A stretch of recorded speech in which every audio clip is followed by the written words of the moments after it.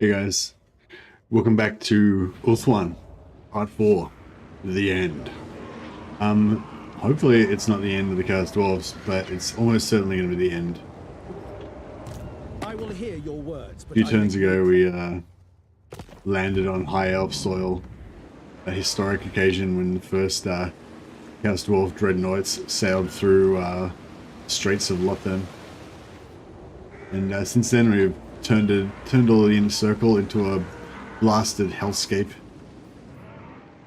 So there's a bit of green still. Actually, I was going to say, it's a bit of green still floating around here, but yeah, but it's rent asunder by burning in chasms and stuff.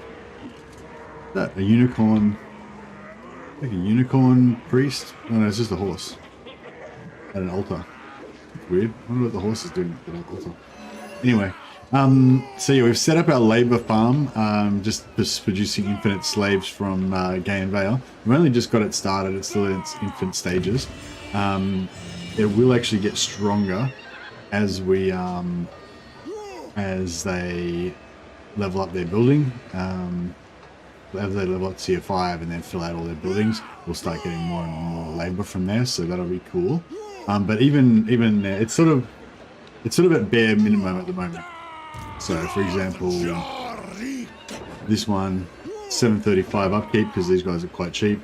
We're getting 403 back, so essentially it's 330 upkeep, and then 119 slaves. If you can convert that into money, it's worth about, I don't know, 700 gold or something like that. So they're sort of already paying for themselves. There's no supply lines for Chaos Dwarves, obviously, so it's just the more armies we can get in there, the more free money we can get. So it's sort of just in its infant stages, but we can keep building that out more and more, and get that quite strong.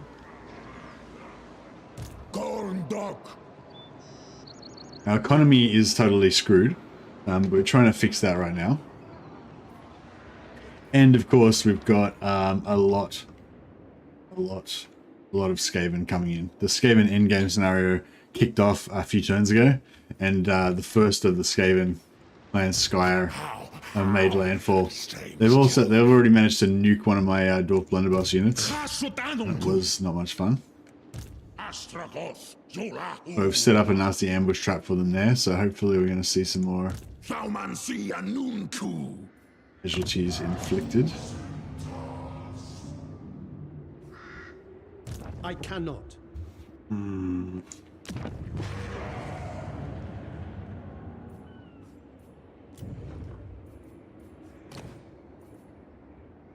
Need to deal with Tyrion, but we've got some armies coming, but they're still a ways away.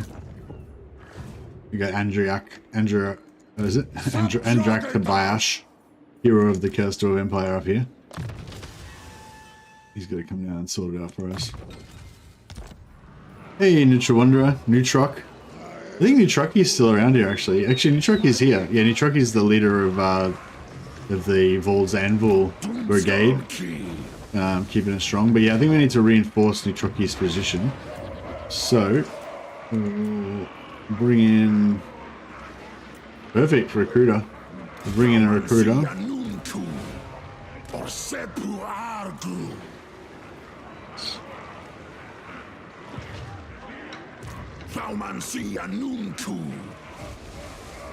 Dalf Unpar, Awanrag. Debdarwi Agrundal Hazkala.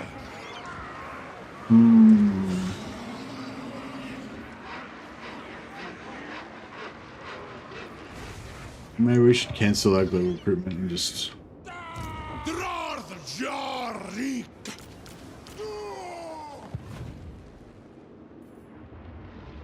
Yeah, I'll start reinforcing this area with more soldiers.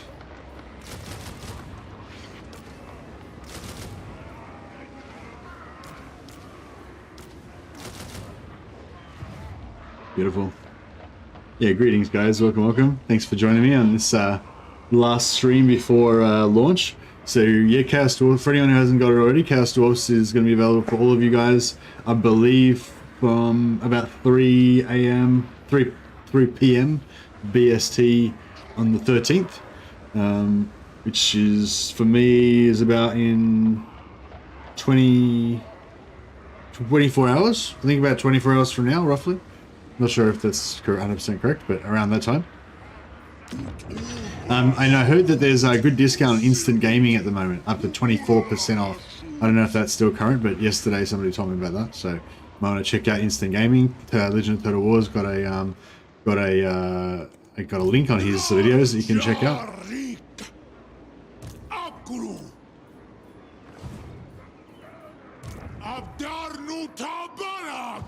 Alright, I think we're actually done here.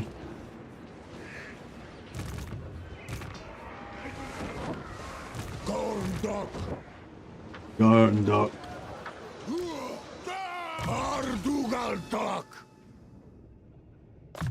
Yeah, we can get these guys up on real cruelty. That'll actually give them a bit more of a discount, which would be nice.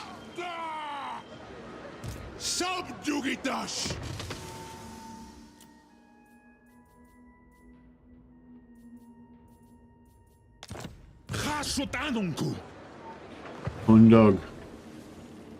So, right. Yeah, we're in the process of kind of abandoning this area. This area is specifically set up to be like a bait zone, so that hopefully they'll attack this busted province of southern Yvres and not bother the other stuff that we're trying to slowly build up. Oh, did we do our... yeah, we've done that. Cool.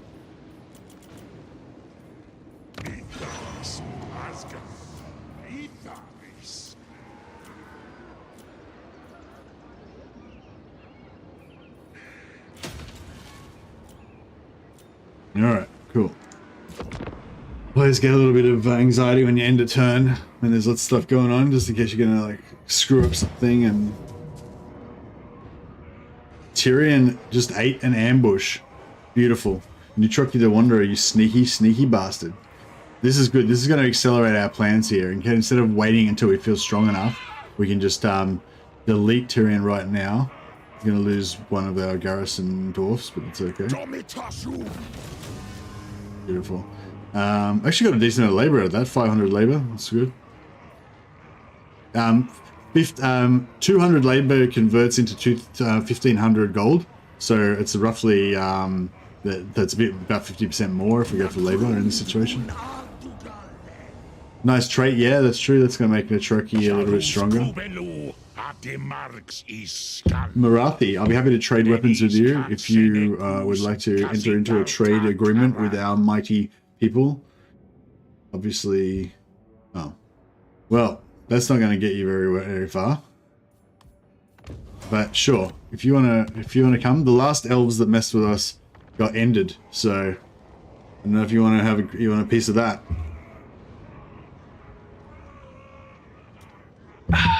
Come the Skaven.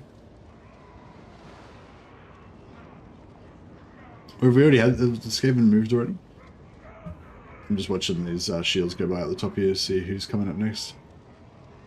Oh, the Skaven already moved. Alright, so dark or high labor is labor, that's right. It's just like yeah, it's like Uber Eats for us basically. We're just delivering labor. Oh, here we go. This is what we're talking about. Okay. Luckily, I'm a legend and I invested in Lightning Strike earlier because I thought this kind of situation might arise where we might need to attack. Oh, they're not even... Oh, they didn't bust our ambushes. Oh, yes, this is glorious. These guys are completely oblivious. They're like, oh, yeah, we're just going to go and force march because they're not even here. So that's a pretty cool thing, actually, isn't it? Like, they clearly don't know that I'm here. They're acting as if we're not there, just fully force march because we're all ambushing. So now we've got the jump on them. I like it.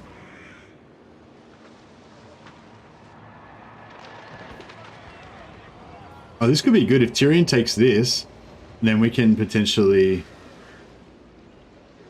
take it back before he gets a chance to... what is your demand? I doubt we're going to get it.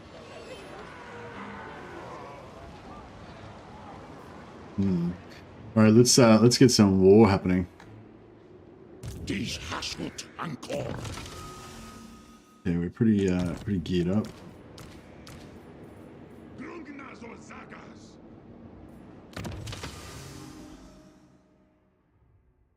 we'll start melt down some of this stuff.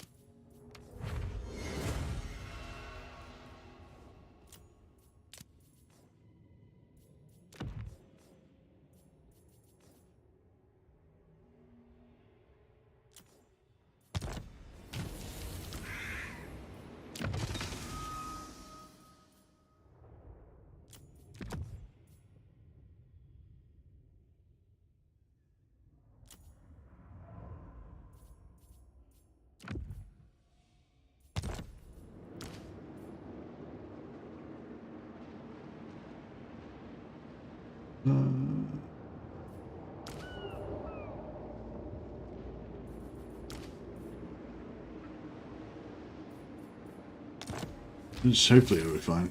We'll see how we go. If we take a lot of damage in the first one, then we'll...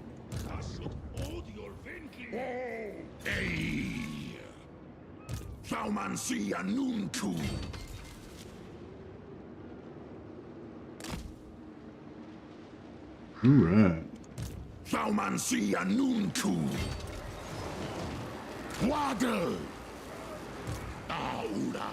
Beautiful. What do they got? Will not, cannot. Yep, we should be able to get a good amount of slaves out of that. Yeah, we'll probably just let it split evenly.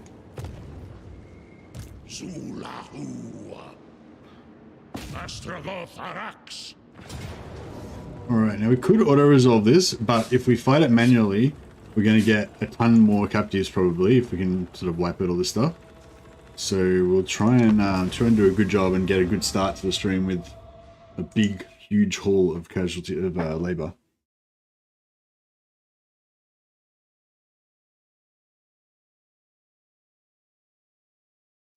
Can I post the Insta Gaming link? Oh, you can try. I don't think it'll let you post links. Sorry, Benjamin.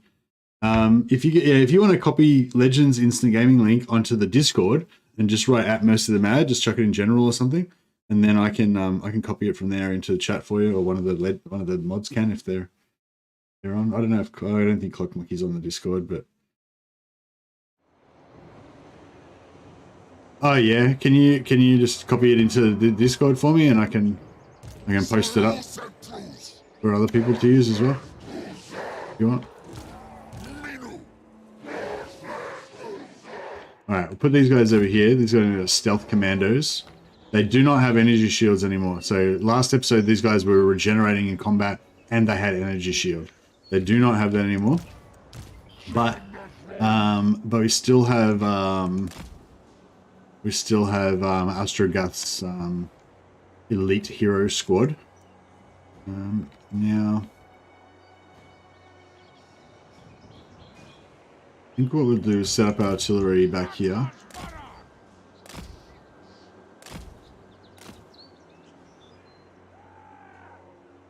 Just out of range.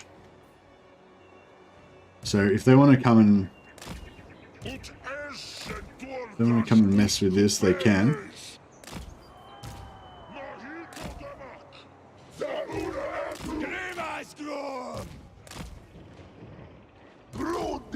If they stay passive, then we'll come back and defend, and get rid of all of their...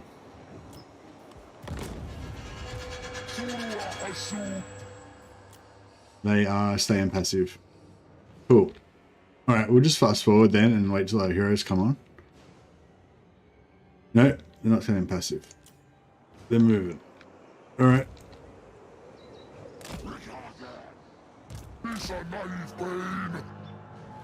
Yeah, they're going to be in range of artillery pretty soon.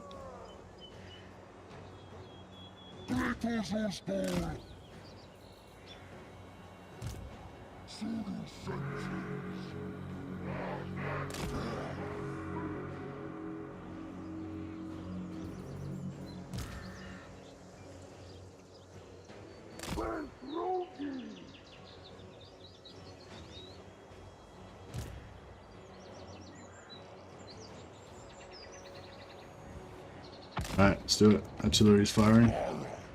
I'm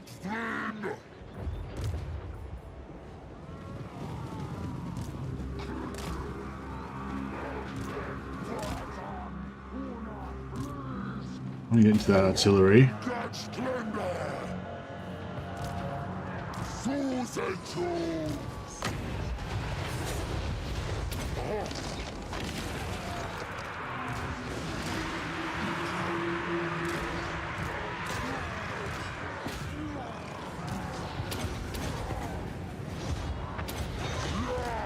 Drop some bombs.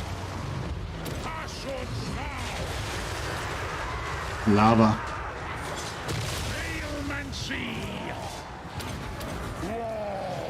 Astragoth shields down.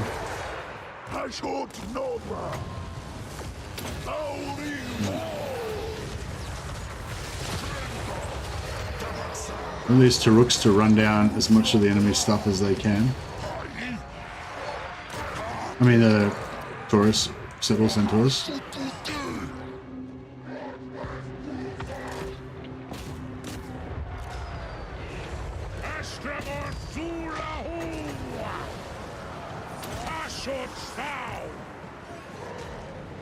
These guys are taking damage. Get them out of there.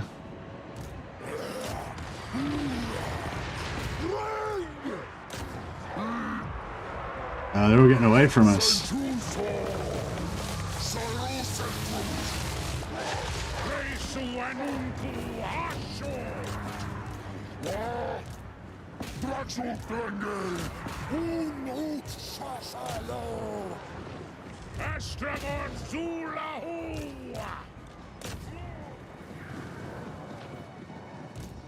Those guys are getting away.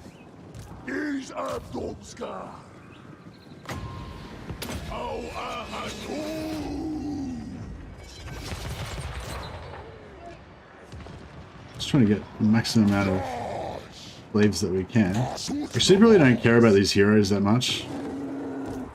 Well, maybe we do need to kill the heroes. There's two different parts to the way that the slaves are captured, and the second part is just purely on number of captives, so we're good with that. But the other part is, I don't know what the other part's based on. Sort of seems hard to figure out what's going on with the other part. But yeah, the more kills we can get, the better, I assume. I mean, I don't know. One theory is that you need to kill the lords.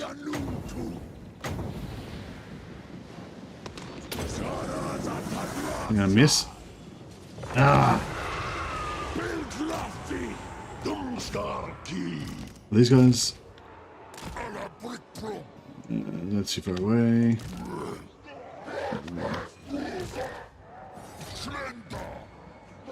I think we just got just about as much as we can get. What was that lord I was trying to make sure died? Maybe he died. Alright, cool. I think that's about it for captives. Happy chorf noises. Yeah, we nailed it. No patch notes today. No patch notes today, no. Hopefully they'll be coming soon though.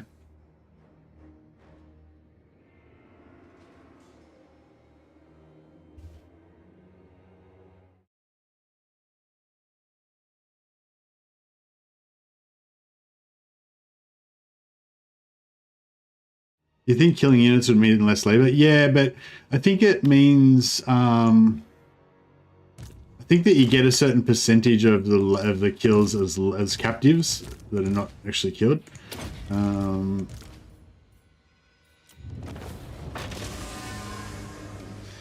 Means they have to be tomorrow, right? I'm not sure. They don't have to be tomorrow, I guess. Theoretically, they could just not put out the patch notes. They might not have the patch notes ready or something. But yeah, I think we're expecting the patch notes around the same time as the actual content drops, as the actual release date. Is the embargo up for reviews? Spoiler impression review embargo date, 12th of April, 3 p.m. BST. It's currently 12th of April, 3:21 BST. Yes, so I can give my review right now. Yeah, okay, cool. So I guess I'm not planning on doing an official review. So unless I change my mind. So here, I mean, this part here, I don't know how you determine this is. Sometimes you get like 500 here, sometimes you get 60, sometimes you get like 90, 100-ish. Those are the main, I don't know, I guess you could get different amounts, but those are the main ones. Like you quite often get around 60 for some reason, and sometimes you get around 100, and sometimes you get around 500 in here. I think I might have seen 700 once or twice here as well, but it's quite often you get it quite low. Whereas this one is just 50%, flat 50% of this enemy captured. So this one you can always get high, but sometimes you can get an extra 500 here as well. I don't know how you do that though. All right, that was good. Now we need to maybe put a healing potion on this guy, just so we can top him up. Let's see if somebody's looking at healing potion. Maybe Andro.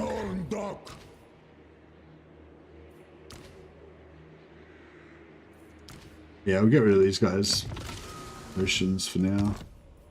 We'll give them back to them again when they fight a battle.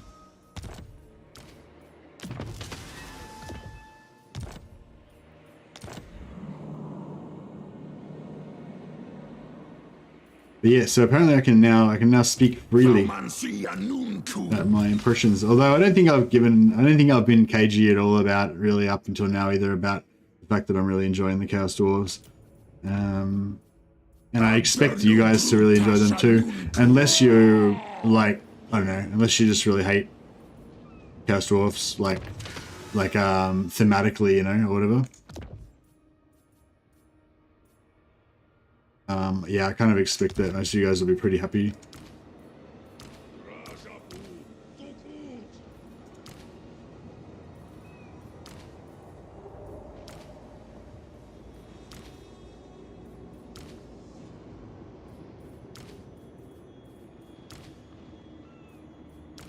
Sorry, just screwing around here. Oh, I thought we had another potion of healing. Oh, there we do. Anything else to melt down?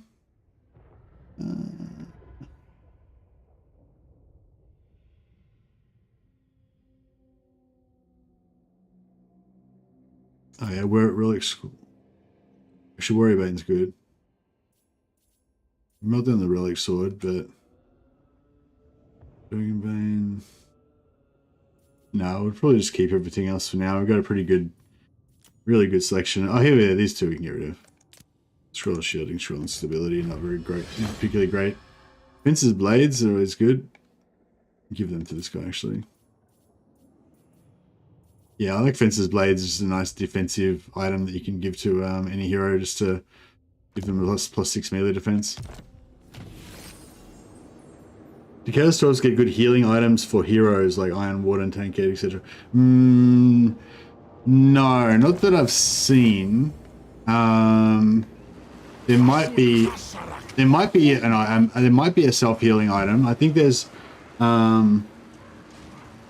they have a quest relic that gives you regen, but you get one. Yeah, I think they get a sword that gives you the hunger as well, but you only get one. So yeah. This guy's out of movement. We could force march him over here, but I kind of feel like if I force march him, then I'm going to have to abandon him. So I might just leave him out for this one.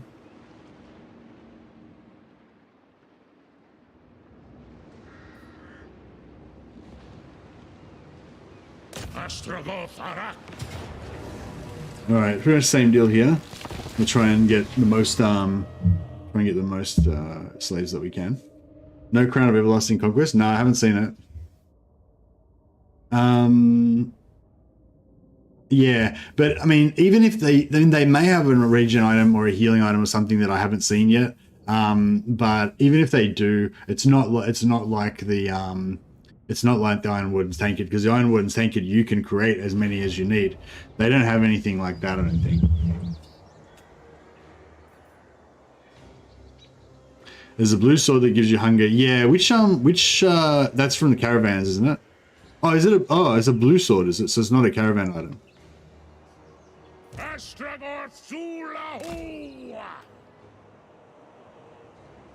this the same map?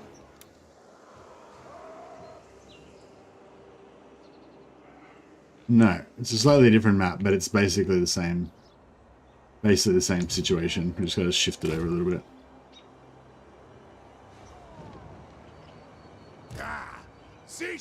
Yeah, I'm pretty sure I got it on. I think I'm pretty sure I got it on Drazoth or Astragoth. Just can't remember whether I got it from a drop or whether I got it from the caravan. But yeah, I thought there was a. Yeah, I thought maybe there was a caravan sword, but I don't. Yeah, I don't think that would be it because the caravan items are purple.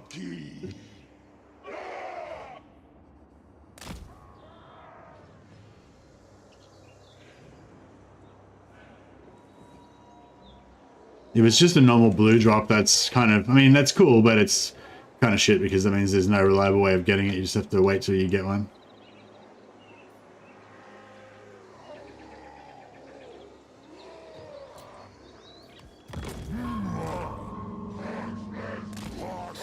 Zatan's like a great glass cannon? How's he a glass cannon? Oh, because he doesn't have much defense.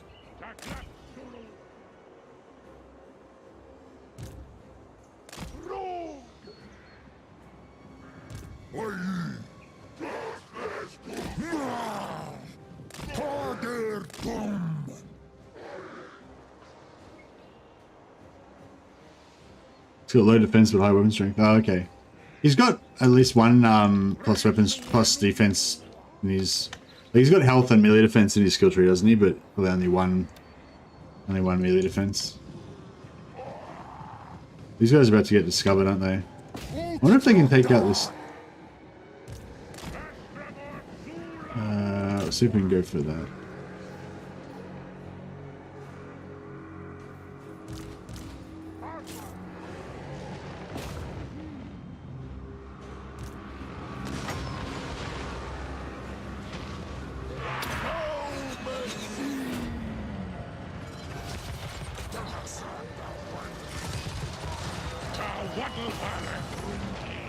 What? We took out these chariots. I don't know if we want to tangle with that bad boy. These Astragoth, Passwords thou,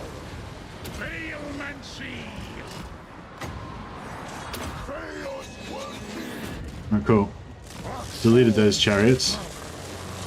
Oh no. Oh, they took almost no damage from the lightning. That's good.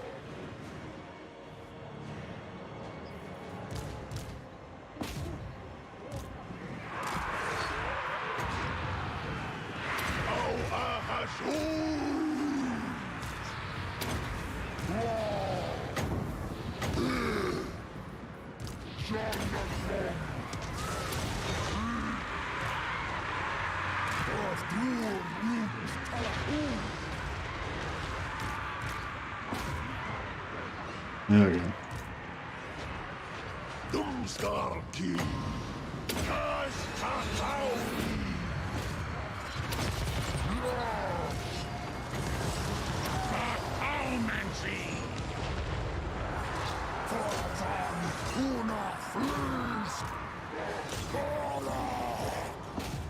What's going on here? Oh, these guys are getting wrecked by the poison and globadiers.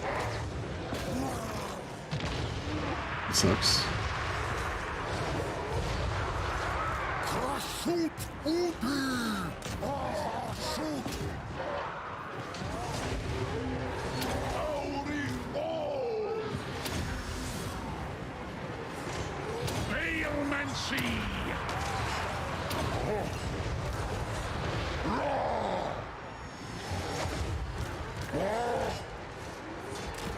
Oh, bro. We're sitting there getting shot by weapons teams. Isn't that cool?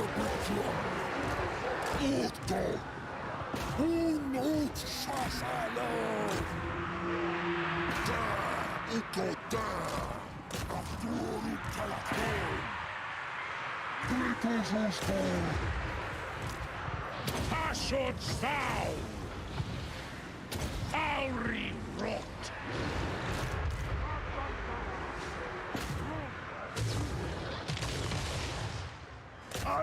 They're really good, but not very good at killing infantry. These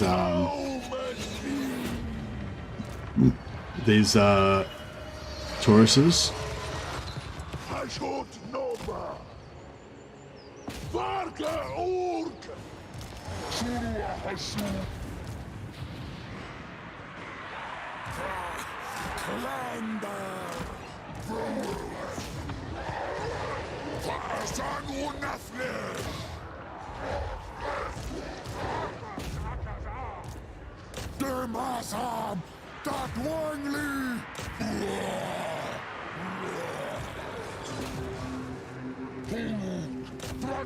The Lord.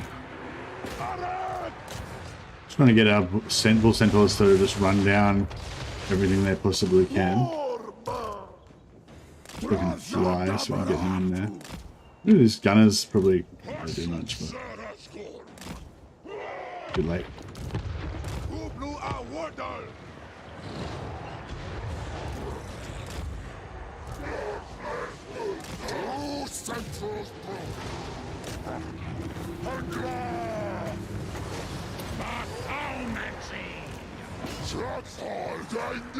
Alright, let's just clean up.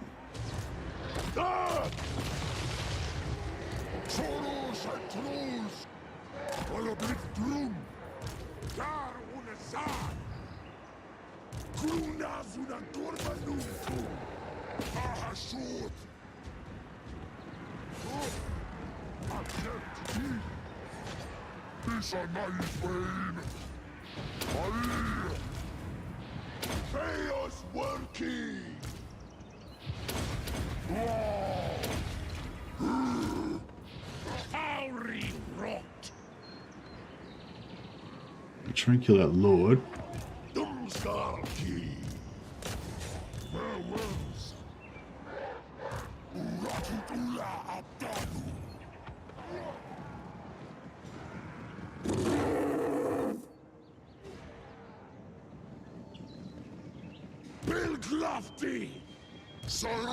Few more slaves there. We're going to catch anything else over that way.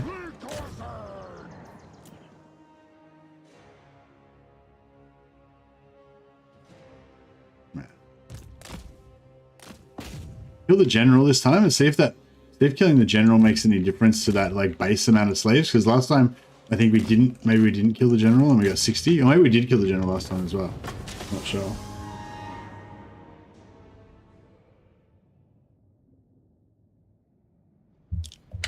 I think somebody in chat had sort of figured out how the roughly how the captives worked on the post battle, and they tried to explain it to me, but I didn't understand.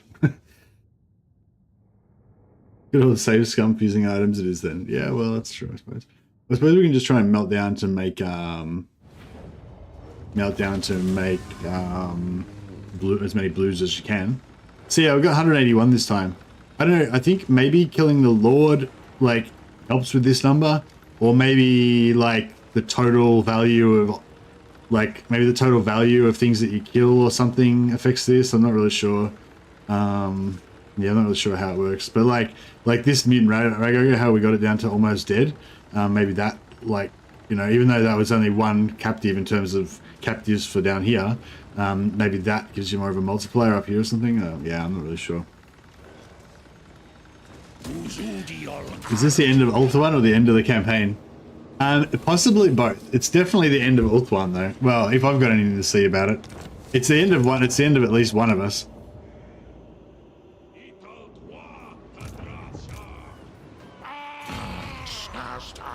Alright.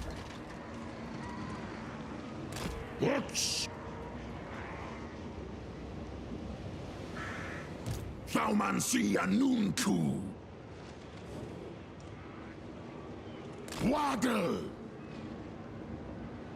Thaumansi Anuntu! Tolv! Sibatu ta fleg! Ata dockstock! Yeah, I'll put it there, so that should capture that. Alright, I think we've successfully diffused the situation as far as that goes. Now over here we're probably good on money now for the moment, so we can hit some more influence again, because our influence was pretty low. Just smash that up.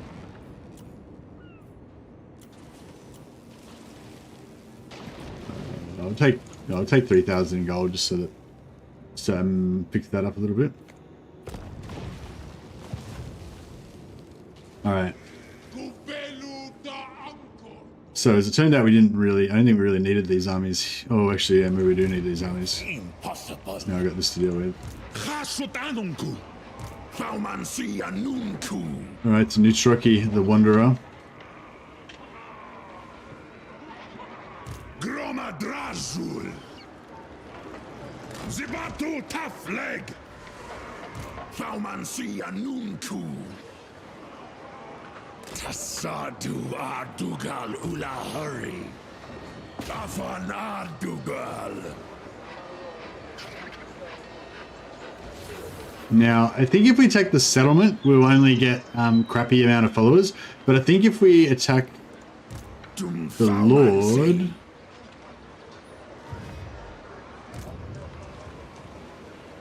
Oridu Waraga Waddle. Afseduzan Suminu.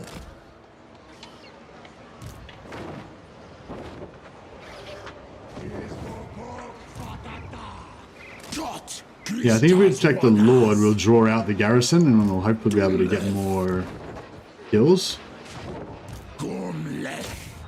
More captives, I mean.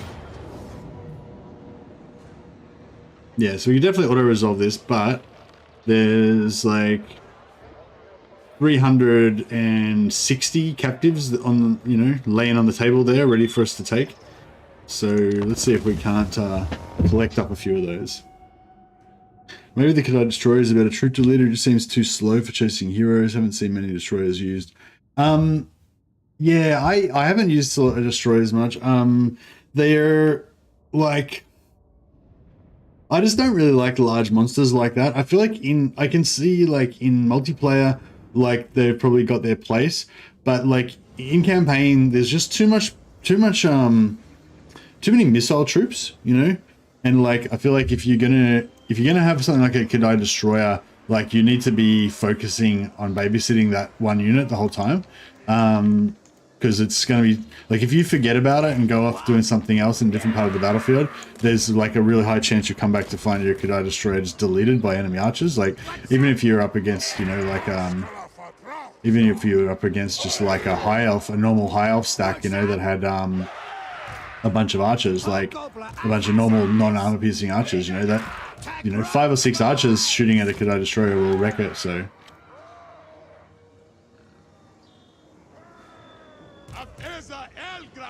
Oh yeah, I'm not saying you can't use it.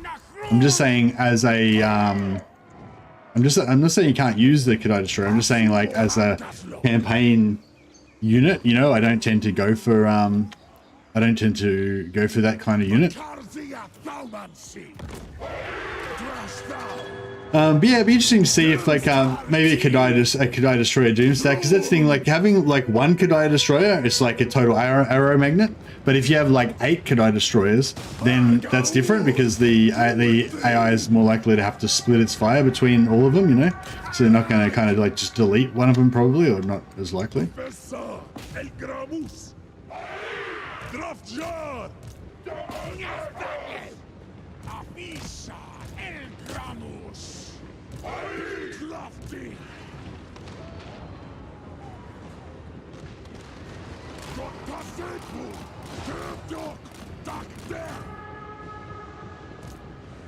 Zanut Ars! Lundgren issue them! Rikasen! Zululasha!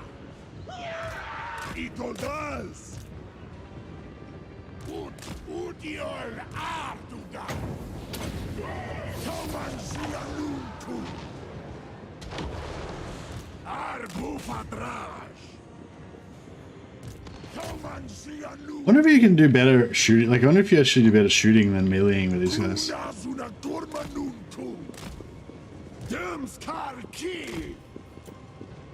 We're gonna wait for the reinforcements, obviously, because we want to get them.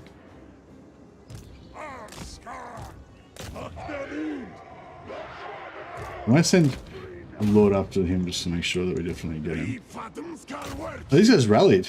Oh, that's cool. More captives for us.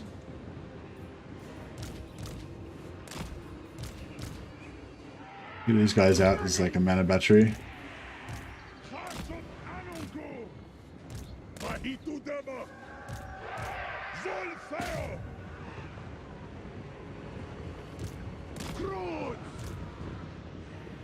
Het is Oet! Oet da Arabik naartoe! Makarzia Thalmatsi! Oet edu an radak! Oet shad ulsok I! Geen draf! Wow. Oh, we can't in the line of sight. Oet odion Ardugan! Drungan Drain!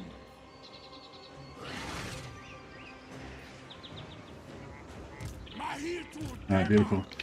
Alright, so first army, the Lord's dead at least. I reckon, I wonder if because there's just a single Lord in that first army, that's going to screw up our captives for the second, you know, so we don't get as many captives.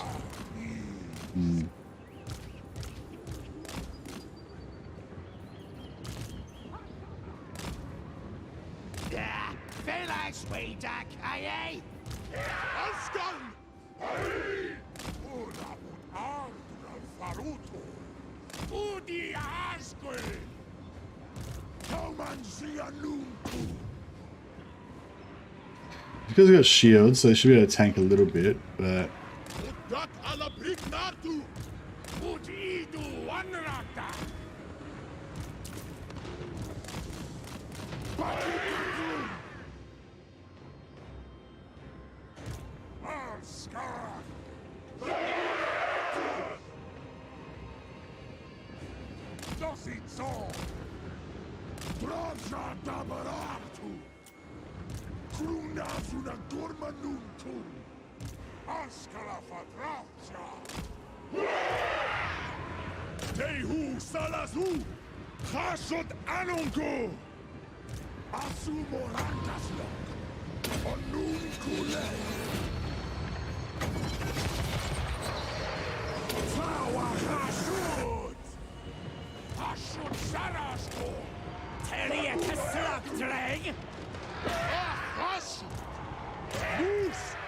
Druggy boys!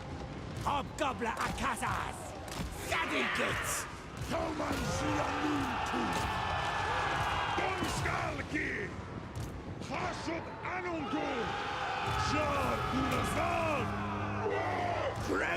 Hobgoblin! okay, see how much of this we can get.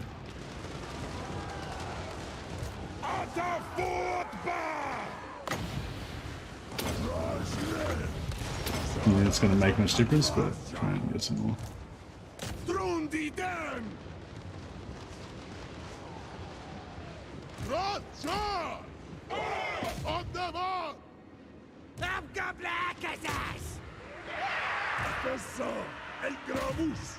Alright, we'll get nearly 100%.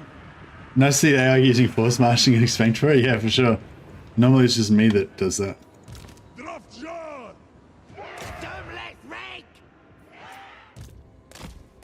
Shot him with our pistols. Alright, I don't know if we got 100% kills on that, but I think we got pretty close.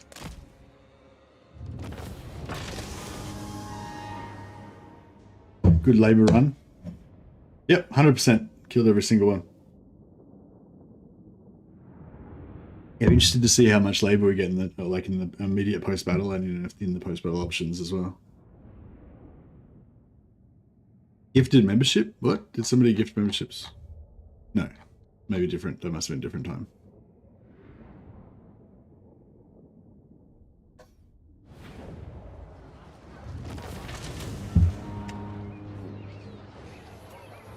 Yeah, I wonder what a Kadai Destroyer goon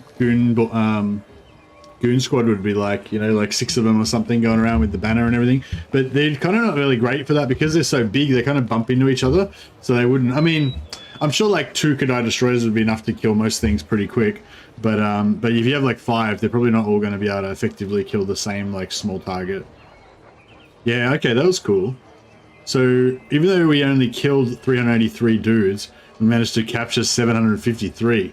So they must have had a big prisoner. They must have a big camp following or whatever, I guess.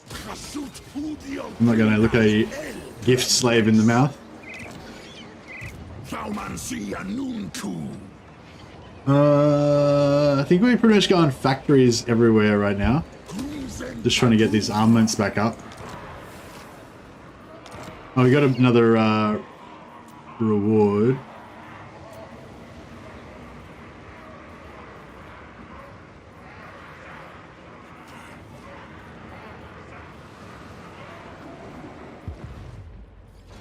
It begins. Oh, this was not even the Vermintide. Oh, crap. Foolish, stupid. Oh, well, no. No, this is the Vermintide, yeah. Upkeep mode 7%. So, that's weird.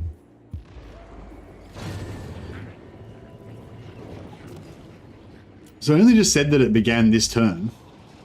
Oh, it began in different places. Like, so this one began this turn.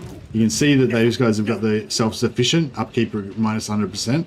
So that's their endgame army spawning. But you can see that obviously Clan Skyre's one spawned a while ago because they're already at ULTHUAN with their armies. Will not, cannot. So we're going to get like waves of them, I guess. The Murder Dwarves are going well. The Murder Dwarves are going extremely well.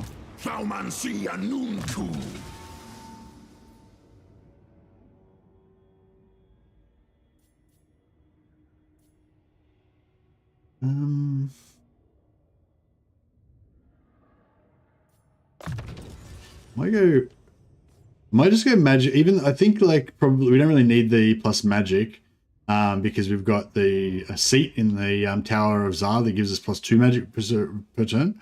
So hopefully that should be enough to fix most of our magic problems. I feel like this one's pretty good, Perfect Vigor and Unbreakable, because these guys are all like assuming this is just a solo lord most of the time. But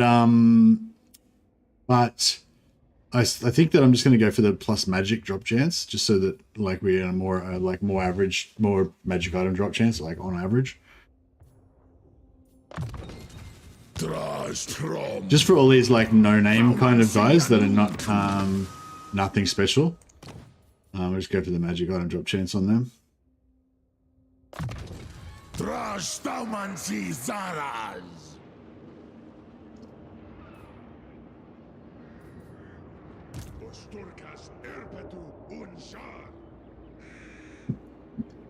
Excuse me.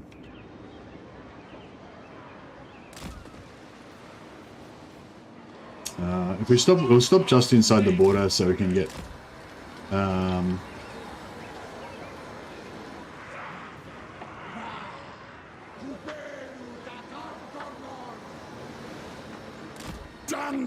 so we can get replenishment.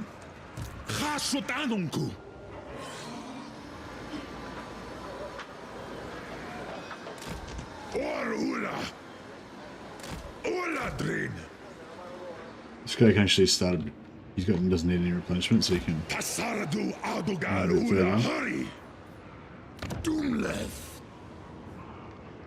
a little bit more materials there, which is good.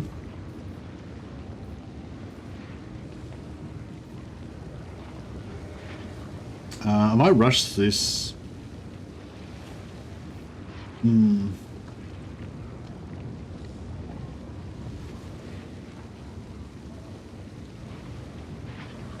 Yeah, this is kind of a bit of a waste having the double, kind of a waste having this here. Like the small one like this, probably we should have gone for an outpost here, but it's only level 1, so I might just leave it at level 1 and switch it, later on switch it. We might rush this, it only takes 2 turns. Calidor.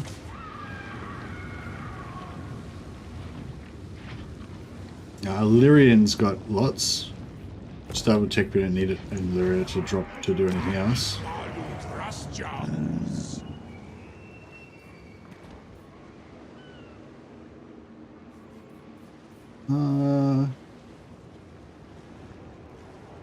What's the build material? That's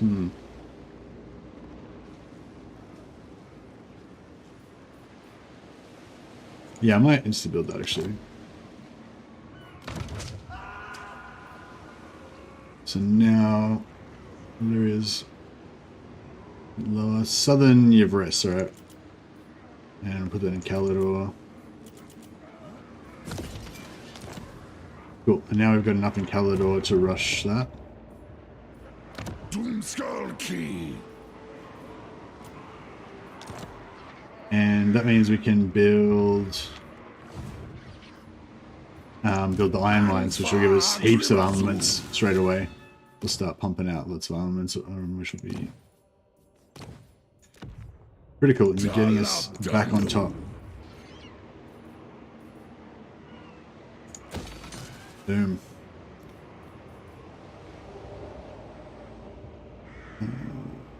Yeah, we'll get that going as well.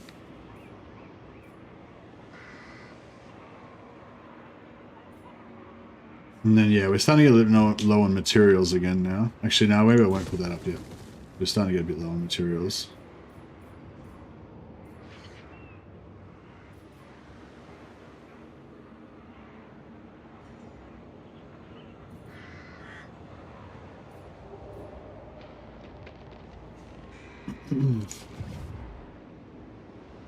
Jar un Kuz.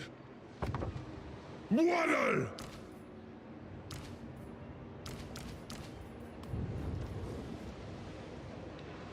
Zulonjar. Gorndok. Lariel the Radiant. I don't know if this... I mean, this is just a crappy Hobgoblin army, so I don't know how strong it's really going to be against Alariel's army, but give it a red hot shot. Let them sneak up there.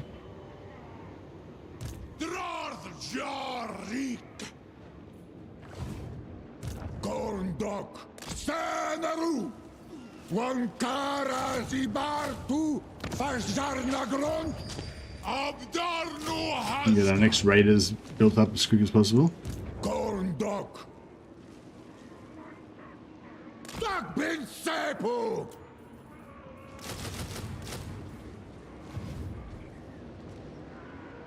Gorndok Subjugatas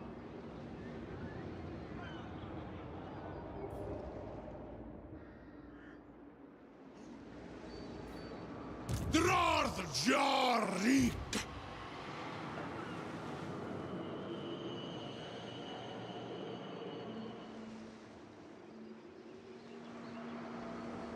Dactyl Gramus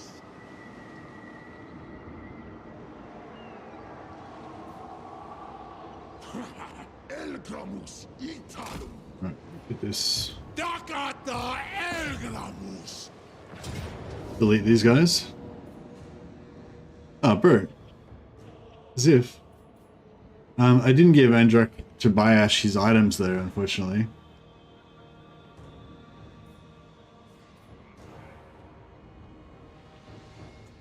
We might actually just chill on this for a second. Aksuardugal Use that one. Actually, no, we don't need to do that.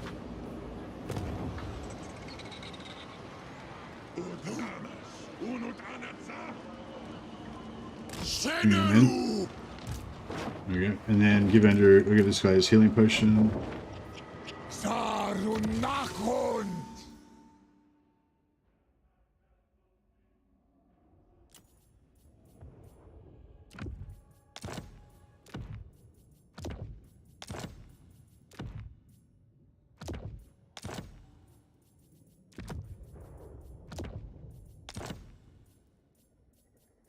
Alright, cool.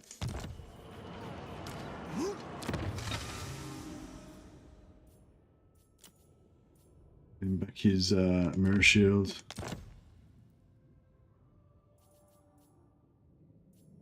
Trajitu.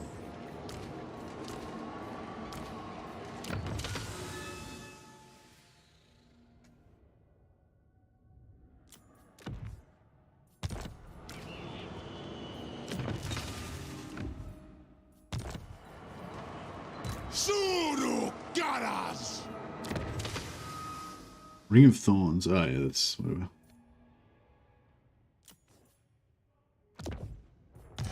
Alright. Let's try that again. We should be able to get a goodly amount of slaves out of this. Goodly amount.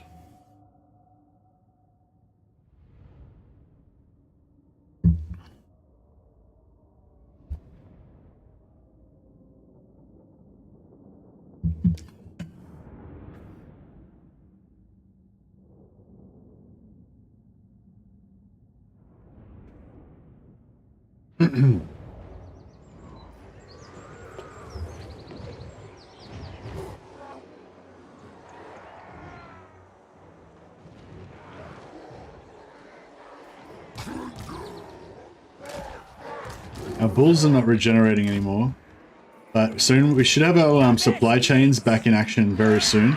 They just got disrupted slightly because we just transitioned from. We were still relying on our armaments coming in from our original starting position, and then we just lost our original starting position like a few turns ago. So yeah, all of a sudden we lost the bulk of our armament production. But I've just about fixed that now. So yeah, and like once we've got like a few hundred armaments popping out per turn, it'll go up again really fast, you know. I'm going to increase my armament production even more than what I had before, so it's going to go up pretty quick, I reckon. Actually, who are we playing around with this tactical bullshit? This is Andrak Tobiash. He fears no pathetic army of elves. They can fear the sword of Cain. He just killed our lord. Straight out. Make a statement.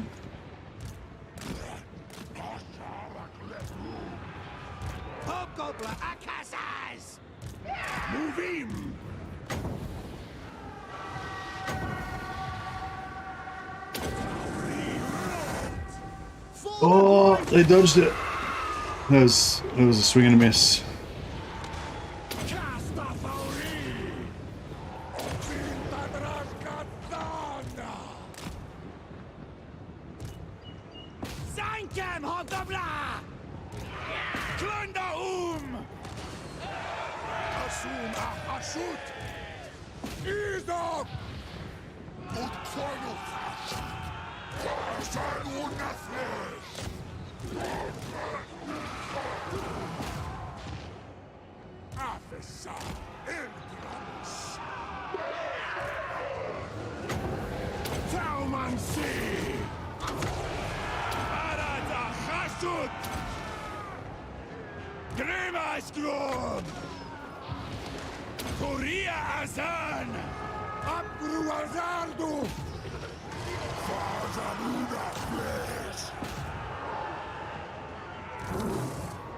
Alright, we've got this all pretty much handled.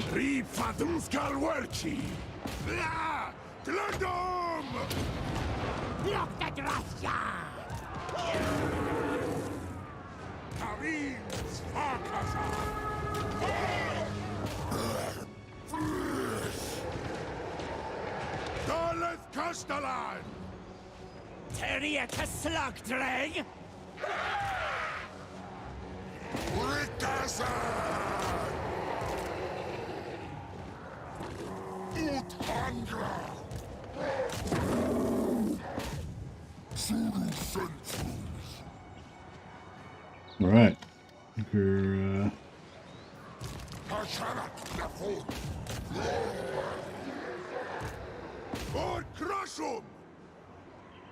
pretty good.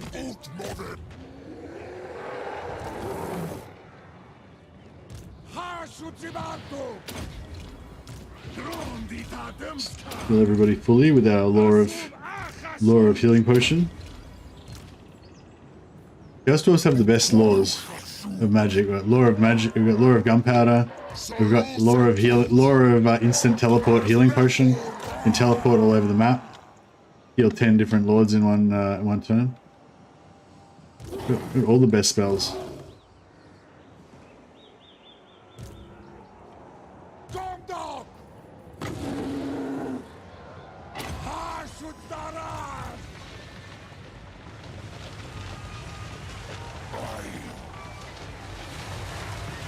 We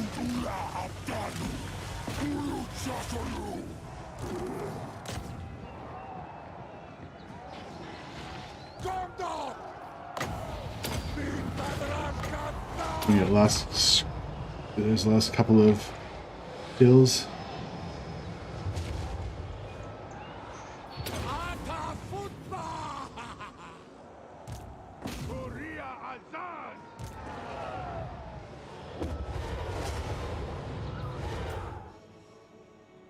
All right.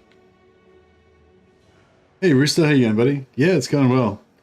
We're gonna wipe out the last of the elves, except for our elf labor factory, of course.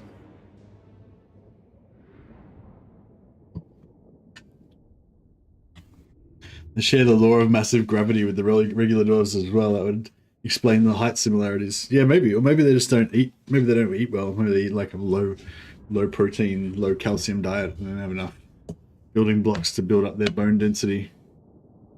Actually, no, I think they've got pretty dense bones. Especially the cow dwarves, their bones are made of stone in some cases.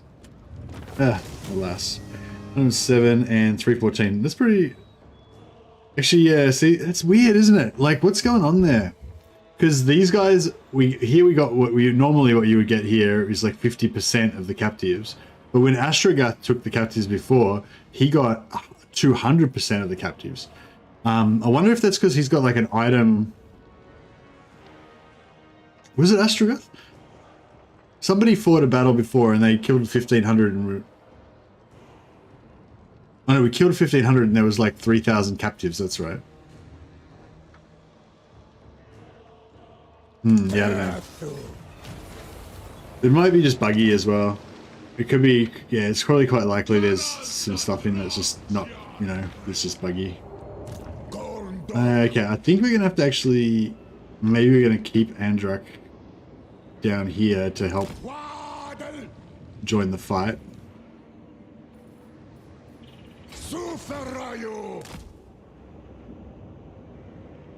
What the? Oh, I did the wrong. Oh crap. I forgot that I can't move through this, so he's trying to go around the other side. Oh well. I'll get that up.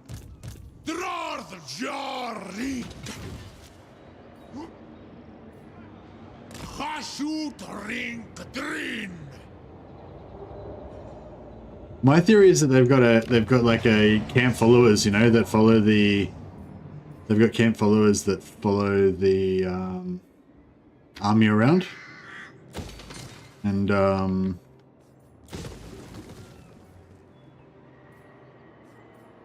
so that's, yeah, so you basically captured their baggage train, you know? It's got some extra dudes in it. They're all of their like wives and washerwomen and blacksmiths and all that kind of stuff, you know? We got no extra lords. We got so many lords in action right now, we don't have any extra ones.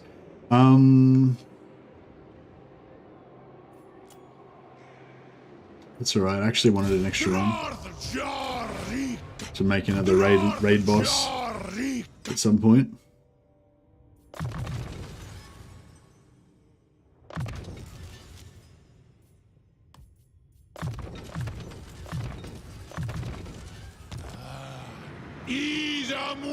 We'll give this guy the mutant just to save a turn of construction there and there.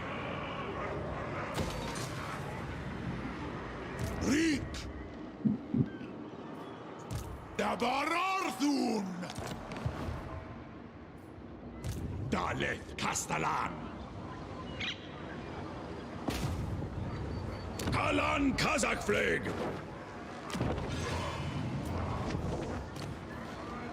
Materialistic. Oh yeah. I think that the Taroks are the better ones to be as map heroes, but if we get one territory really pumping, we could use this guy to boost it.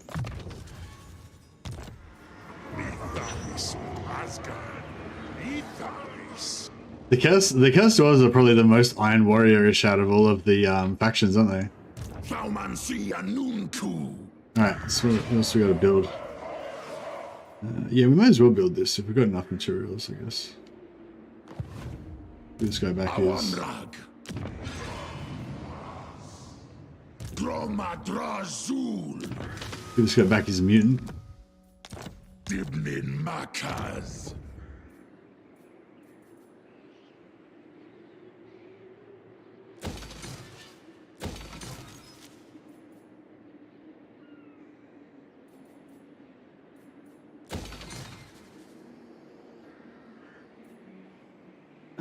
Little demon engines, yeah.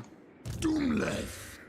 How much armaments we got? 150. I don't think that's enough to build any...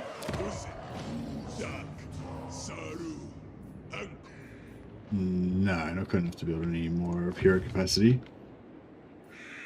Doomthaumancy.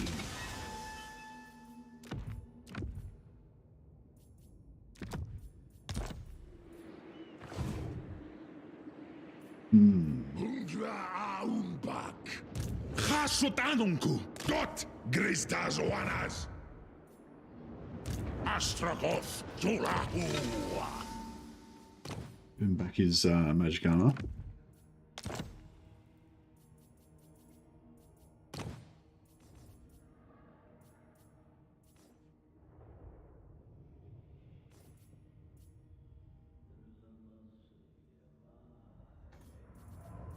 I suppose we should... He's supposed to be a sorcerer prophet. We should give him some more spells.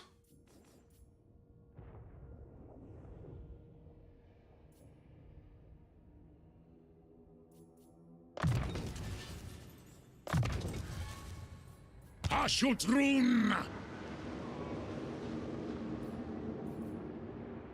All right, it's looking pretty good. Pretty good. Got maximum reduction going on everywhere except for here.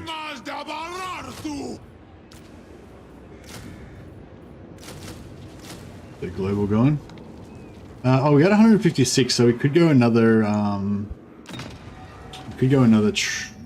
Yeah.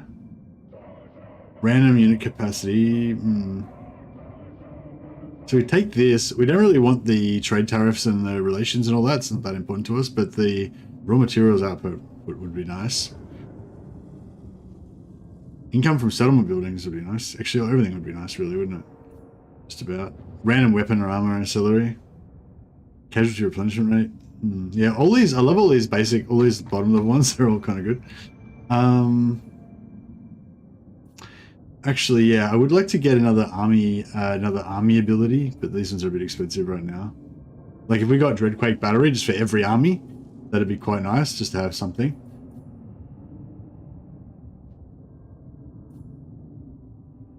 So actually, I could take Wrath of Tsar's pretty good actually. You get 2 shots with it. Yeah. It's a bit more of a skill shot, but it's still good. We could steal the armor one, or we could take the armor ability. I think I'm gonna actually no. We'll take the armor ability one. We'll take the armor one.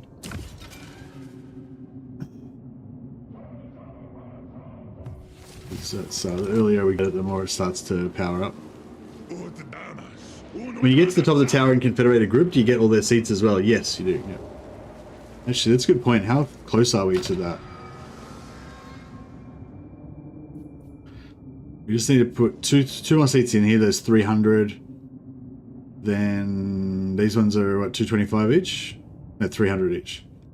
So that's another 1,200, 1,500, and then so 2,100 influence we need. That's probably like 10 turns away, 10, 15 turns away. So we could potentially do that in this stream.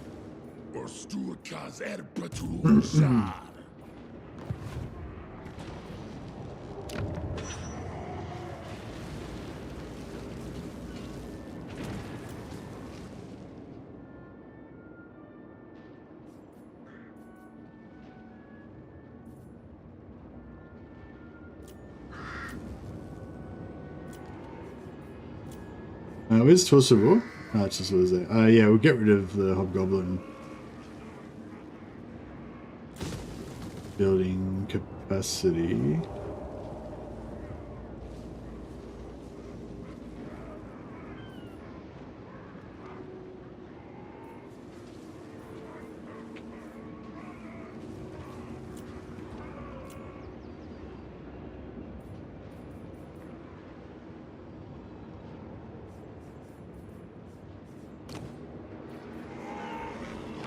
Gorndok. Just get everything geared up as much as we possibly can. Takarazan Tarazan.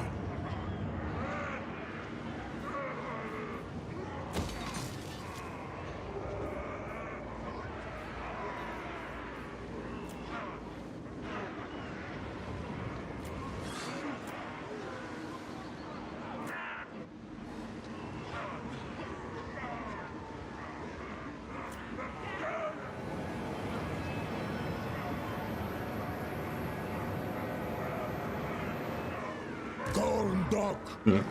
So that's 4. Ardugaltok. Hasutsar metadrinkaras.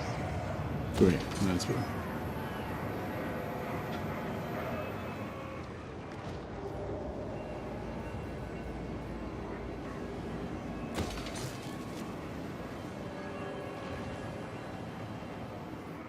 Cool.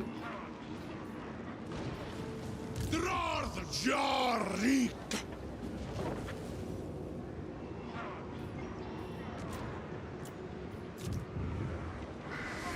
I guess we want...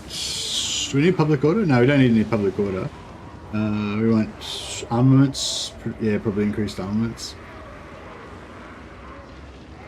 Or maybe rush. Cheaper rush. Convoy dispatch. Yeah, so we can't really send convoys anywhere because they just get ganked immediately. We could try and sneak one through to the Volary maybe. But I doubt we would survive. I'm not sure, Noxious. I haven't actually confederated anybody yet. Maybe somebody who's watched somebody else's stream and seen it happen can answer that question. Noxious said, does the Tower Confed work like the Beastman, where even if the faction is dead, you can still get their legendary lord? Yeah, I mean, I assume it does work like that, but yeah, I haven't actually done it yet, so can neither confirm nor deny. Yeah, so we don't really know where their forces are. So this is Saber Mountain. So it's going to go Zarnagrin. It'll probably be safe in Zarnagrin. Then it's going to pop to Saber Mountain and then Challenging Stone. And then it should be safe. But Saber Mountain, yeah. So actually, Saber Mountain might not have any armies sitting next to it. I reckon we could make this maybe. Let's try and make a run at it. This army's got 14 units in it, including a lot of elite stuff that's pretty valuable and hard to replace. So it's a bit of a risk, but gotta go for it. Gotta run the gauntlet. I don't care about getting money for my armaments. I just want to get more, try and get more legendary items. I believe it works the same way as with Cathay. So if you've already got the legendary item from visiting a certain location, every time you visit it, there's a chance that you'll randomly get one of the ones for the other locations, I believe.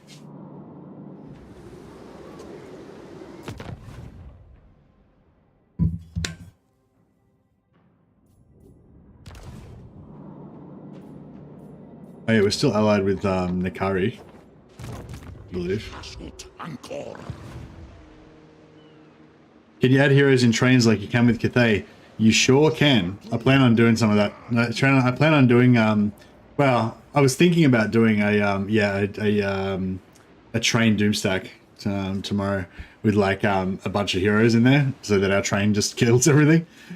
We could make a pretty good one, I reckon, because once you get the energy shield, right, you could put the energy shield on your train commander and then have like a bunch of Tauroks in there.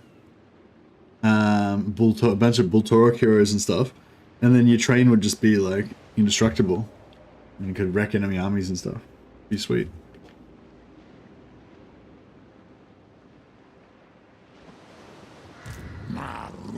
because Zatan, I'm probably going to play Zatan tomorrow for the launch, and Zatan gets extra. I think Zatan can get 3 trains going at once. So I was thinking it'd be kind of cool to have like just super tough trains going around, just going through enemy lands. They're trying to attack you with like 3 enemy armies and stuff, and you just wreck them all. The only problem is if you lose, then you'll get messed up.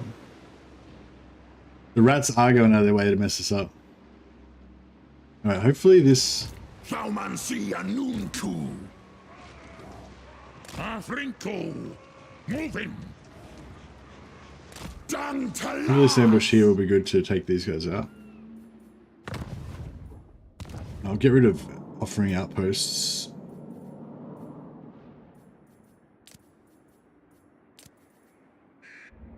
If I want an outpost, I'd be pretty aware of it, I would imagine, so I don't really need to worry about that crap.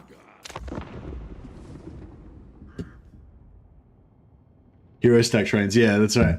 You don't have to have a full stack of heroes, but like, you could probably have like 2 or 3 Demon Smith casters on Bull Tauruses, right? And maybe 3 or 4 Turuks to be the tank on the ground. And then you'd be able to... Oh, this guy force marched over here again. Noob. Ah. That's our good army as well. Yeah, so they got ganked at Zarnagrid like as soon as they spawned, before they even got to move.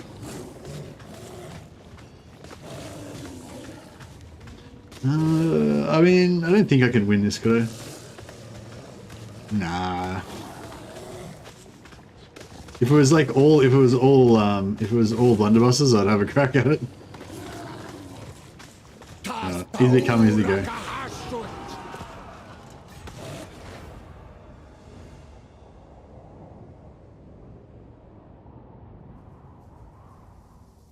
I like the option to purchase a Bull Centaur Lord with armaments or something, just for diversity. Okay.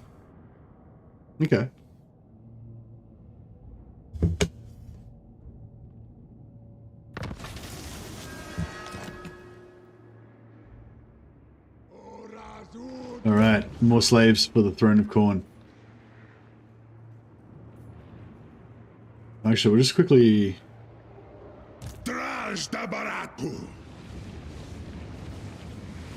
Makazia Faumansi. Gandar Hangron Erpetu. Yeah, so he's got this side handled. So Andrak can go up to the north. Doomskulki. Anfa Grimazul. Gomlech Asumor An. Rina's Kazakh. Ridiculous. Yeah, so we'll make this one. We'll make this an outpost with some mines, so that we can get some more materials. Zibatu Tafleg. Adugal Zantabara. Dum Thaumansi. Azkulta Dumle. They're female bull centaurs, not in the game, no. Zishtar Adugal Arabling. But I mean, in the lore, I guess, yeah, I presume so. I think they might have been originally created by sorcery, but I assume that they reproduce now. They don't just continuously create them by magic all the time. So there must be lady bull centaurs around somewhere. Lady bulls. Alright, Zatan. I mean, not Zatan. New Rocky. Oh, this is New Rocky. He's okay. Do we want New Rocky? I don't think we even need New Rocky over here for now. I think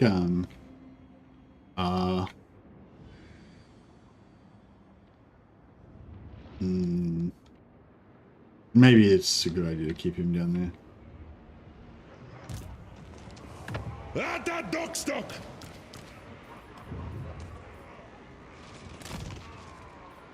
Or Anat! Dakdrath! Dot! Zebartu Tabar as a Hashut! Doomleth! Alright, Rocky Lastars! coming down here and be our garrison. Stupid. Grumnaz una gormanuntu!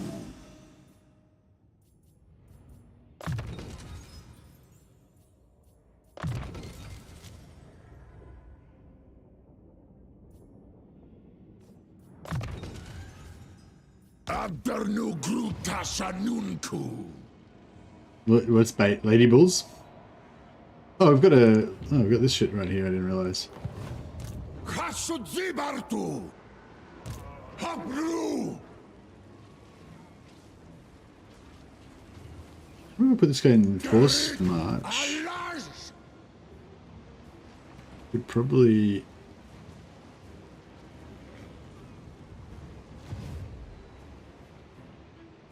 Maybe. Drasar Arvengrin! Subjugatas!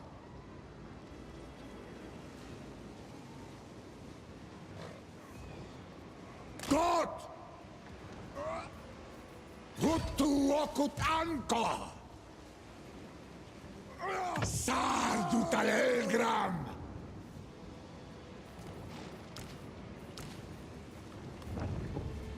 Kafidu aflimas! Is anun nolok! Rick!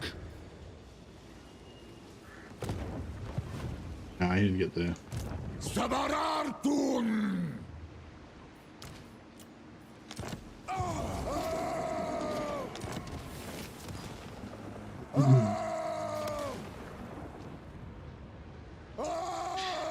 I'm taking Draz to Nagaron early game for the shizzles. That sounds not bad.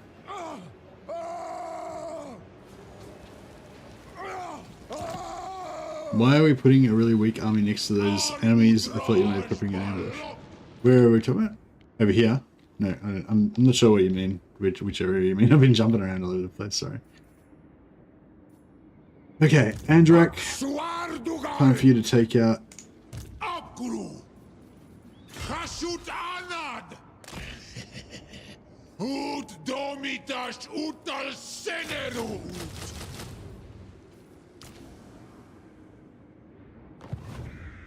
When will Nahuatl be released? Nahuatl! I don't know what Nahuatl is, but hopefully soon.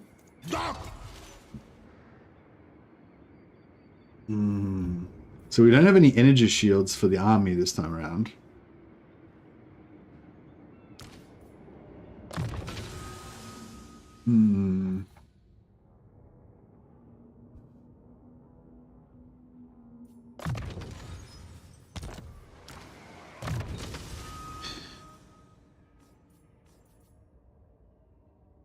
Druck's getting pretty badass though.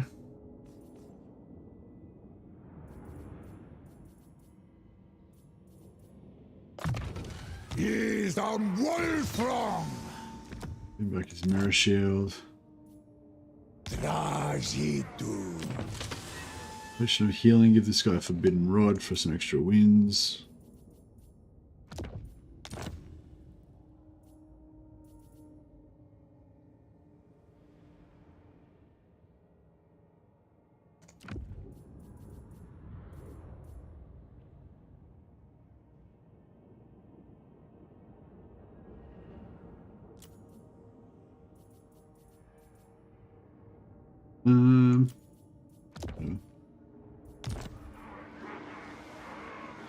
Da Elgram Oskol, da Ital Grigstak, Zul Unajar, Dabaratu,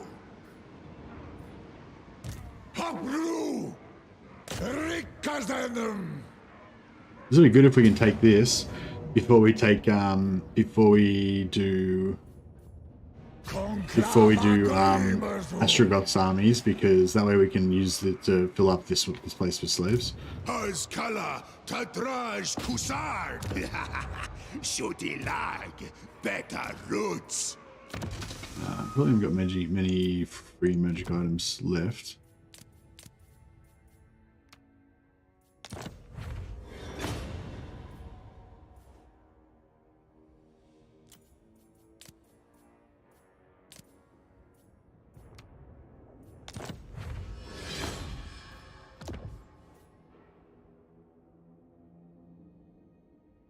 We could probably melt these ogre blades down. If we melted down 2 green ogre blades and got that blue sword with oh, that's nice as well. Actually, it's really nice. Love that item. Plus 10 physical resistance on an enchanted item that's not armor and not talisman. It's pretty good. Don't like that one. I mean, it's still armor on an enchanted item though, so it is kind of cool just to have it to make extra tankiness.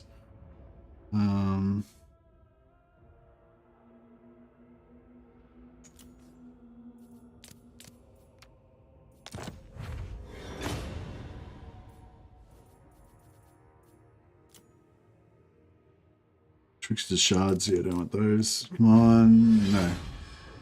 Oh yes. Chalice of blood and darkness. Oh no, this is like, it gives you regeneration if an enemy spell is cast within 35 meters. So it's like, I don't know, it's kind of cool to have it like on a mage killing hero, I guess, or a mage killing lord, because as they're trying to cast spells, you'll be regenerating. So, you know, it's kind of cool, I guess, but it's not as cool as when you first see, you're like, oh, regeneration, but it's like, only if an enemy casts a spell within range.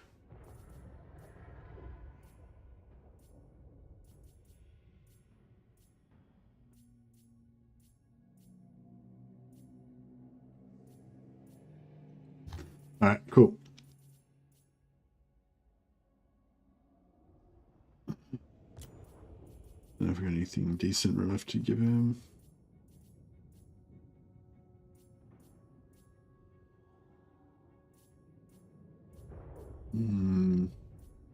Maybe he can just... I suppose we could give him all healing potions, at the least.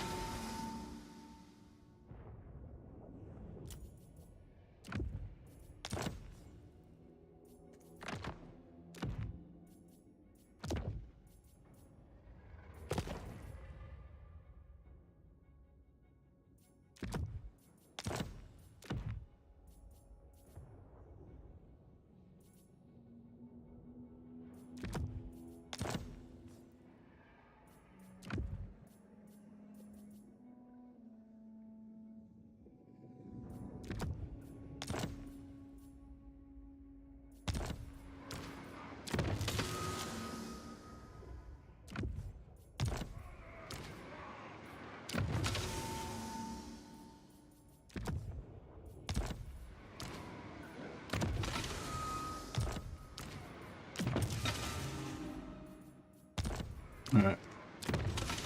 Good enough. Let's do it.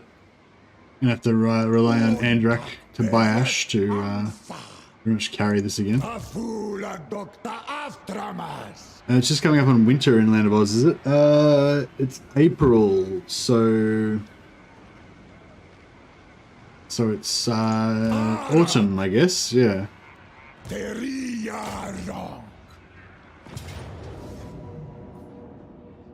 Right, hopefully we can manage this still.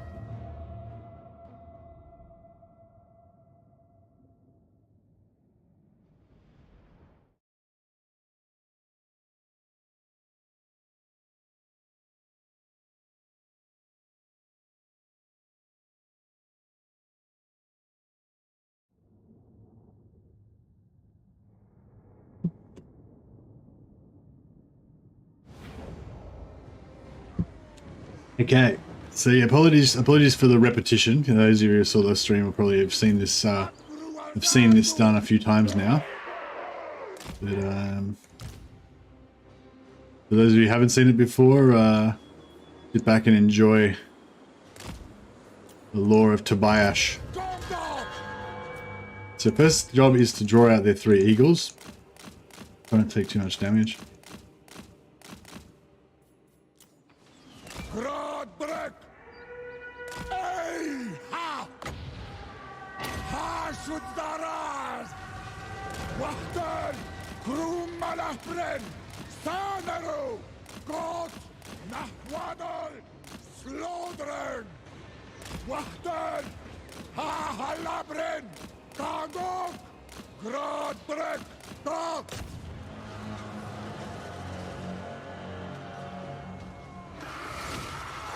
Zisharam! Okay, this is the first eagle. Get out of here. Taktalash! Gott! Krum Malachbren! Grodbrek! Kagok! Dok! Let our shield regenerate. Wait for the eagle to disappear.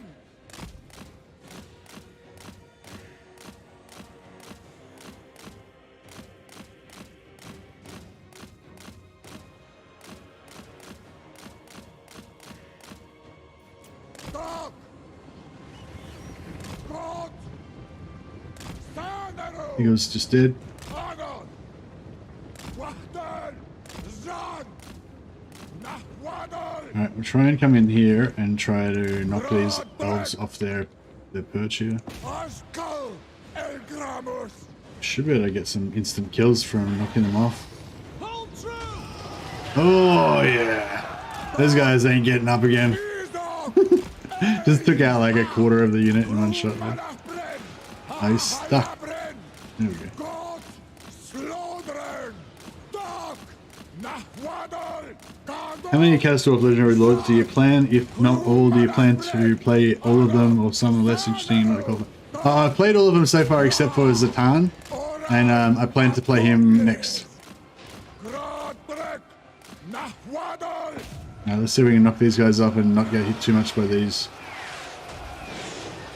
Oh, a few of them went off. Not that many. Gott! No, get out of here before we take out. We're taking damage. Bintadrash Gazana! This is second eagle. Got one more eagle to get rid of.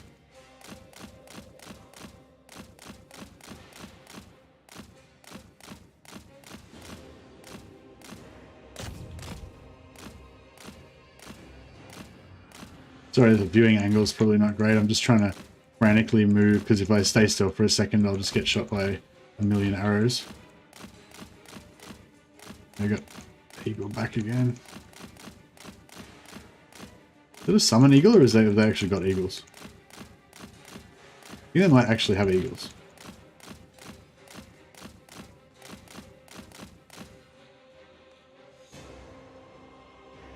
That's a summon eagle. But I think they do actually have eagles as well, right? Yeah.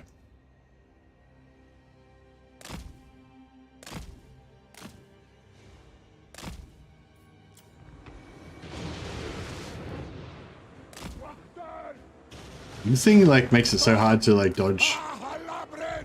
Oof. Nachwadal!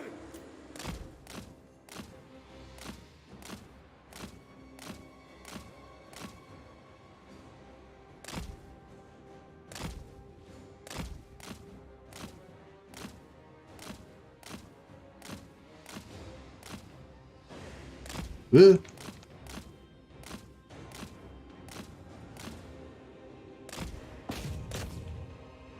Nah, I didn't. Oh, shit. That didn't work. I don't know if we're gonna do great in this situation actually. Get some more energy shield going.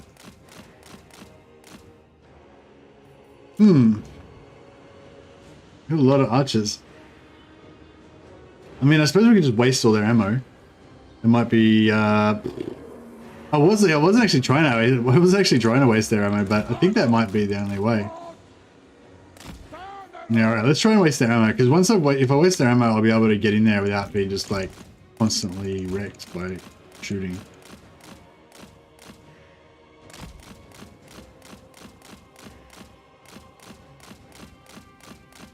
What a menacing difference. What? draw down. Yeah, yeah. It's just hard to get much done with the shield. With only the shield.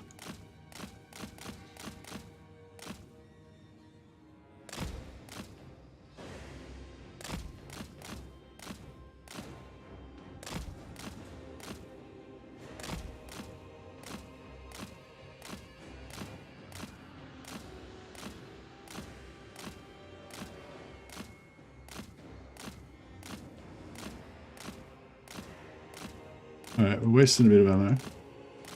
They're not, I don't think they're firing at full, I don't think they're firing at their full rate though, so we're not wasting ammo very fast. Did we dodge? Oh yeah, I managed to dodge for 30 seconds so the shield started regenerating. Nice.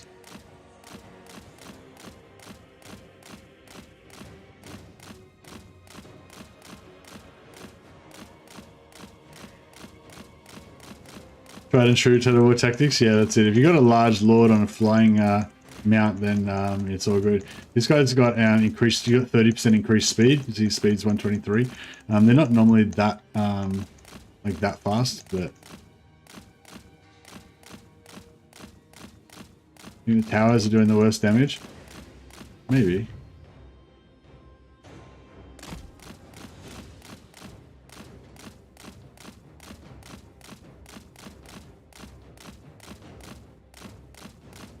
I think if I heal, I'll have more shield, but I'm not sure if I'm under 30%, so I don't want to waste any hit points. No, I'm not under 30%, am I? I've got to get under... Oh, no, it might be under 30. I might be just under 30%.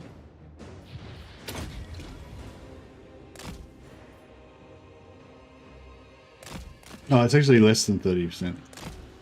Like 25, 27% or something. Yeah, that'll give us more shield. So yeah, if I come on this side and then charge back this way, then that should knock some off. Yeah, there we go. We're about to get another sword of Cain as well.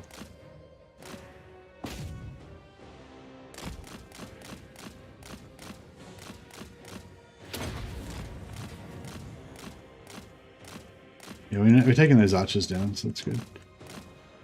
Oh, nice.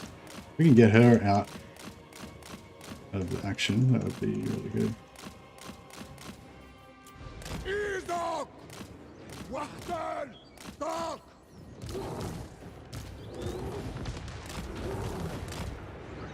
Groen malafren! Hey! Ha!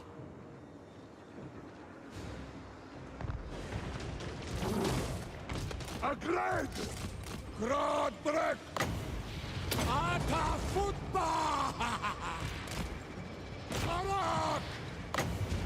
Kasutarat! Verhashus!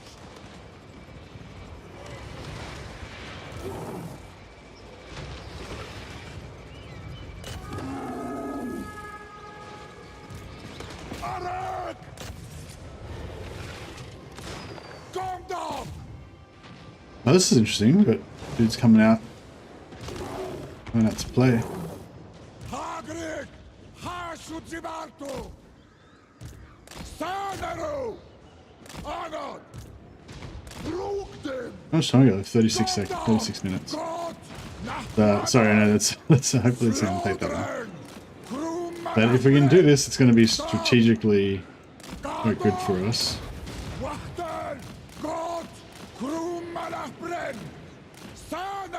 We got somewhere we can drop a sword of Cain over there. That'd be pretty nice.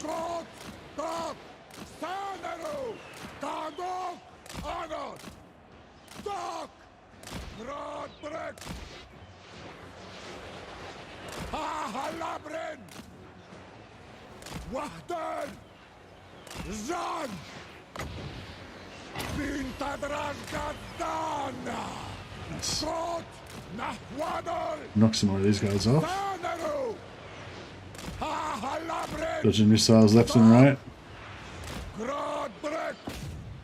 Knock a good 6 or 7 guys off here in one hit. No, we didn't get the charge. Oh, we get the charge animation afterwards though. Yeah, you just got to land where there's a gap and then you knock them off.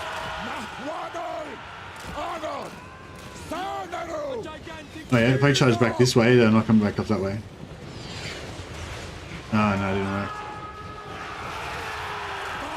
No, he did a spin around animation. Yeah, there's like, he's got like a jump forward animation and like a spin around animation.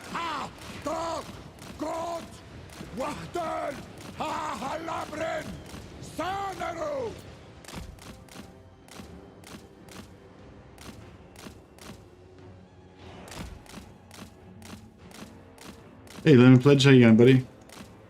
I watched a little. Were you streaming today? I think I watched a little bit of your stream during the middle of like my work day.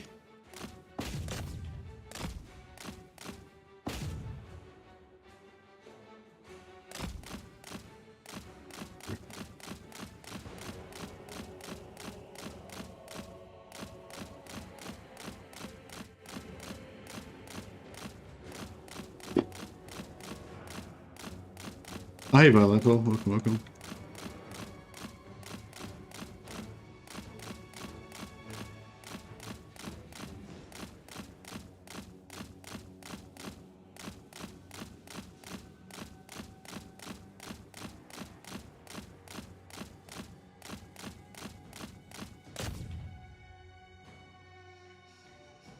Just trying to get some charge up now. Yeah, those towers are pretty menacing.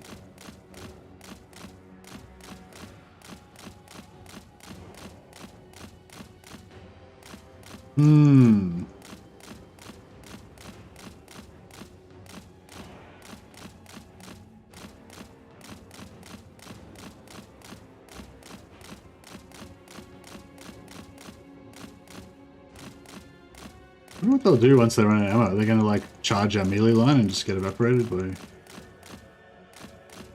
they're just going to run back into the city. Actually, that'd be quite good actually, having a few units of like useless melee archers. Because they can kind of protect us in the blob, so that less, you know, sword masters and stuff can actually make contact. If you've got a good amount of, you know, yeah, archers that are running out of ammo and stuff mixed in with the blob, that's going to kind of reduce a bit of the damage. Alright, cool, that's 2 units of archers down.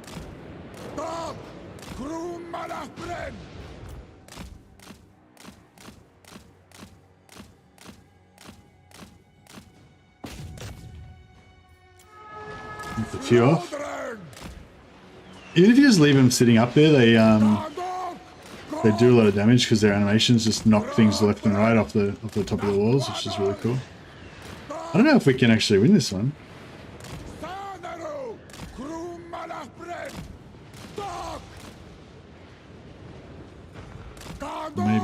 Maybe we should move everybody over the other side. Try and keep kind of distracting this side. You're in Alaska? Oh wow. Yeah, okay, I heard from your voice you sounded like you were from America, but I wasn't sure which. I don't know the accents of America properly to know which part, you know.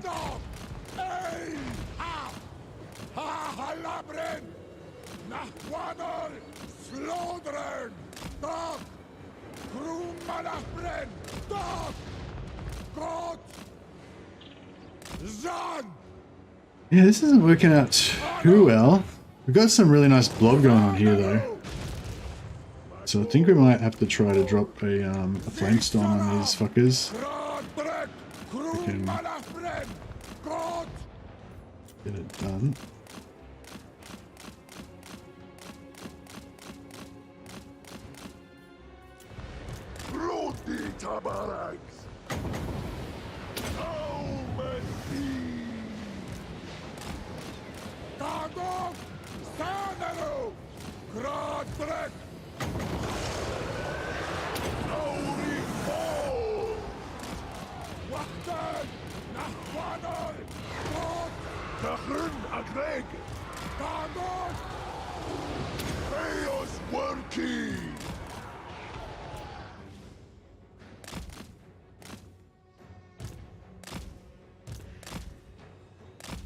Yeah, I don't know. It's looking a lot better after that flamestorm.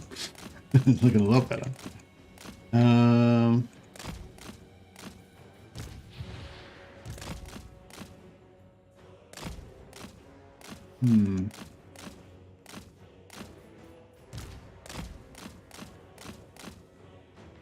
wait till this goes, Ribbon Rod goes. Might be able to get another Flamestorm out of this.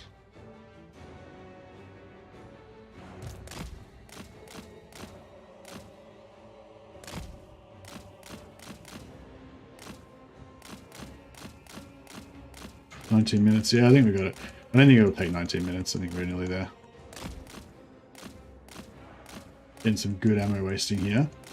It's also going to drop their strength for amuleses.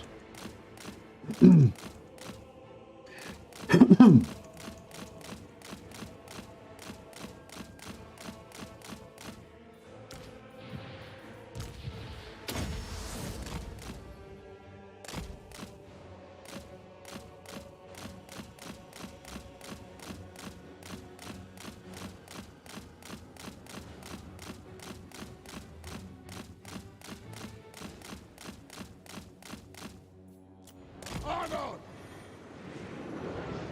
Gradbrek! Utbrin! Krum Malafren!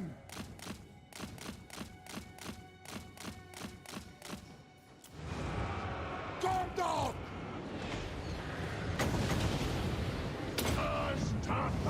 Burn, heretics! Talas! God! God! Ahalabren! Nahwadol! Dumstarki! Hashutsivartu! Ardugantak! Roots! Izok! Krum Malafren! Honor! Yeah, this is, God! our work here is nearly done. Sangbentuk! Gradbrek! A few of those unfortunates off the mountain. Dumstarki! Get a nice fireball and actually get a nice Taurus. Ashot Noma! Gondok! Get a nice Taurus birth in there maybe. Au Ahatu! God! Honor! Ahalabren! Daumetsi! God! Krum Malafren! Honor! Rune! Dark!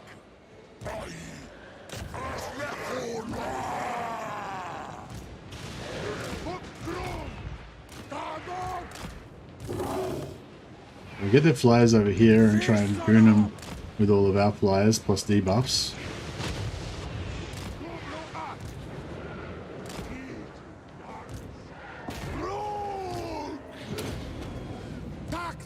We've got the Sword of Cain as well, so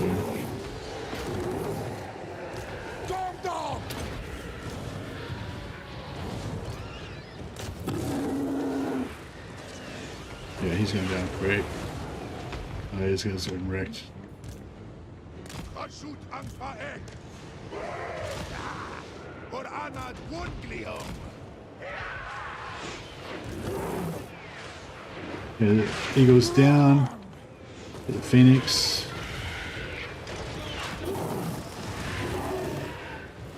Taking some shots from towers as well, but as soon as this goes down, we can just take out the towers because they won't have any more air defense.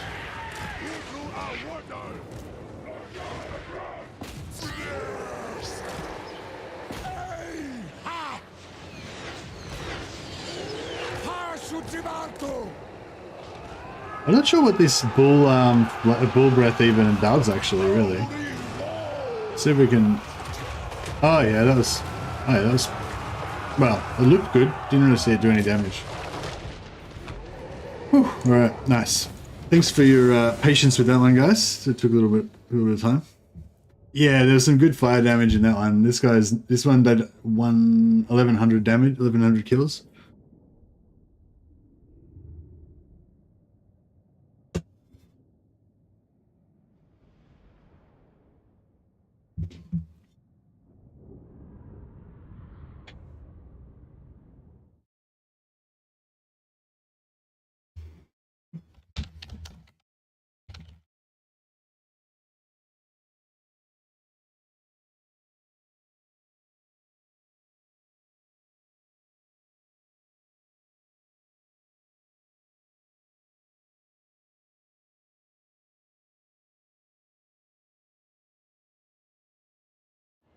Right. We will occupy. Sacking for extra labor is kind of cool. But we're even raising it for the extra materials maybe. No, I'll just occupy it. It's easier. Takes less time. Otherwise we're gonna waste multiple turns. We just occupy it now, then it's done. No more turns to spend. That army was the army that was previously there, I think. So that means Durak should be able to just move in.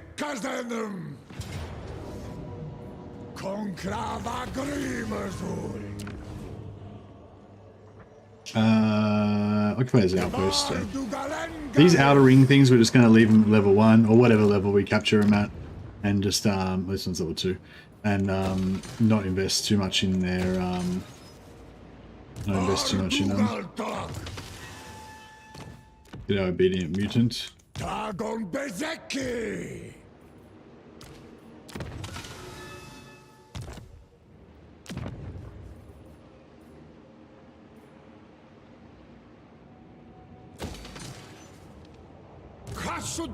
And then, yeah, we can just kind of take the ring.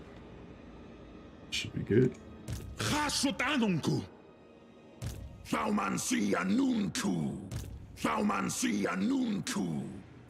Alright.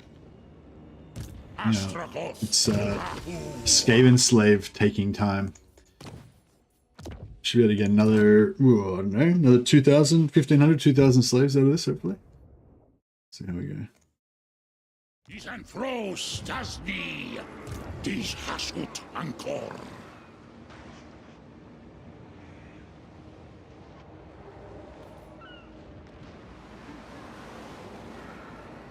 Oh, this guy is not in force march.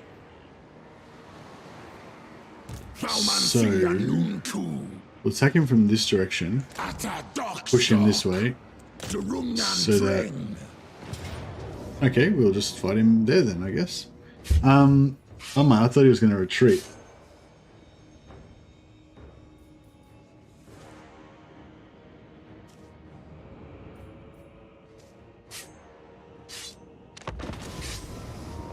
So here we go. Moving back to the Midwest in a few months to be closer to family. Oh, okay, nice.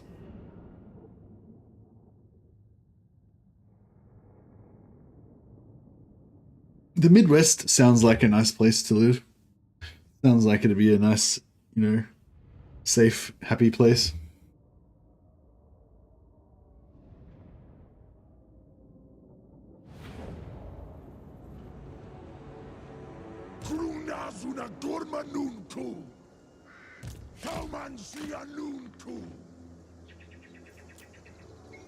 I guess the Midwest is a pretty large.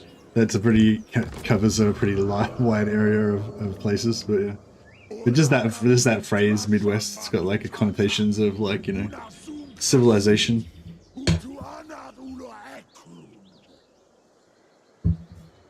Coziness. There was a bit of a lag spike there for a second. Seems to be passed on my end. Oh no, it's lagging again. So let me check something. Back in a sec.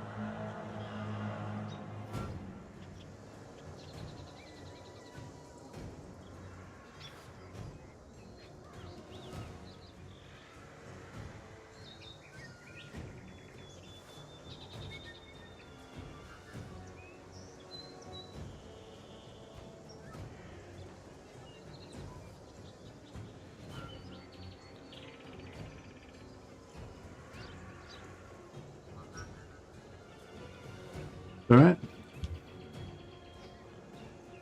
Good old lag. Yeah, I don't know. Seems okay now, right? Well, I didn't realize the battle was actually underway. These Astragoth!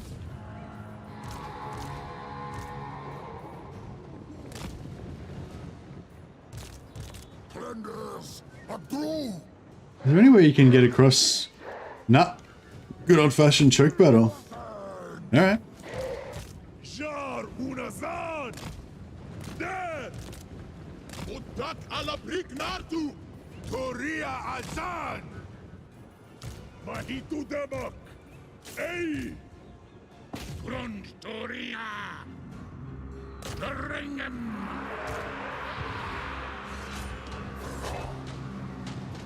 Mataumensi!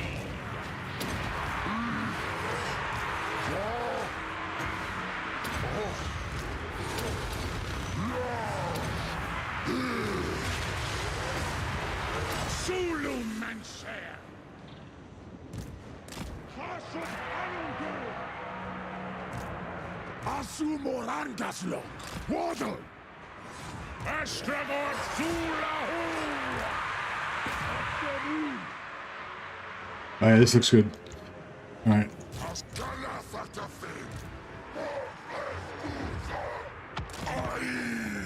Here comes the artillery. Ugh. Brutal. Brutal hits.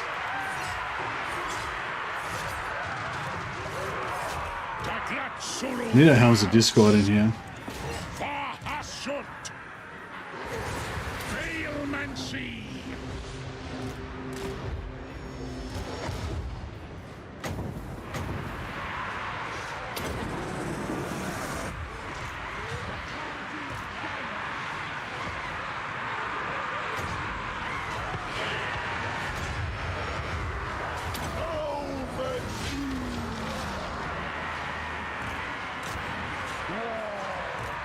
True Central Pascala Patafin! Rikasa!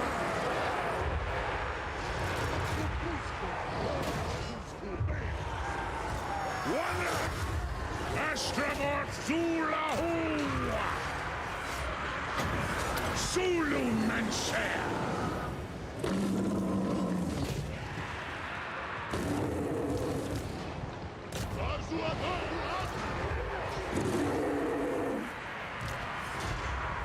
Ta Waddlepare Rungi!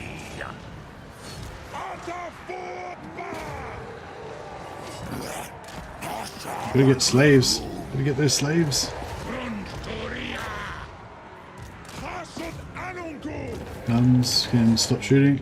Utsak Ulsok I! There! Allah! God's splendor! Aksu! Uzi! Fierce! Hangra! Oh man, yeah, because of this stupid choke point battle, we didn't really get as many. We weren't able to gather up as many of them as we normally would. So it kind of sucks.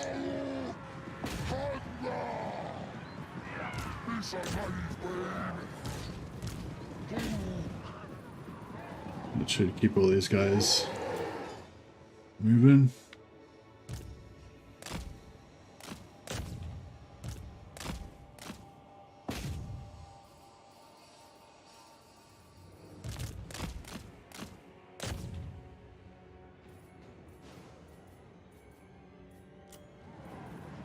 Jonathan!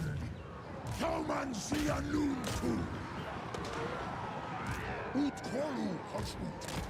Un Ut Sasalo! Ut Patong!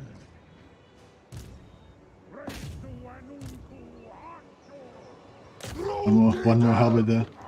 Alright, nice. Should get a good amount in there. Yeah, the magma cannons did some good damage on that blob. I wonder with the Death Shriek. So the Death Shriek, when I was using it from quite long range, it was extremely inaccurate. Like the bombs were just going everywhere because it fires a sort of scatter bomb that rains down, but the bombs were super inaccurate and they were like mostly missing what I was aiming at. But I was wondering if it's sort of like that spell, that Hoshut spell, that the level 1 Hoshut spell that you get, that if you're really close, then like it scatters more the further away it is. So yeah, I want to try and use the Death Streak like super close range and see if it's more accurate. Or maybe if anyone has noticed, has anyone watched anyone else using the Death Streak and noticed if it's more accurate at close range? Because I was thinking maybe you're meant to use it with your shotguns like super close range.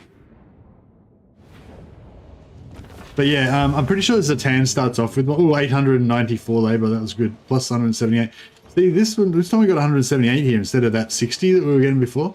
Not really sure what modifies that. But...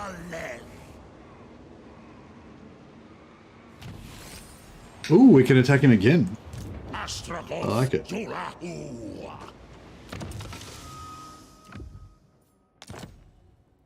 Narbetas Azatergi. Dish Hashut Ankor. Thaumansi Anunku. Alright, this time we got to get like every single possible slave that we can possibly get. Oh, these guys. Crap. Okay, maybe let's try and put every single slave into these areas because I screwed up and didn't activate them before. Oh, we got another gauntlets. Nice.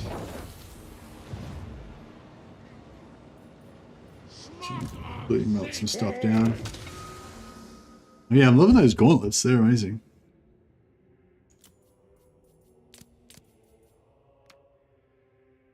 I'm not sure if you've seen anyone use it. Okay. Turin had a video about it, but I haven't watched it yet. Look how many fences blades. 1, 2, 3, 4, 5, 6 fences blades. I wonder if they're weighted or something, or like what the fuck's going on there. I seem to be getting shitloads of them. Oh, here we go. I'll melt down this pigeon's poker. It's pretty good if you want to gank airborne units, but actually I guess it is quite good to have it on an airborne unit. Maybe I'll keep it until we get so many good items that we just can't afford to spend it. Like once you get like so many good items that you don't, like you can't afford to put a grey on somebody, then you get rid of it. But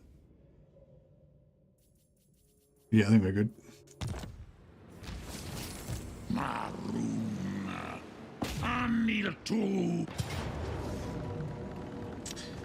Okay, how many captives could we get out of this? There's not really much to get, is it? We maybe get like 100 if we're lucky. See how we go. Yeah, it should be tomorrow at 3 PM BST.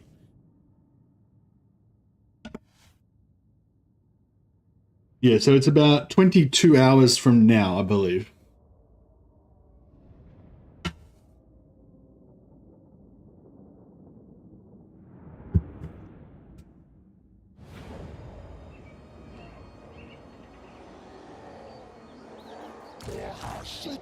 Right, send our slave gathering force along the wings.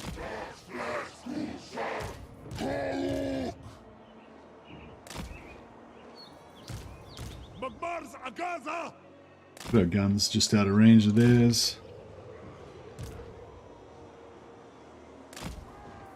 I don't really need these shotguns anymore in this army. Like, I mean, I feel like they're a bit of insurance just in case there's cavalry or whatever that goes after my guns. The 2 blunderbusses can deal with any cavalry or whatever that comes.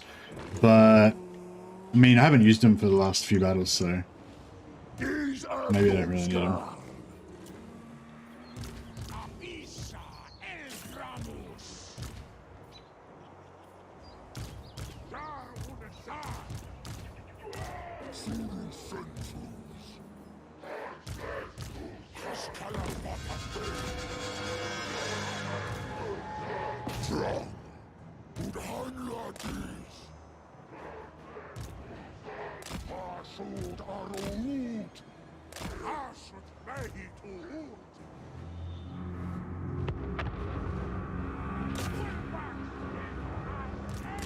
rid of them Jazales.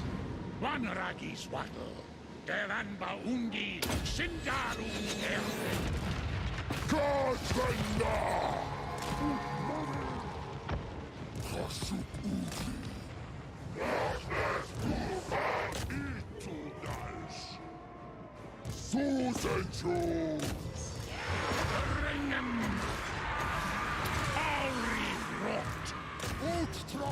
Yeah, they're very slow, these renders.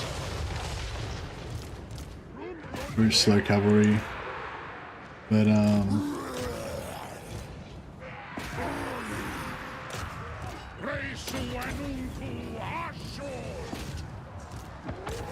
gonna try and kill every single dude. Alright, turn off those cannons. Those guys.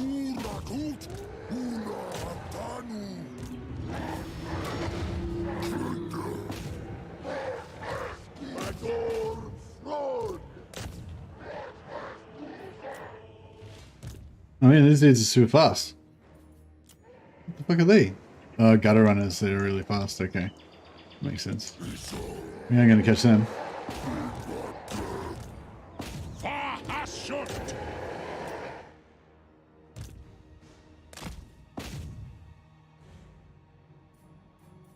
Done.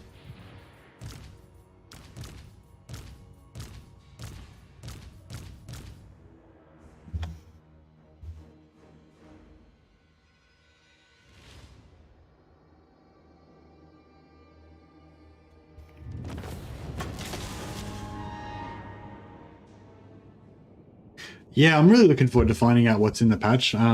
We still haven't got access to the patch notes yet. So yeah, hopefully it'll be soon.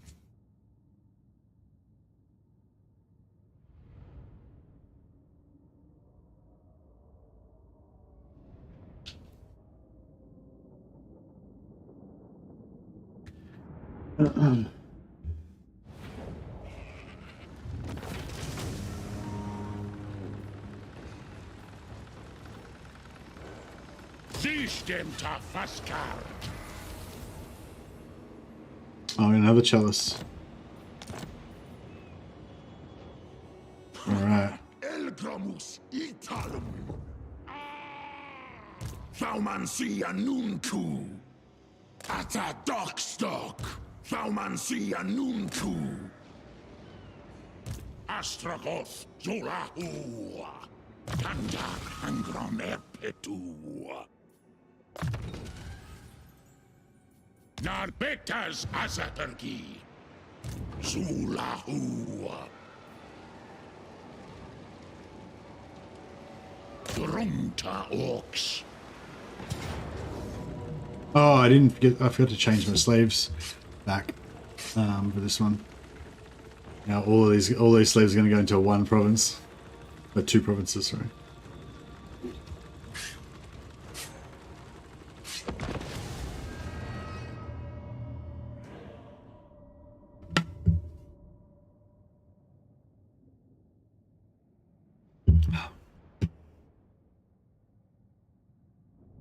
Yeah, I don't know. I've kind of moved away from wanting to confederate everybody.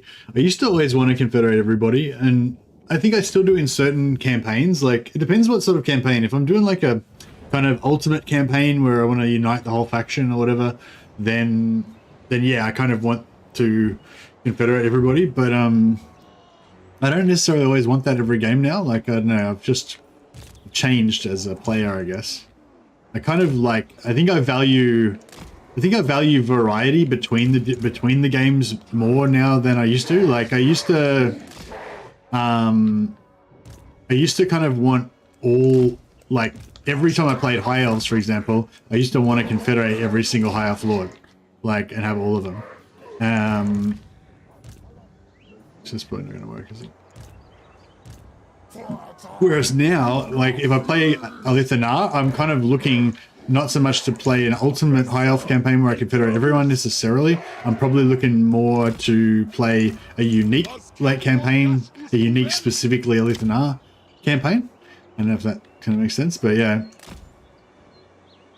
So yeah, I don't know. I kind of don't mind that the confederations are hard at the moment, but I don't know. I can definitely understand why people get frustrated about it when you're in that mindset of like wanting to get them all. And like I think I do sometimes I do want to get them all. Like if I've kind of got that whole kind of build your ultimate empire kind of vibe going on. But yeah, I just find mostly lately I haven't really minded. Like I haven't really gone for confederations. It's not really been a thing, which is weird because I used to be obsessed with confederations. Like it's like literally every time I played a faction that could confederate, I wanted to confederate every single lord. Like, and now I'm like, yeah, it's just I don't know. Probably you guys don't really care about that, but I just thought I would just mention that if anyone's interested. But yeah, my behavior seems to have changed in that regard. Stuff tends to die before I can confederate. Yeah, that happens sometimes. Look at those magma cannons. Oh, Jesus. Holy Jesus.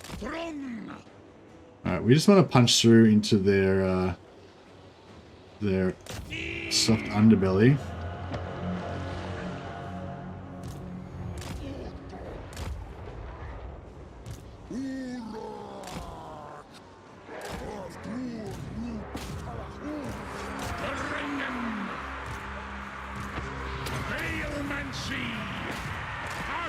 We should have enough. Oh, shot our own dudes there. That's right. We should have enough mass to just push straight through them. We can basically ignore their infantry and just get onto their artillery. That's the plan.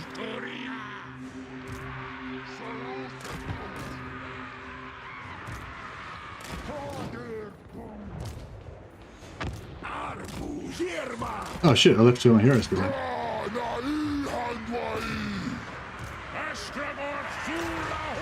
Alright, let's get some bombs dropping.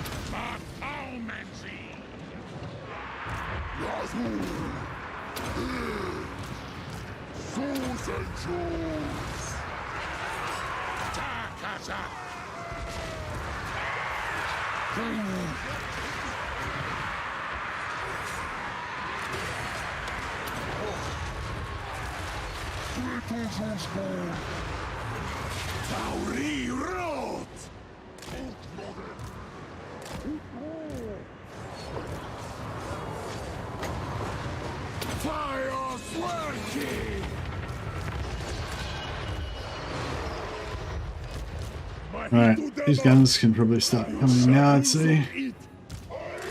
Hopefully we won't need them, really.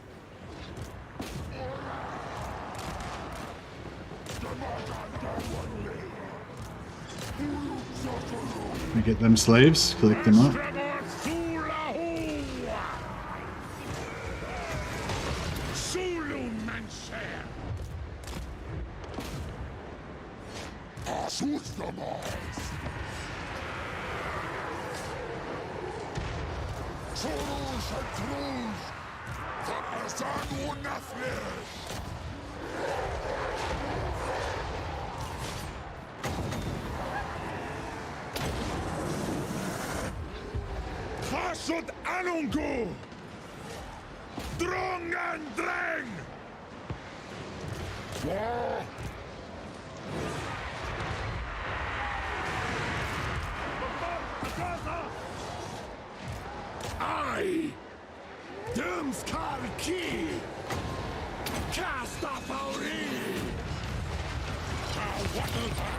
Oh man, we're taking some minus casualties in here.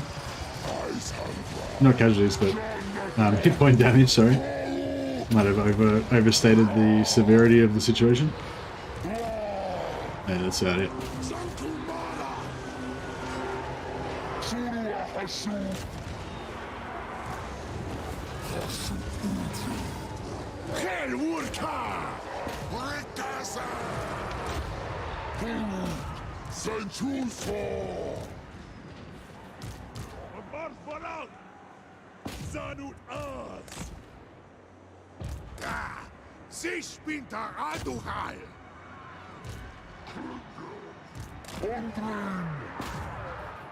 Alright, try to get them slaves, maximize them slaves.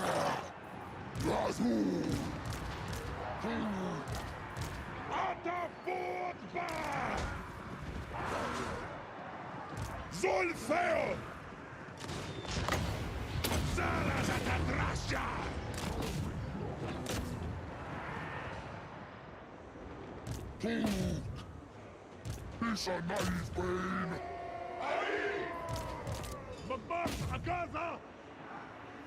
Astragoth Zulahu!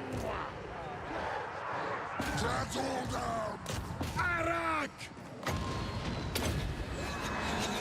Brynhund!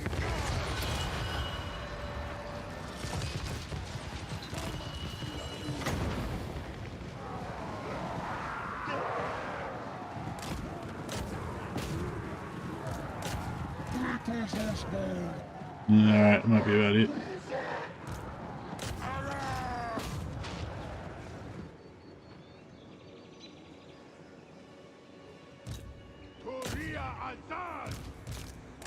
Magma cannons is pretty good. Not confederating only works when you're nearby with enough sources to support your friends. If you spread out across the map, they're less likely to work.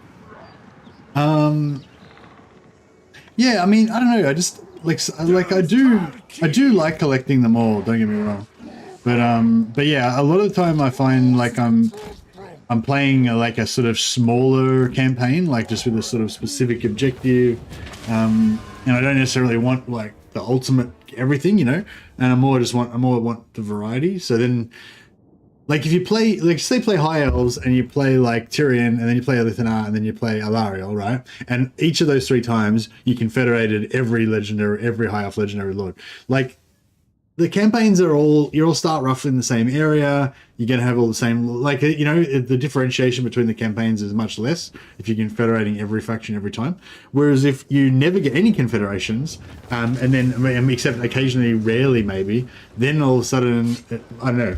I guess it's like less good because you don't get the confederations, but there's more variety because they're different, more different, you know. I don't know, that's all I was saying. I think I've belabored the point a bit now. All right, plenty of slaves now.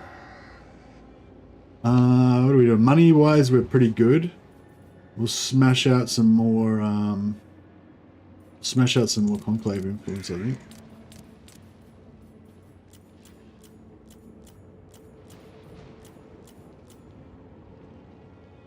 $206. How much do we need? 225, I think. So that one's done. Oh, we need 300 to finish this off. Might.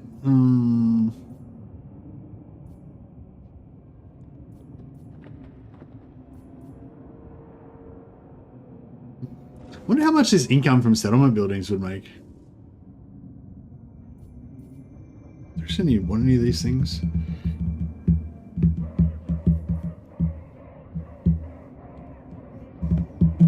I guess I want the Zafbar guns. Actually, maybe we should steal. Oh, construction time of all buildings. That one's really good. Yeah, actually, I might just save up my points and get that next turn.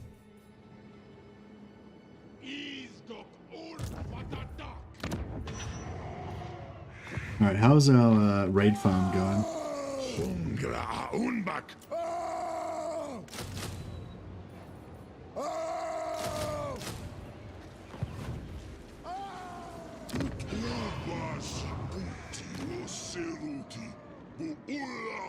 Ready Fire Fist, you legend.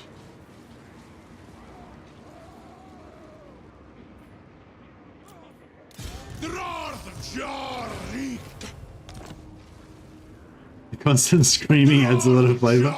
Yeah, apologies for that. It's just because of these raids. These guys are all like yelling because they're raiding.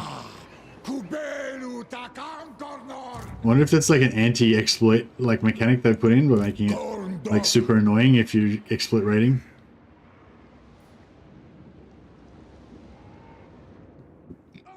Yeah, see these areas up here, I don't really want to, and even over here, I don't really want to occupy because they're. I mean, I don't want occupying them, but I don't really want to build them up because they're kind of far away from my this inner circle. But I do want to capture them just so we've got like a buffer, basically.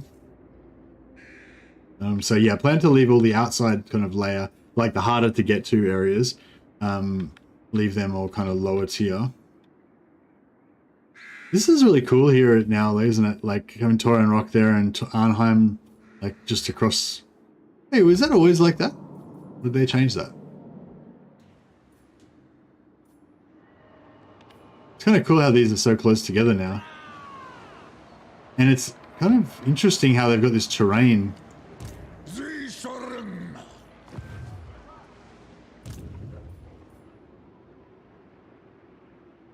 Got this like water terrain. I'm like interested to see if they'll add more of this kind of stuff. Like I want them to add more of this sort of stuff. I think this is cool.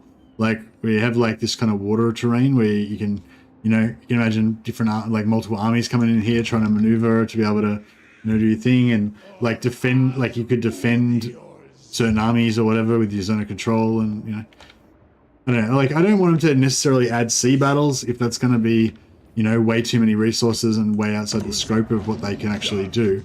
But if they can, but yeah, if they can, like, add more interesting stuff like that to make the sea battle areas more interesting on the strategy map, even if they don't have the actual battle map, that would be cool.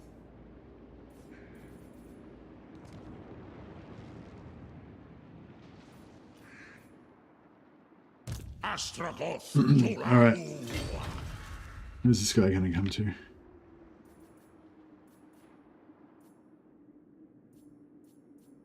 Put him back over this side, I guess. Let's waddle.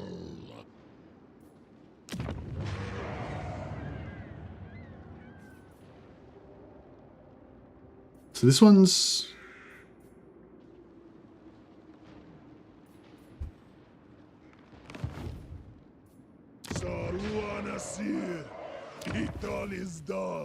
Yeah, so I should put some underground caverns there.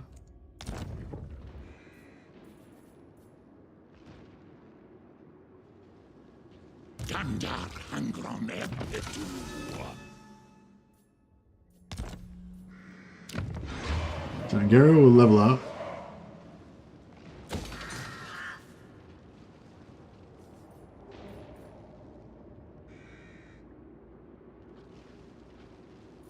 Surrounded with Syrian. Yeah, we could probably put more factories there.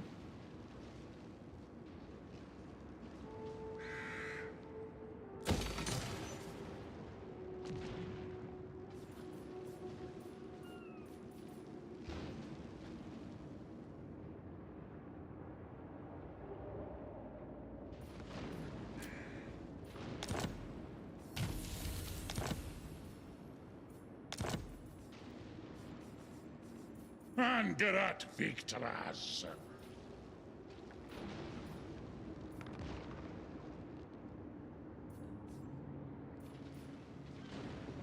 Oh, I hadn't really noticed that before, but so these guys, so not the other military buildings cost armaments, but the Infernal Guard only cost gold. So that's cool. Looks closer. Yeah, I don't know. Is this the same in 2.4? This little area here? I can't really visualize. Maybe I haven't hung out that much around here in Immortal Empires or something. But I don't remember it looking like that. I feel like they might have changed this. One thing I wish that this area in here, maybe had a bit more, like more landing places. It kind of feels weird that you can only get in through here. Then this whole coastline all the way up to here is inaccessible, and then in this area there's just nothing. There's just nothing in there, you know. It sort of feels like a bit of a weird dead space, you know. Like if you could, Dreadlord of Nagaroth. yeah, if there was something in there and you can navigate around in there and stuff like that, that'd be kind of cool. Maybe, I don't know. But anyway, yeah, I'd like them to do some more work on the maps like that in that area. It is changed, yeah, cool. What do you think? Yeah, do you think it's just to give that little bit of tactical, interestingness to this area, or what?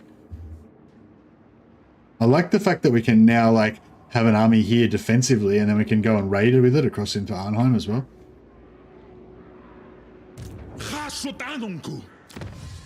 Technologies, hot furnaces, yeah.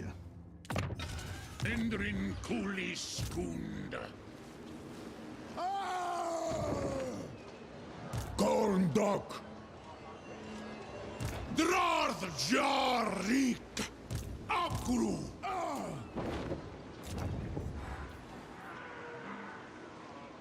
I wonder if we could. Akit Alu Frasjahus.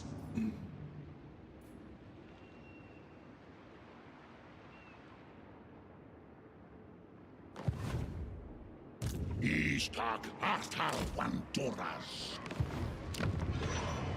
We put this in there, I guess. For trade.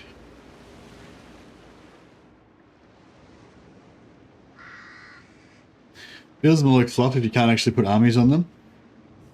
Yeah, yeah, that's a good idea actually, not Turok. If you could actually put armies on these, even if there was no settlements there, it could be like a little like bandit, like a little pirate camp. I just watched Black Sails. I'd watched a bit of it before and it was okay. But I actually just watched the whole, all 4 or 5 seasons the other day. Just finished it and it was actually kind of fun. Well, not the other day. I watched it over the course of a few weeks, but yeah. But yeah, if some of these you could actually land on them, even if there's no settlements there, it'd be kind of cool to be able to just like make a little encampment there, get some replenishment, you know, hide out for a while. Thaumansia Nunku. Thaumansia Nunku.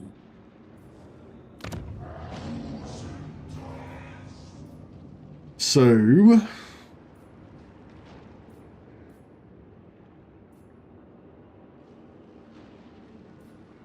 yeah, maybe we should put this bad boy down. Because this, oh, actually no, it wouldn't go to there, it would go to here. Gandar Hangron Erpetu.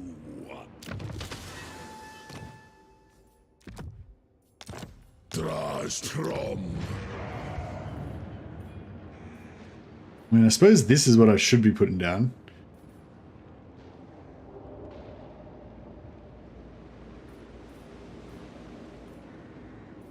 To power our economy.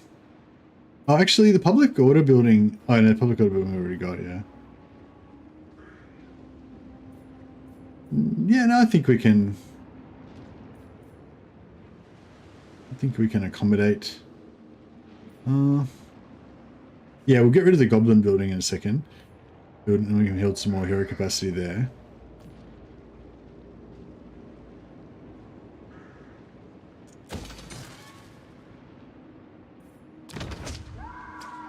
Oh shit, I've actually gone over my money. Alright, might have to do a bit of sneaky diplomacy.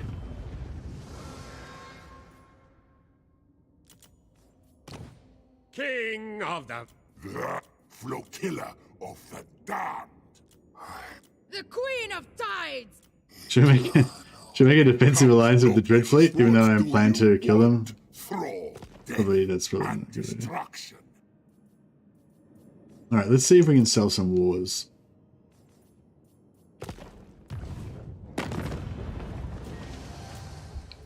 Burn the coastline. Dread Fleet's at war with these guys. Yep, we can What do you want? be happy to. Fraud?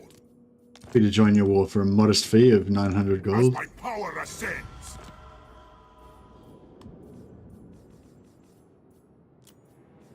I think we're already at war with them. Tadrashka Zadnari. That's the Caledor, yep. Anek Dumleth. Hey. Yeah, every few turns I just declare war on everybody. Rarja. Dokaz us Kazak Munga Drarf. Dwarma. Just declare a war on everybody that I can. And then peace out with them again. The only interaction Later. between us I will permit. Bring fire and terror. Rune Lord. I have little patience, so this better be important. For Karakazol! The only problem I can see with making it so you can land armies on the islands is that it would need to be part of a coastal region's territory. Because of that, it would then likely be an easy target for the to sit and raid. Well, yeah, well, I was thinking like it'd be cool to make it like not... Actually, no. It would be cool to make it like the Moot. Just make it like a single region. Just make it a single region province, just a minor settlement. So it's like basically you can set up like a pirate. You can set up like a pirate camp on like a remote hidden island or whatever, and just the whole island area is just like one shitty little province that you can never really build up to be anything economically, but it's just a place you can hide your pirate fleets or whatever. I feel like that would be pretty cool.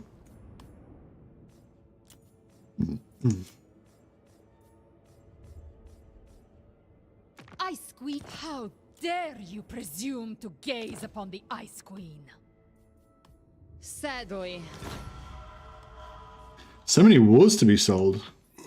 This is fantastic.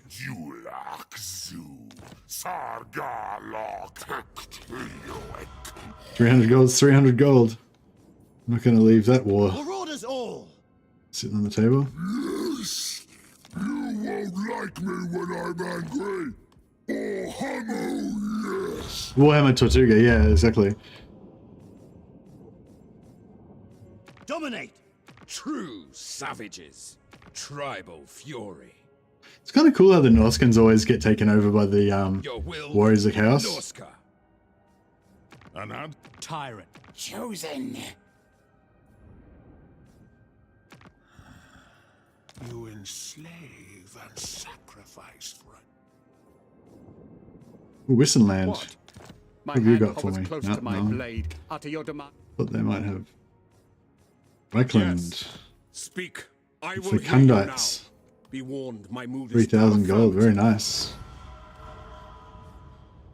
All these fools. We don't care about provinces made to these slave races.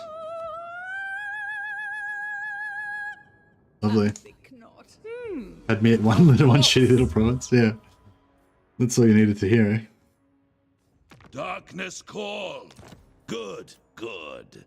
Although going to war with like every faction on the map's not really helping our caravan situation. How vexing. Because we can't Dominance. can't find anywhere safe to send our. The mountain. Alright, I'm going to war with. I mean, because I was going to try to be friends with the War Host of the Apocalypse, but he went to war with Heralds of the Tempest, so we have to choose sides between the two big Chaos Warrior factions. So I choose Kolek. The faith. Besides which, he's got 6,000 gold to give us. So I care not for Asgoth. So I give. he cares not for Asgoth. Protector. Well, I don't care for your Heart thing hollow. either. My So yeah.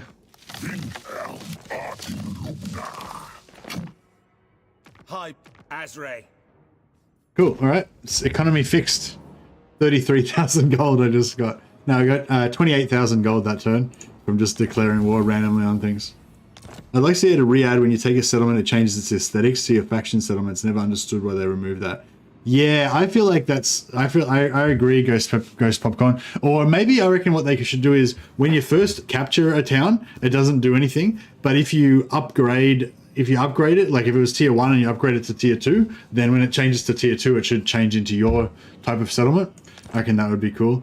Although another thing that I would really like is when they have the unique settlement graphics, because like Carrick 8 Peaks, like in Warhammer 2, when you take over Carrick 8 Peaks, it like upgrades and turns into the like cool like dwarven version of Carrick 8 Peaks, you know, and like it doesn't just. Yeah, it's not just the settlement building, like it's like other stuff as well. Like it changes the like the surrounding areas and stuff. And it's pretty cool. I reckon 8,000 gold for 400 increased income. So what's that mean? 20 turns?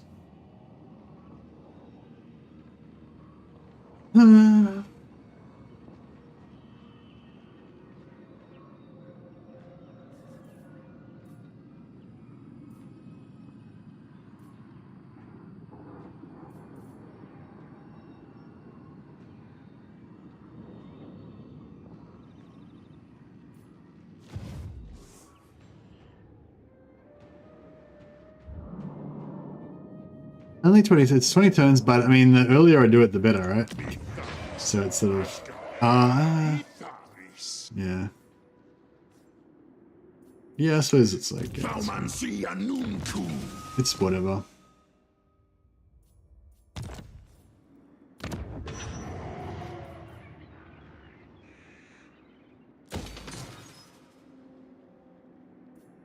Have I got a construction cost reduction dude that I haven't been using?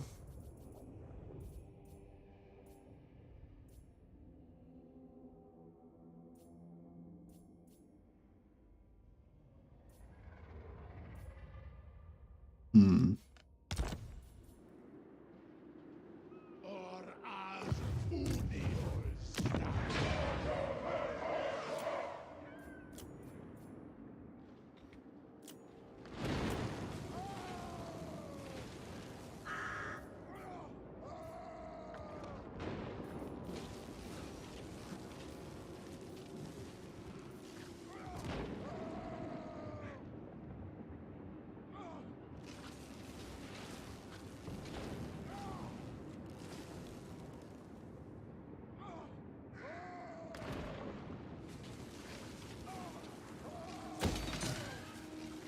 Hmm. Suru Garas! This guy, the mutant.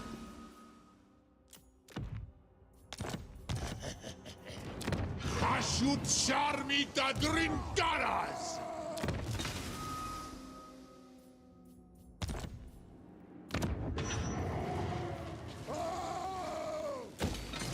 Yeah, probably going a little bit overboard with using up the materials.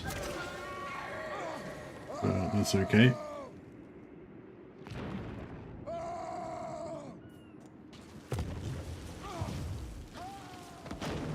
Drarth Jarik!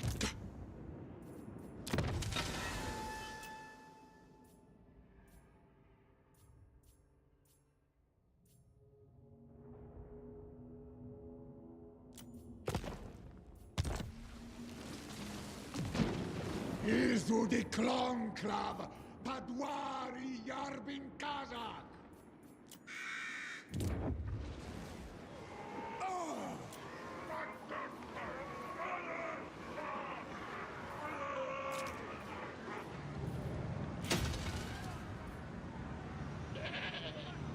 Alright. Chaos Dwarfs do not have supply lines, that's why I've got a crap ton of lords everywhere, yeah.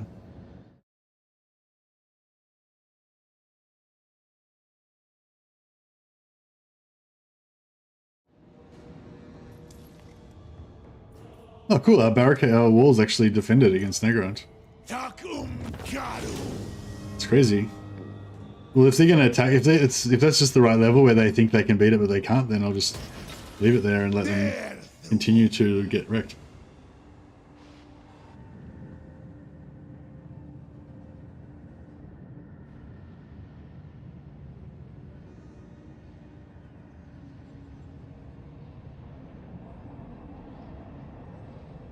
Conclavudi Matalocus, Dispetazula Bag.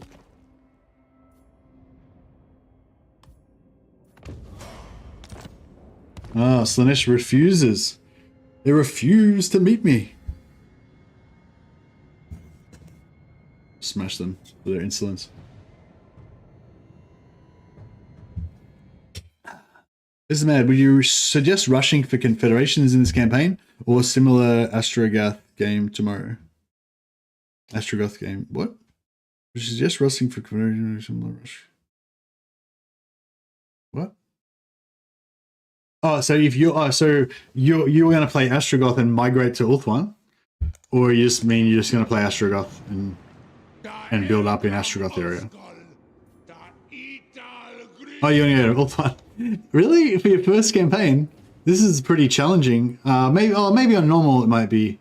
No, actually for normal it probably isn't that challenging. Yeah, maybe. I don't know. Yeah, actually I don't know. I got no idea how different it is on normal really. But yeah, no, I wouldn't worry about Confederation. Because like even if I was trying to get Confederation like the whole time, like if that was my focus kind of thing, I would probably not be any closer than I am right now. Like, you know what I mean? Like I could have, like here I could have probably finished off one of these sides a bit earlier than the other one, and then I could have not spent as many like I could have not spent that one there for example, and I could have not stolen two of these. So then I would have had like 75 times 3, you know, 225 extra. So then I would have had like 1 extra seat here. So I could have gotten that. And then I would have had this unlocked. But I wouldn't have done anything in here yet. So do you know what I mean? Like, so yeah, no, I did a video on the Tsar. I did a video about the Tower of Tsar. I'll chuck a link up to it if you haven't. Have you already seen it or? Yeah, this most of the mad here. Most of the mad here. That's me. Yeah, this is my thoughts on Tower of Tsar. Oh, okay. Well, anyone else who is interested, there's my thoughts about the Tower of Tsar. So yeah, no, I would recommend that you're like, just in general for Chaos Dwarfs, your number one priority is labor. You need to always be getting labor, you know, and because your labor basically equals your money, and your labor, you can convert labor into money, and you also need labor for everything else, including basically getting your influence, because you need to get labor to build the stuff that gives you your influence, or you can just convert labor directly into influence, which is the fastest way to get influence. So basically, I would definitely recommend, like, just going by what I said in the video, like I would definitely recommend that you don't sleep on the Tower of Tsar. Like, get some influence and get access to some of this stuff straight away. Like, you know, like a Warmonger, if you want to be really aggressive with one main Doomstack army, 15% extra campaign movement range on your main army after every battle is going to be super powerful, especially if you have a secondary army force marching around behind it. And also like this one that gives you raw materials per turn, and this one that gives you armaments per turn. Those ones are all really good. And also like the item ones, like particularly this one that gives you ancillaries. The ancillaries, like you only get them really slowly, but once you get them, they're really good. But I wouldn't, like I'd want that as soon as possible, but I'd say you need these 3 and maybe this one, but I'd probably go these 2 first for most campaigns. So yeah, so basically what I'm trying to say is I would definitely hit the Tower of Tsar, but I wouldn't be worrying about Confederation. I'd be worried about buffing your faction. That's my thoughts on it. Because even if you rush Confederation as hard as you can, like, you know, like what are you going to get out of it? You're just going to get some territory that the AI probably has set up all shitty anyway. You're going to be overextended then into a different area, you know, vulnerable to a bunch of wars with factions that you haven't met yet. It's like, do you know what I mean? Like Confederation doesn't necessarily really help you much. It's more, Confederation is more like a cherry on top kind of thing. Confederation's a thing that you do for fun, you know, generally. It's not a thing that you do to win. You know what I mean? So yeah, so I guess if you want to confederate and you think that will be fun, then yes, I recommend you do that. But if you mean like in order to make you stronger in the campaign, then nah, I don't think that will do that.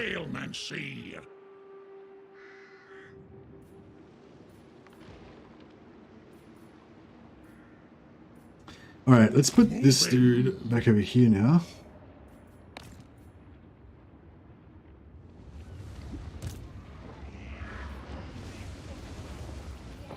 Get this bad boy in ambush stance as well. Yeah, we definitely need to buff our ambush. We need more ambush. I wish we had stayed around and farmed. I wish we had stayed around and farmed Skarsnik a bit more now.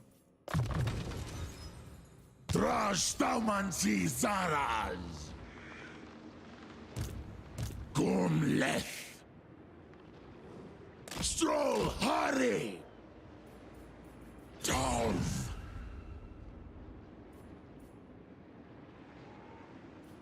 Hungra Aumbach!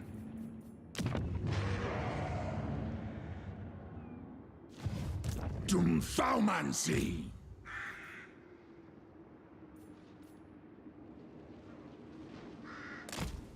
Goda crew! The seat you controlled has been usurped. Which seat got usurped? I hate it how it doesn't tell you which seat got usurped. It sucks.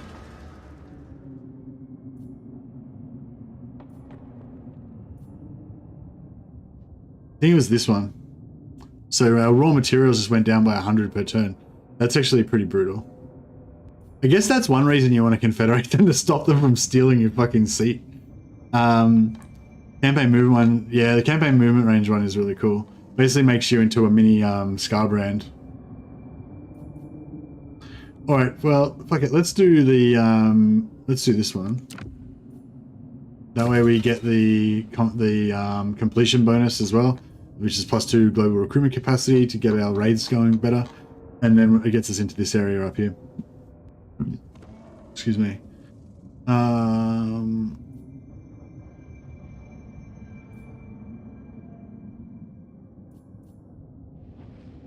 This one's pretty good. Upkeep's pretty good. I don't know whether that's any good or not.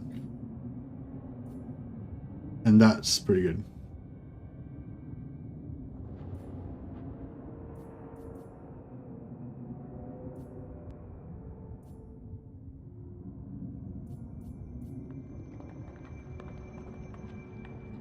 Oh yeah, this one's quite good too. They're all good, really. Yeah, but I'd probably be more just trying to get the seats that you need to make yourself more powerful than worrying about the Confederation in the early game, at least. But yeah, I think you definitely want to go for the Confederation in the end. But yeah.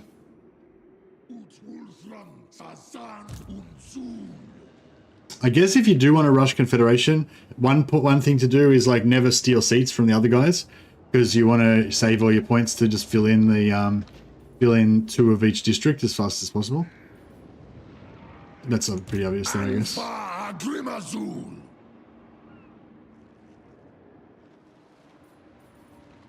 Stars, Nahi Tiwas, Anna Dak Dwarf, George, Never. Doomskull Key, Tassadu Ardugal Ula Hurry.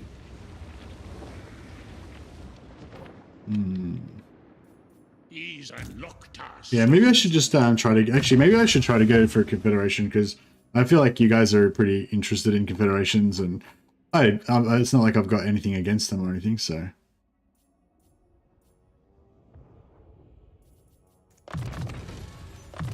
Abdernu Grutasha Nunku.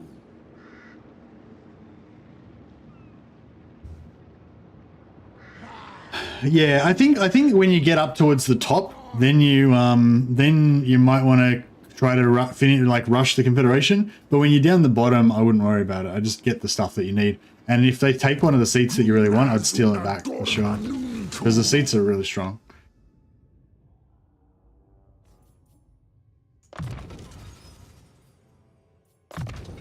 Dalabdanu. 43. We're getting up to like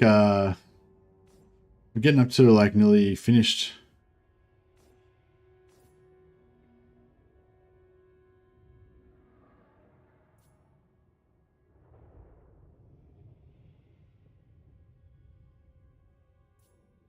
I don't know, maybe I should put a Flamestorm on him. I kind of think I like Flamestorm better than Burning Wrath.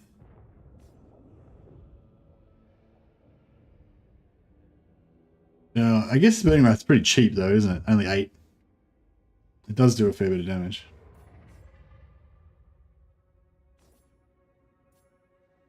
I don't know if Dark Sacrifice, I really like Dark Sacrifice.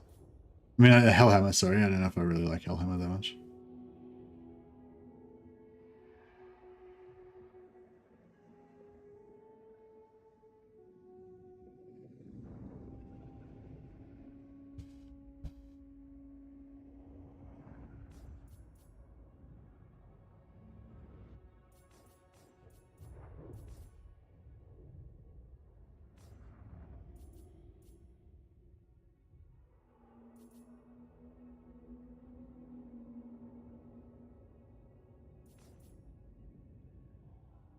Yeah, well, I should try and take some more of his unique skills at least, I guess.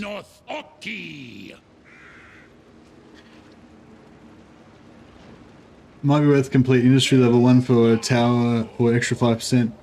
Yeah, it would be worth it, yeah, but now I'm sort of more thinking about rushing towards the other stuff. I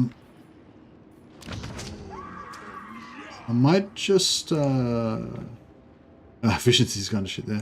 I might just finish our buildings before I spend my influence this time. Axuardugal! Astragoth. Jazak. Quadel! Tumlet!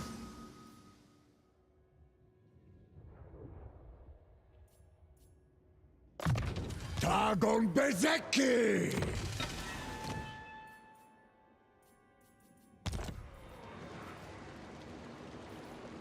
Skarstal!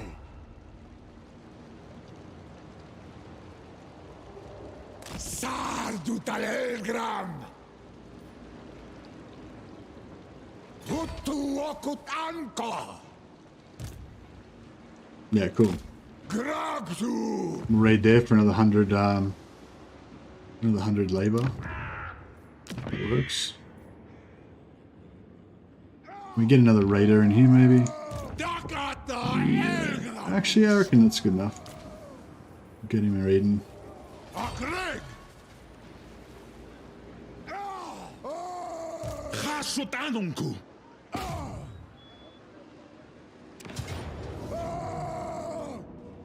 Zista Hardugal Arabrin! Abdarnu Tabarag!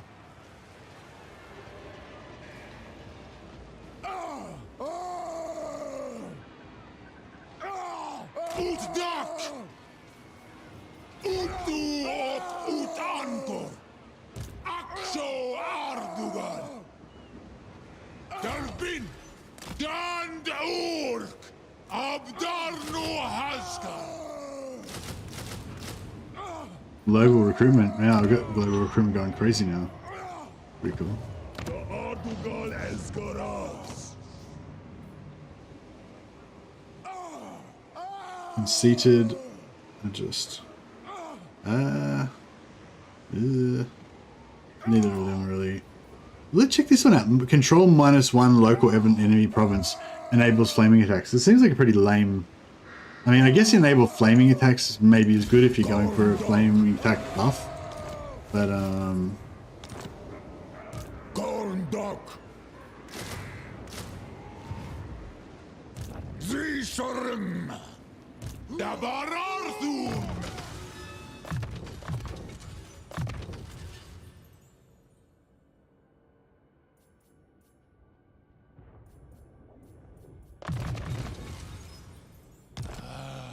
Idam Wolfrum!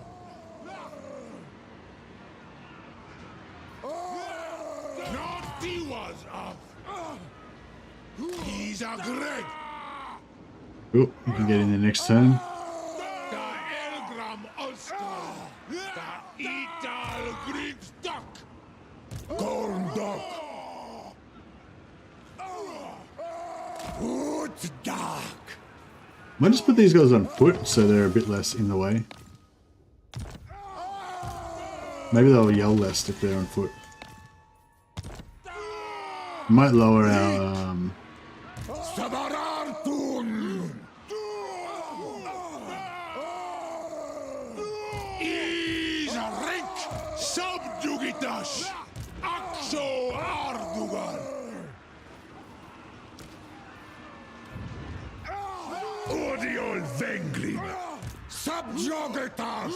Utomitas utal Senerwut! Ardugaltok! Dabararthun! God!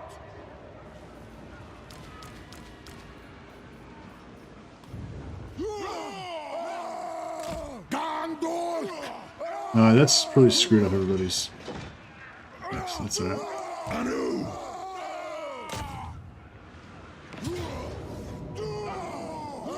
Af Krumkor, Elgram! Angva Grimazul! Cool.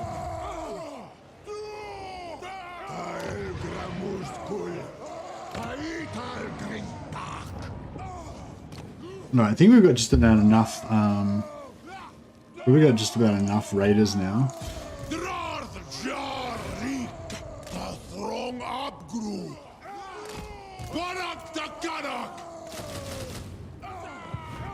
Yeah, those guys are probably the last raiders that we need, I'd say. That'll be enough for now, and then that'll just keep increasing as well. So. Azul. Aku Asaterji.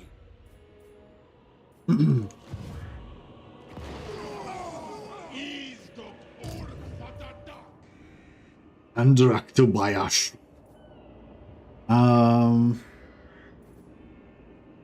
We'll just chill here for a second, and then maybe go across and have a crack at these guys.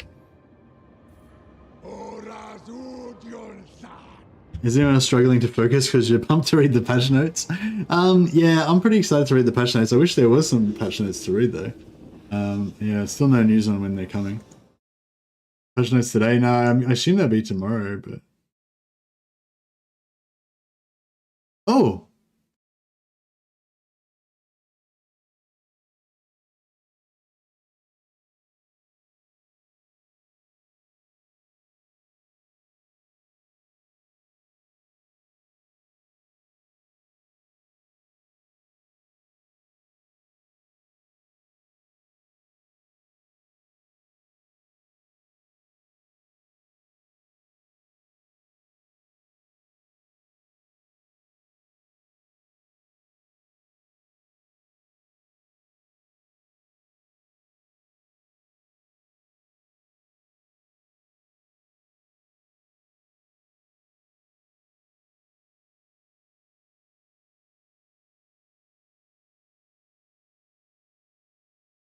Yeah, I think CA just confirmed. When did they say?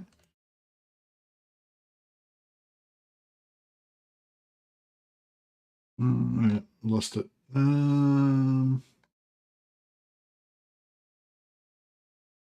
think they just confirmed. I lost it. I think they were just confirming that it's coming out tomorrow at the same time as the game, but I just lost the part where it said it.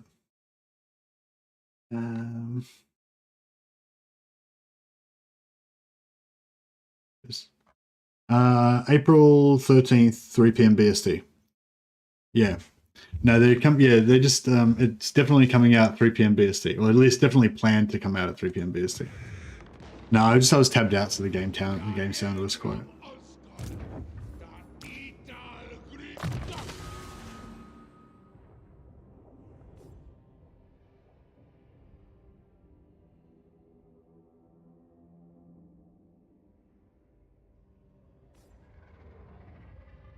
Full Centaur Turok. Look at all these skill points we haven't spent on these guys yet.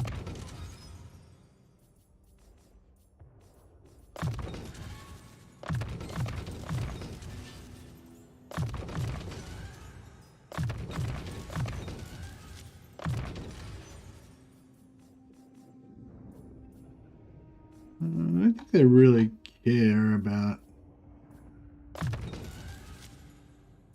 They got to level... Heroes got up to level 50, right?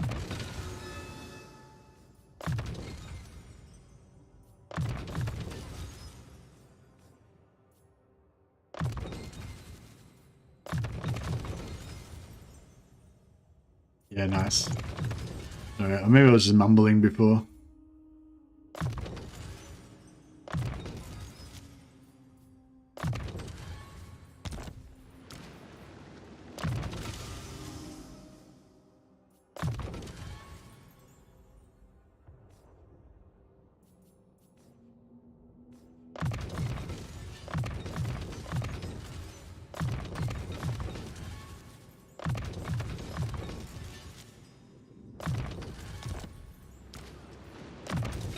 These Bulgors, these Bull Centaurs are going to be so good at like assassinating enemy armies with their assault units.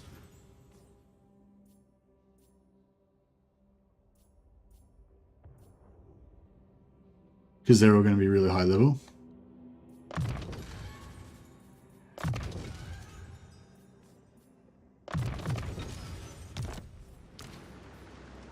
Should probably stop doing this though, because they're going to bug out in a second.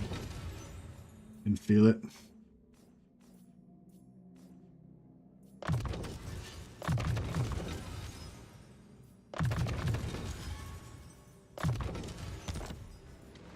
Not do. I'm too scared to do anymore. Otherwise, it might bug out. Alright, cool. How are we going now? This guy. Yeah, he's just chilling. Waddle! Waddle. ULTHUAN Sasan Unsu. Okay, we can rush construction there. We can rush construction there.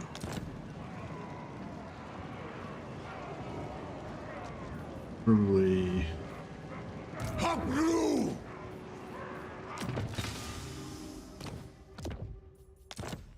He's on Wolfram!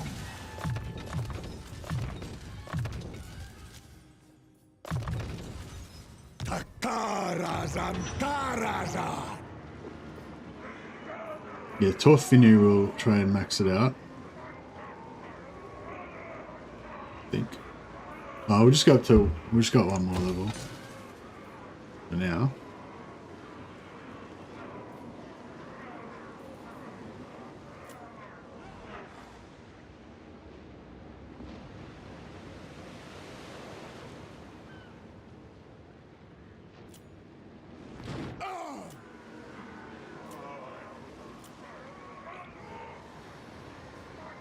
Wi-Fi Tor. Yeah, Wi-Fi Tor's pretty defensible, right? How much Illyrian should have a fair bit of.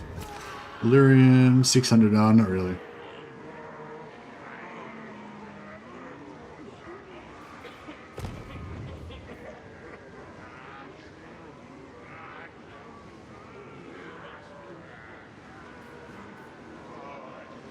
Oh, we can probably afford that.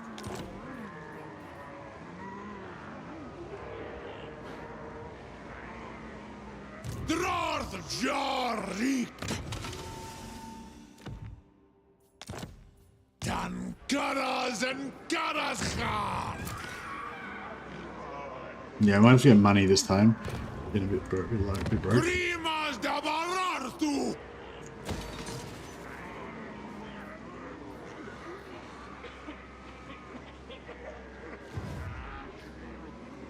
Ooh. Ana Kuben Alright. Gormispai!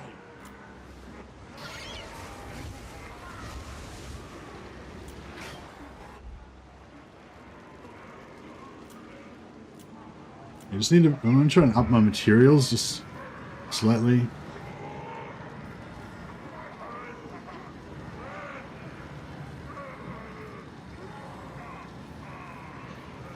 What's this? 150 to 300.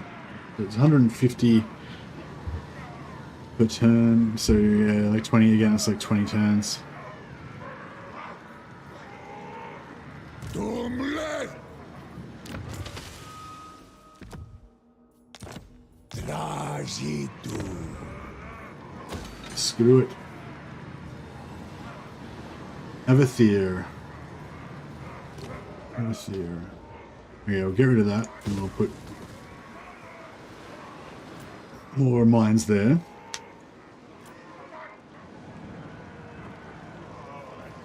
Oh, this has got iron. Oh, holy shit, we need to upgrade that. Oh, that's right, we'll do it next time.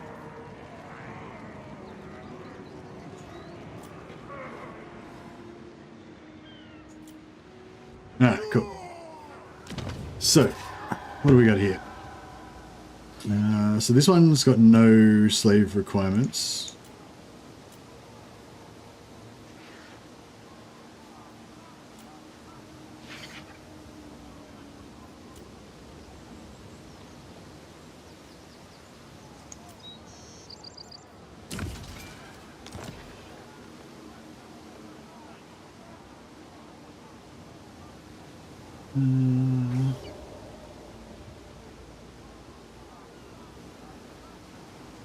So that needs to go up by at least 2.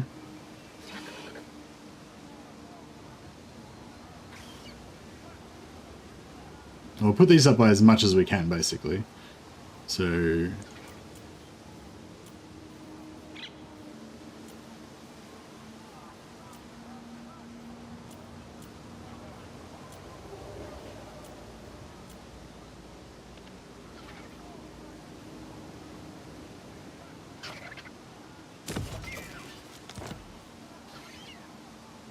Cool. All right, I think we're good.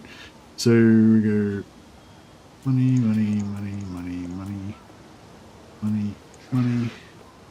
and this one.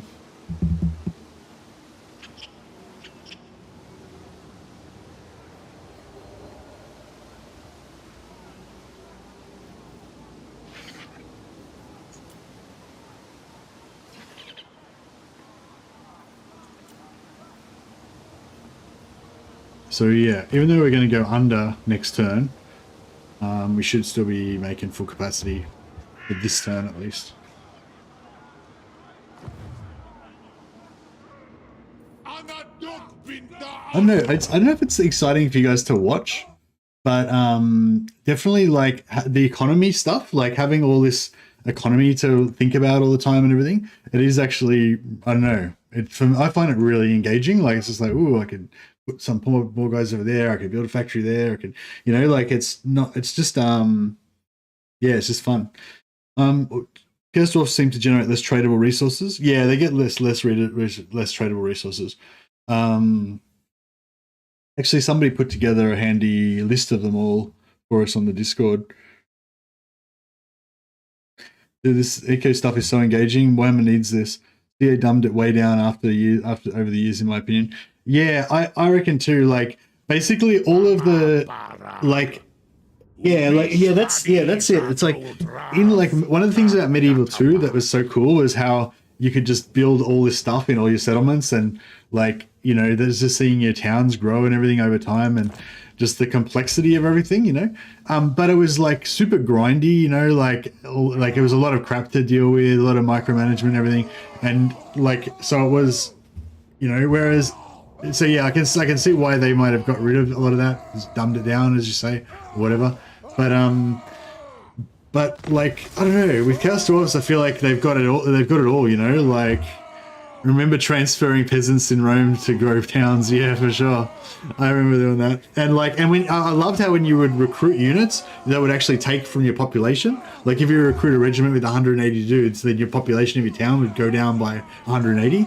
That was really cool as well. Because that sort of stuff, even though mechanically in the game it doesn't really add anything, in terms of just mentally, in terms of your immersion and your connection, it's huge.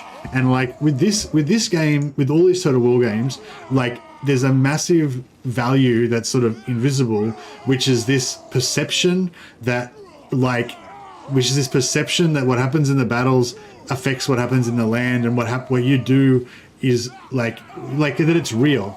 Like, you know what I mean? Like every little thing that kind of feels real, like that makes it seem more real, like just makes it better, like makes that immersion better.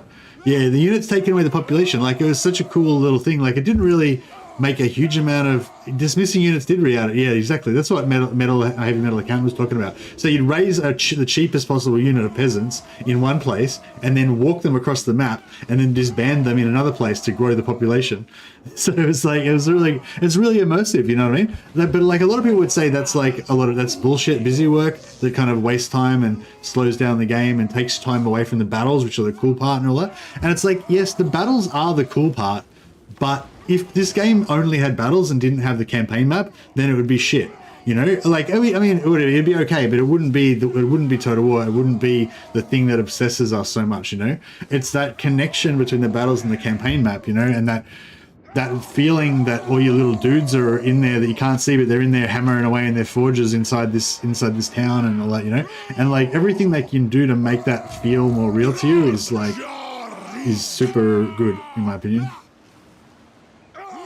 Doomthaumancy. Durung Andreng. Brinas Kazak. Yeah, you had to recruit the dudes, you had to buy the guys that you wanted to replenish your armies. That was cool. I thought it was cool.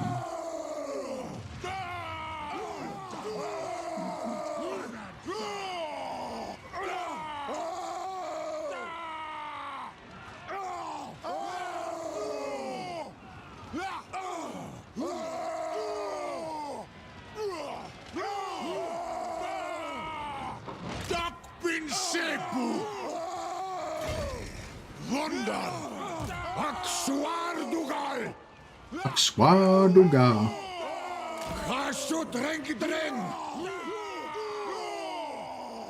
Rik! Subjugitas! Ut domitas utal senerum! Sabarartun! Sumadanov! Izdok urfatatak! Sarduta elgra! Yeah, these ones we're recruiting right now will be the final ones. I think for now, because it's gonna be hurting us a little bit money-wise if we keep building too many. Zisorum! I wonder if we could take out this like army. I don't know. That might be a bit excessive. It'd be kind of fun though. Ooh. Oh yeah, here we go. Here we go. These guys are all in force march. You suckers! They didn't see this. The Astragoth, the master ambusher. Well, we're gonna get so many slaves.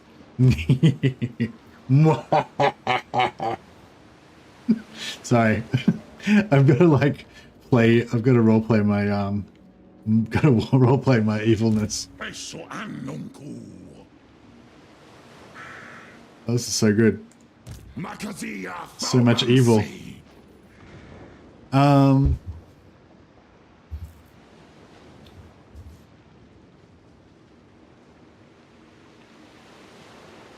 not sure how to do this actually. So what we could do, see, I could bring all of the armies in and everything, but then we can't lightning strike and it'll be a waste because we won't be able to capture hardly any of their dudes. Whereas if we come in just and it's lightning strike one of them, we'll be able to like get maximum amount of dudes each time. So it's going to be crazy.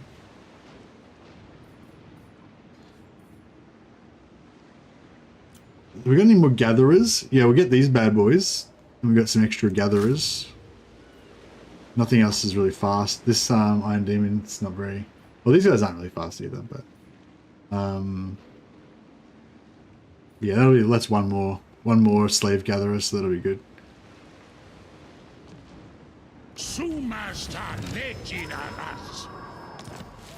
Are we going to take any more regions this turn? If we're going to take any regions, we should probably do it before we...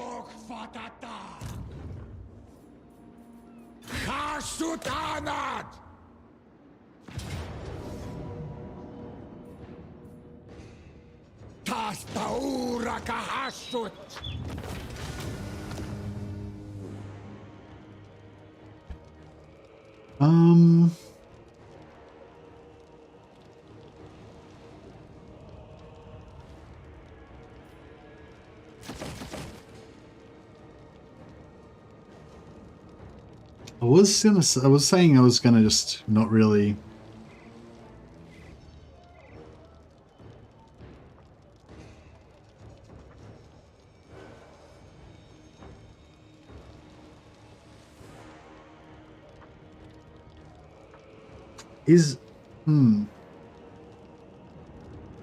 I don't know how built up this was.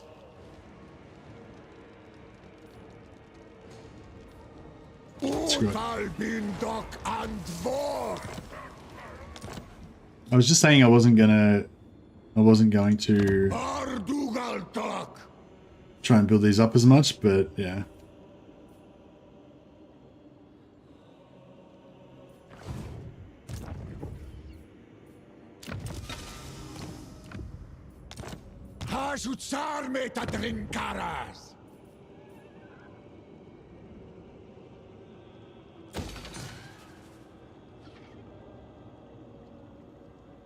Looks overcomplicated. No, it's not really that complicated. And the cool thing about it is it's not very punishing either.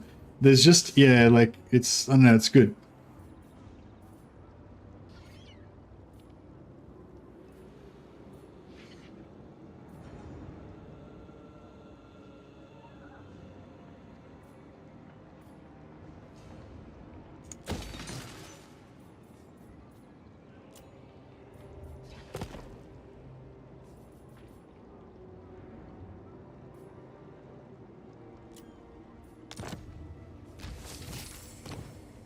Tordrenil, yeah, Tordrenil's pretty vulnerable, so I probably won't level that up.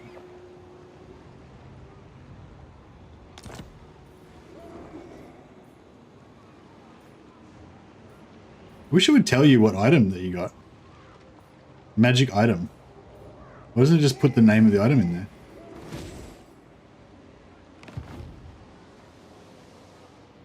Yeah, no, like I was saying, like, yeah, before, I don't think it's overcomplicated. I think it's got complexity in a good way, you know? I think they've done a really good job of it. Like, yeah, like I haven't read the patch notes yet, like I said, but yeah, as far as I know, there's no major faction reworks in the patch notes, but I guess we'll find out tomorrow. And when I heard that at first, I was kind of bummed, but honestly, like the Chaos Dwarfs are so fucking good that, like, I don't care. Like, yeah, I was saying this. I said this to Indie Pride as well. Like, I had like a bunch of concerns about how, oh, I wish they should be doing a faction rework. We should be getting a free LC Lord. We should be, like, you know, like just like in everything that people have kind of concerned about with this release, like, oh, it's more expensive and we're getting less content and blah blah. And basically everything like that I was worried about before I got access to play the Chaos Dwarfs. After I got the Chaos Dwarfs, I'm just in such a fucking drug haze of euphoria of how fucking much I love playing Chaos Dwarves that everything else is just like, I don't care anymore. Like, it's that my care level has gone down about all this stuff. Like, I'm still concerned about all that. Like, I still want them to patch the game and improve it. And, you know, I still want to see more free LC Lords in the future. And like, I still care about all those things, but my immediate stress level about it is just like super low, because now I'm just like, Chaos Dwarves, I'm in my happy place, you know what I mean? So yeah, hopefully those of you that don't hate Chaos Dwarves, I know some people hate Chaos Dwarves, you know, just because of their theme or whatever. Like, maybe it's not going to have the same effect for you, but yeah, for me, like, even if we get nothing else, literally nothing else except the Chaos Dwarves, and we are like, it's already obvious we're getting at least some more stuff above that. But yeah, even if we literally got nothing else other than the Chaos Dwarves, I think I'd still be kind of happy. Alright, we need to gear these dudes up. We need everyone to have healing potions this time. So we're at 3 fights in a row.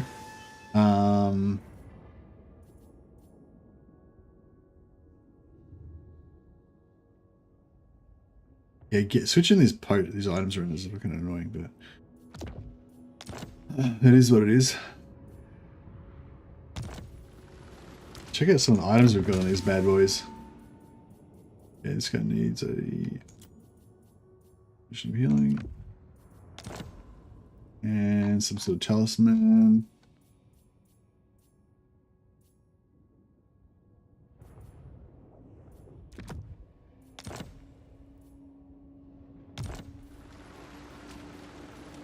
What armor do you have? Armor of Fortune.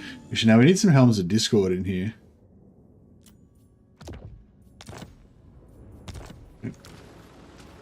Yeah, looking around for Helm of Discord and not being able to find it is really...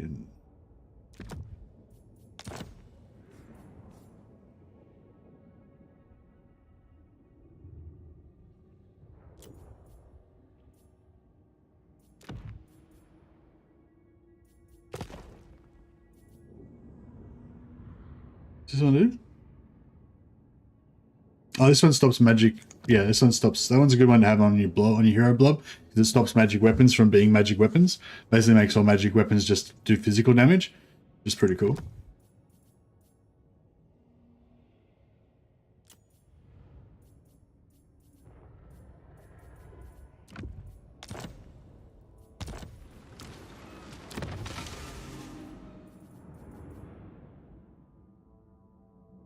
Cleaver, sort of heroes, Warrior Bane. Yeah, Warrior Bane. We haven't got a Warrior Bane in yet, I don't think. And he needs a healing potion as well.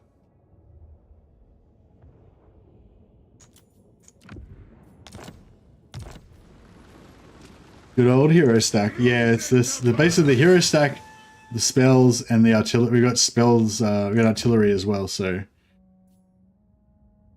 We've got spells doing AoE and we've got artillery doing AoE as well, so like double AoE. It's pretty good.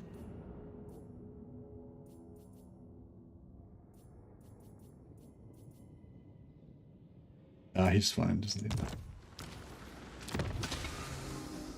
This bad boy, he should also have a potion of healing if we've got one spare.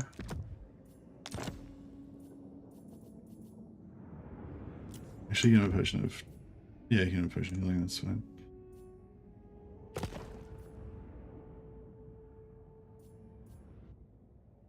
And we'll give this guy a forbidden rod as well.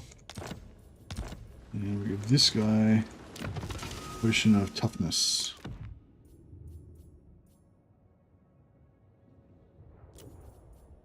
Alright. Everyone is geared up to the max.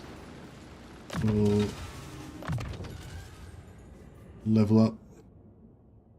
I'm worried this is going to crush me if I do too many skills.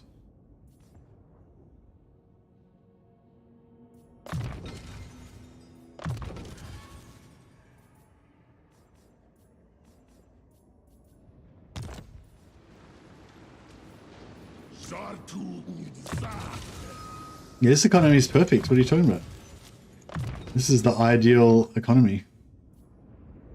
No, don't. Just wait till the end of turn, and you'll see.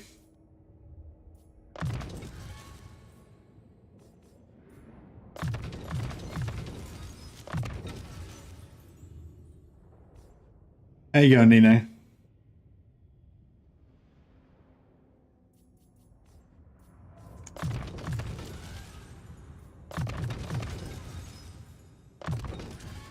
Alright. I'm just a bit tentative because I'm worried it's going to crash the game, because sometimes when you're in the skill in there too long in the skills and items, it crashes. But if we can get this battle started. Alright. Alright. Alright, we're going to get so many slaves. I'm just excited about how many laborers we're going to get. They better patch this. Patch what? Oh, patch the crashing. Yeah, it's happened to me a few times. It's happened to me like about once every stream on average, I'd say. But yeah, I love the complexity of the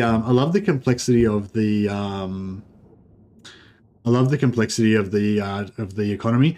I'd love it if they introduced the dwarf economy mechanics to every faction. Like, or just all of the civilized factions, like even Empire, like I wish Empire would have the same thing. Maybe with Empire, don't have the slaves, but have the materials and the have like food. Maybe have food and like, you know, industry or something like that. You know, but anyway, yeah, I'd love to have something similar to Empire, for Empire, and something similar for the other factions. You know, just that idea of being able to build different settlements and have the different settlements, like, just having that whole supply chain thing, like, I don't know, like just say Avaland, right? Avaland in the lore, I believe, is, I'm not an expert, but I believe in the lore, Avaland is really renowned as being like a breadbasket. Like there's heaps of fields growing, like endless fields growing like wheat and crops and everything. And, you know, so to be able to produce heaps of food, support a huge population and stuff like that, you know? And like, it'd be cool to like go and take over Avaland and like build lots of fields and shit, and have like special landmark buildings that allow you to have more population and more fields and everything. And then, you know, Nuln like can't support itself because it's just so industrial and everything, and then you build Nuln up to be all industrial and creating lots of, you know, like, I don't know, that'd be sick, I reckon. Like it's just, I don't know. Well, hopefully you guys are going to find out tomorrow how enjoyable it is. But yeah, another one of these damn choke point battles. So yeah, we're not going to be able to get that much in the way of slaves, because they're all going to run away. Oh, no, we can't set up over there. We go. Fine, we'll set up over here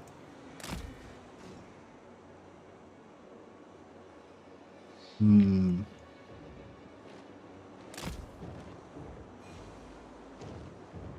Yeah, I'll move them into there.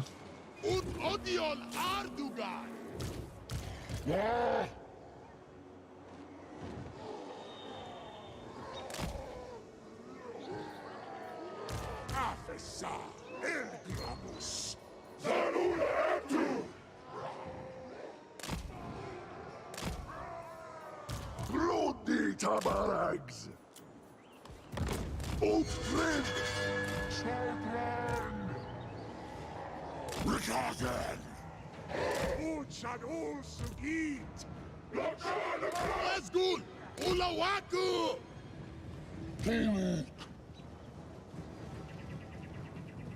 Want to see a full-blown chaos Dowie economy, like 10 full provinces. Wonder if you can upkeep your armies. Yeah.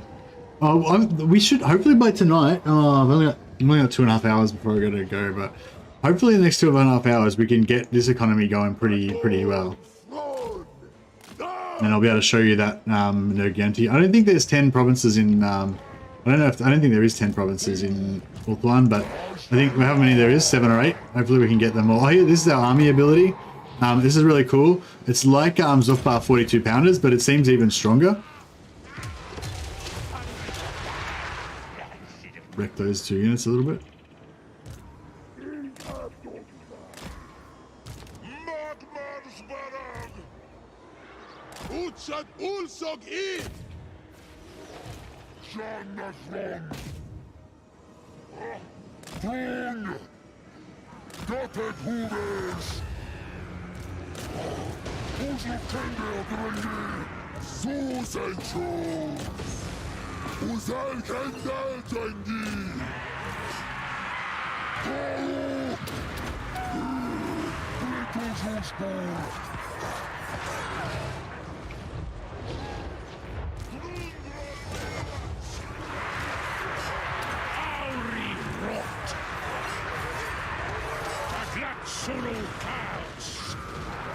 What the fuck?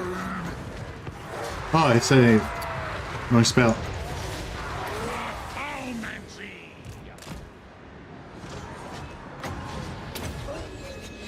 Oh fuck, these guys are... Alright, we better send in the centaurs. What's shooting me? The Warplock Jazales. Yeah, fuck those Warplock Jazales.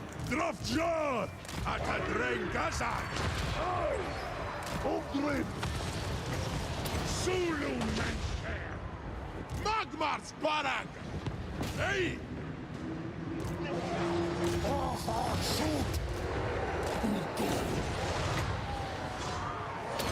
I don't know if that's going to do anything to the orc blocks, but I'll try.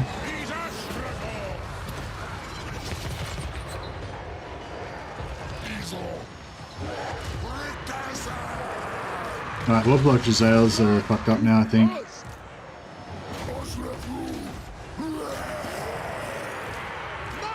They're really good for anti-artillery, these magma cannons, they just wreck.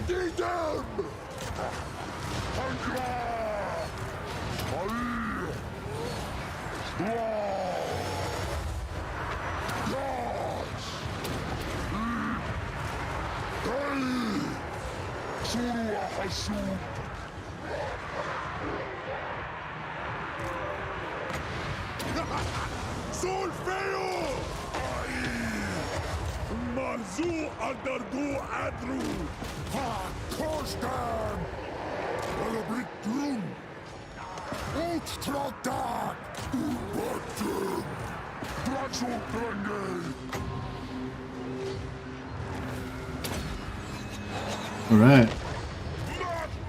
Murder them.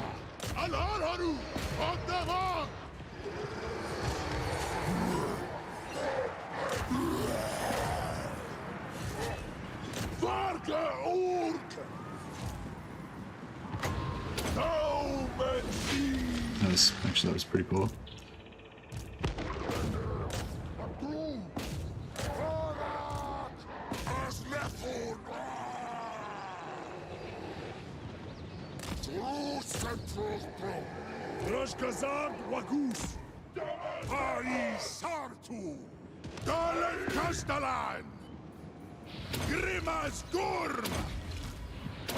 Alright, just top everyone's healing up so that we can get back to full health. Next turn.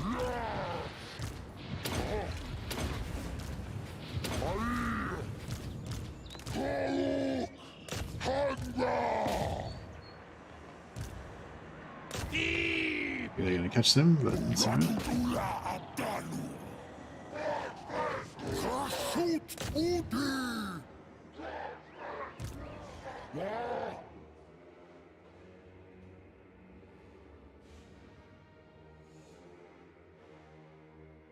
Fuck. I hate it when you can't like click on them like that. Fuck. Okay. Oh, there we go. Oh, I lost the sound. That's right. I am clicking on it. I just lost the sound. What is it? Control Z? No. Alt Z? No. Shift Z? Shift X? There we go. It's Alt X. Turns off the sound.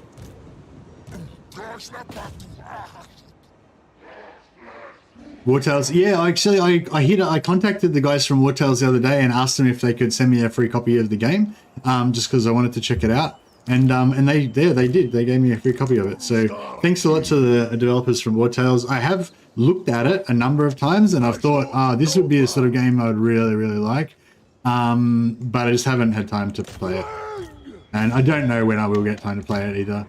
At some point I'm going to get to play Wartales, and I reckon I'm going to really enjoy it.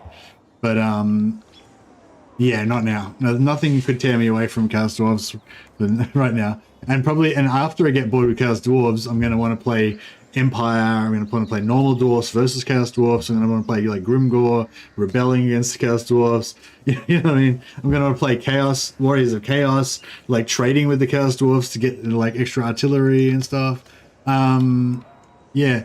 Oh, actually, that would be really cool. They should have brought in a thing for Warriors of Chaos where you can get special quests for the Chaos Dwarfs, where if you pay them a certain amount of money, they'll give you like a buff, or they give you an item or something like that. Like they give you like an armor buff to one of your units or so. Oh, permanent armor buff.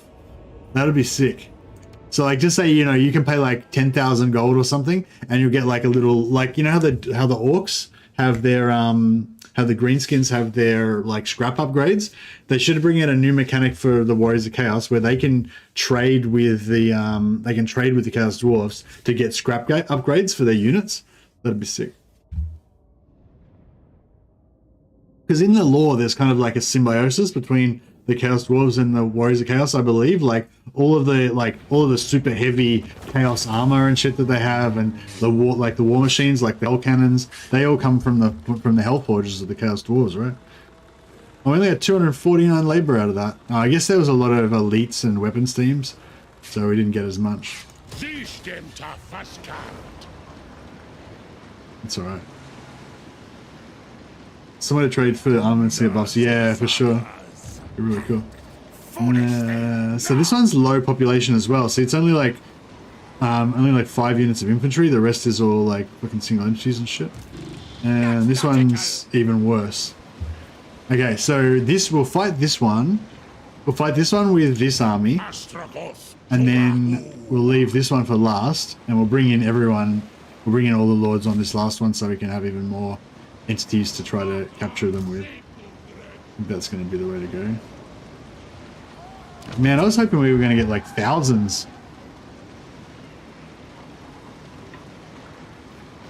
So that one doesn't need any more. He's got 240. That one's got 200.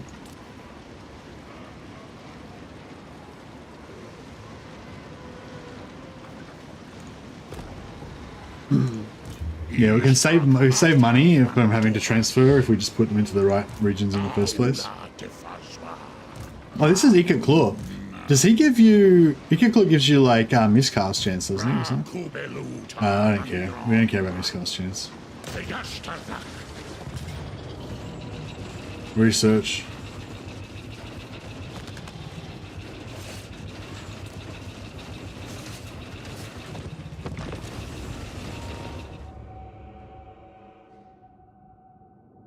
Do Britannian smithies still give army-wide armor? Oh, I don't know. Like we didn't get the patch notes, right? So didn't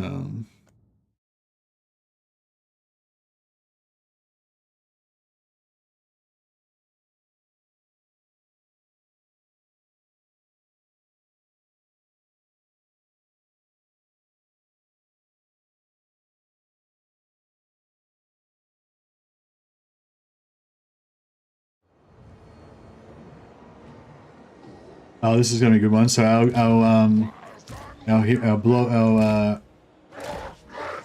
our Thoris Raiders can get straight up in there. Actually, I'll bring these ones from this side just to confuse them. This is Astragoth's little Torok. So Astragoth gets plus 15% ward save to all of these guys. So if you look at these guys, they've got 15% ward save. Plus I guess 10% physical resistance. I'm not sure if that's natural or from a tech or something. Oh no, that's from his skill tree, from his red line, I think. So these guys got 25% physical resistance. It's pretty cool. Plus, you know, their stat line's pretty good as well.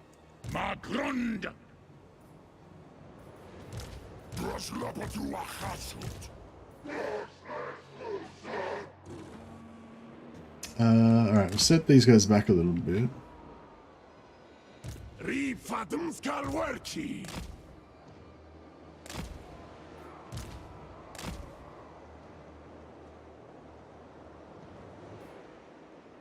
Vahitu Debak! Avisa Elgramus!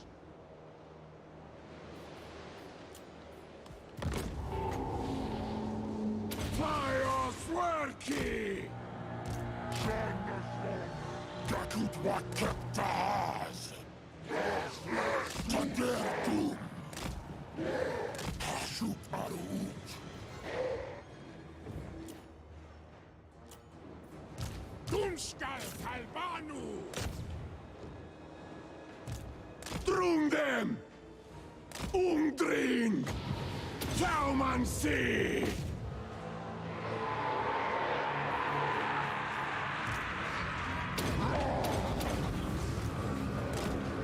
Drum!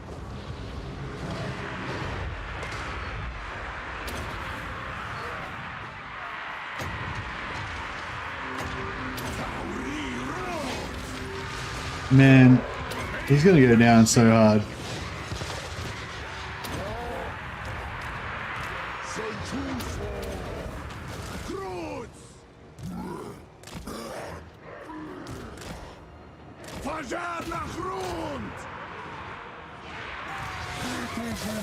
Is he dead? Oh yeah, Ikakla's dead already. Just about. Did they just nuke themselves?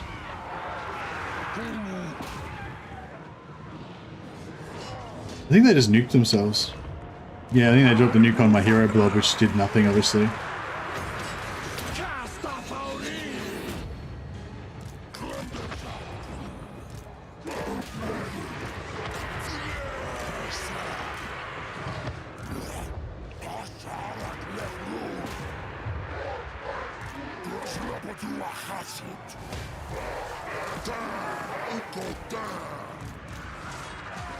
Oh, Ikaklaw came back in. Beautiful.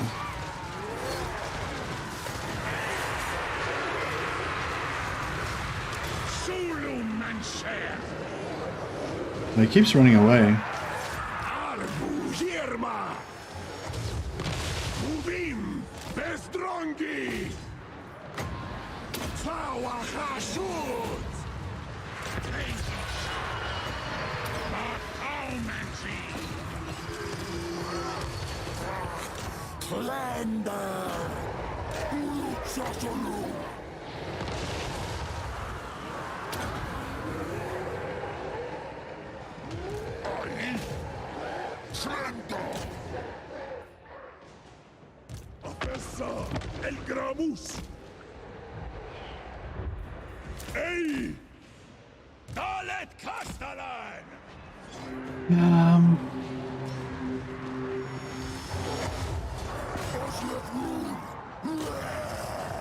Yeah, we've got to get that infantry. That's where the slaves are at.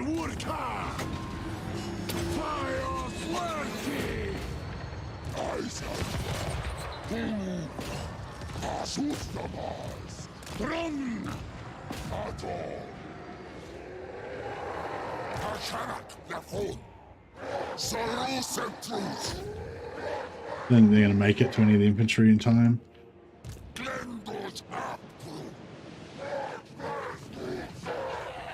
That sniper's cape rare. Is that little? Does that mean they've got a banner on them? Is that little circle thing that was on? Is that like some sort of banner display maybe or something? Oh man, missed out on so many slaves.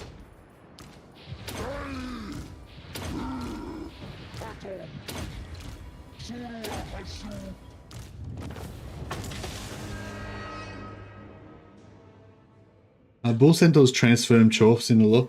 I think they were originally made by Magic, but I don't think that they're.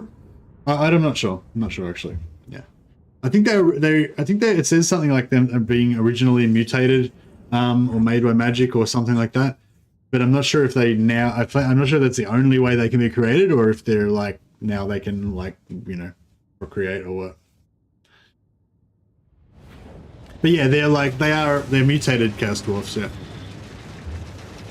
But I don't think, I feel like I kind of remember them not being just straight mutated. They were like, oh, the money is actually worth more than the labor in this case.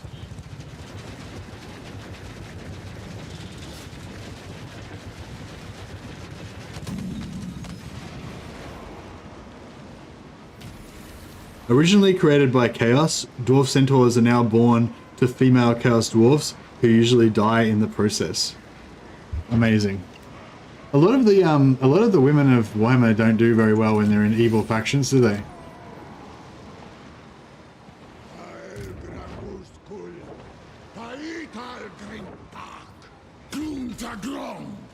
Metal, yeah, it's pretty metal.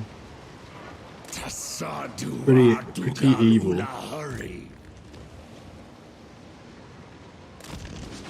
Alright, we'll get 3 lords in there for some extra magic item drop chance and just have an extra guy to chase our slave capacity.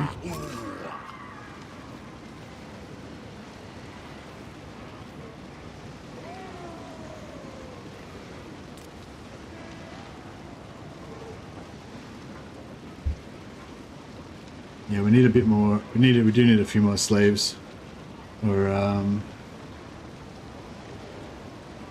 not really a fan. A lot of time it's older lore that GWs tries to avoid bringing up now. Yeah. I think like in the older lore it was just it wasn't really like specifically like woman hating or anything. It was just that there was just heaps of horrific, ultra edgy, ultra fucked up shit that was going on everywhere. Not just to women, but to men too, you know. But obviously, yeah, it's a bit more politically, I don't know, charged now, I guess. But yeah, some of it, yeah, it's pretty rough.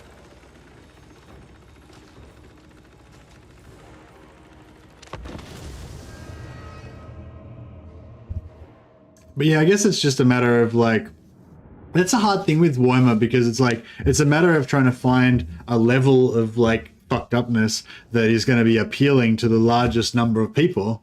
But the thing is, if you want it to really be appealing to the largest number of people, then probably having like almost no fucked upness at all would be the ideal level. But then if you have no fucked upness at all, then at a certain point it stops being Warhammer anymore, you know? You know, but yeah, I think a lot of the stuff that Natalie's talking about, like the really fucked up stuff, like the what's the Norscan lizard dudes, you know, like the Norscan lizard dudes and stuff. Like, yeah, I think like most people, you know, are happy to see that Fimir, exactly, yeah, I think most people are happy to see the Fimir and stuff like that get changed, and like the Beastmen and stuff, you know, the stuff about the Beastmen and everything. But I don't know. I mean, I kind of like it. I don't know. Like, it's okay. Let me just say this. I'm going to stop crapping on about this in a second. But like, in the context of a game that like 12-year-old boys play, which is kind of like that's kind of like the target demographic for Games Workshop is like 12-year-old boys, right? Although now it's like 12-year-old boys and 12-year-old girls, I guess. I don't know. But I'd say still it's like 99% is probably male. But like, you know, and in that context, like having all this kind of like sexual violence, you know, kind of shit is kind of really fucked up. But then on the other hand, like when you think about it as like in terms of like reading the novels and like that like dark fantasy, and like a lot of the fantasy novels are kind of like horror, like they're horror novels, and I feel like in the genre of horror, like a lot of that sort of stuff is a lot more acceptable. But yeah, but I don't know. It's like, yeah, I don't know. It's definitely a bit of a minefield, I think. Ranting, yeah, I'm gonna stop now. He's Astragoth.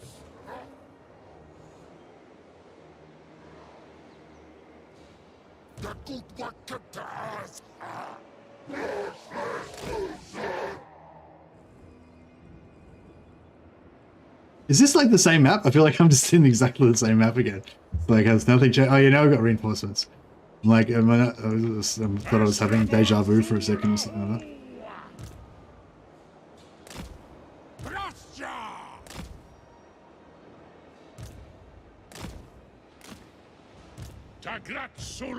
But yeah, I guess the probably for me the compromise would be probably remove that stuff from, or downplay that stuff in the army books. But like, I think it doesn't necessarily have to be removed completely from like Black Library novels and stuff like that. That can still be kind of, you know, I don't mind a bit of fucked upness in there. Because, you know, the percentage of players that are, especially the younger players that read the Black Library novels, is probably pretty low compared to, you know, the general population. Hey, Wolfspaw, how you going, buddy?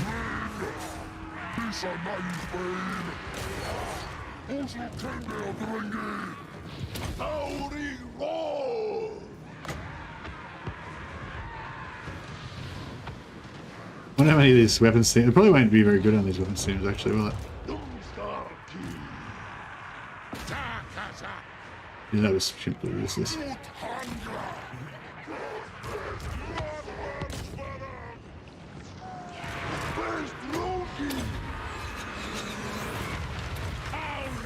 forgot to pop all my buffs. Luckily, this is the last battle. I'm going to take significantly more damage this time around, I think, than the last ones. Could have done that all at once, I just realized.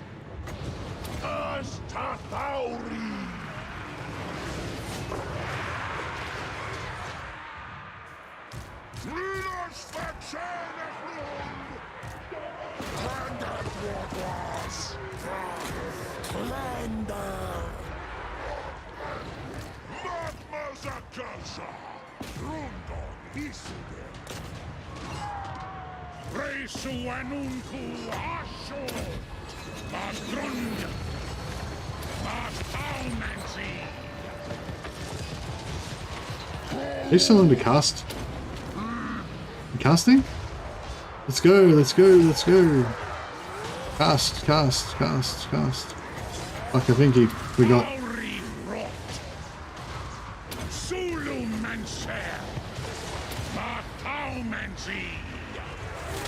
There he goes. Bloom.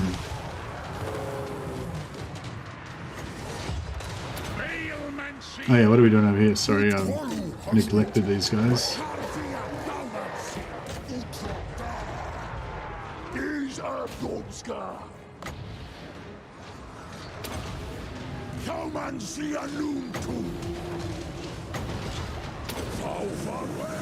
Burn, heretics!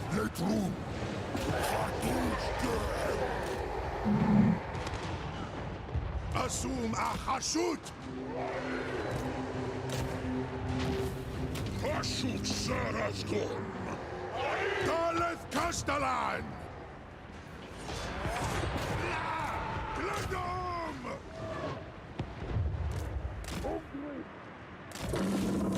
No, I've got to get some slaves out of this. No, I don't think we're going to get any. Right.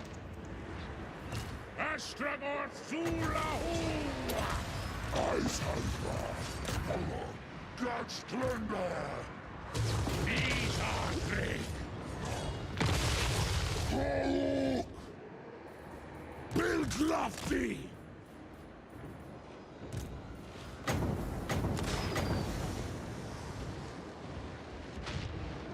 Hey, Nicholas Crampton.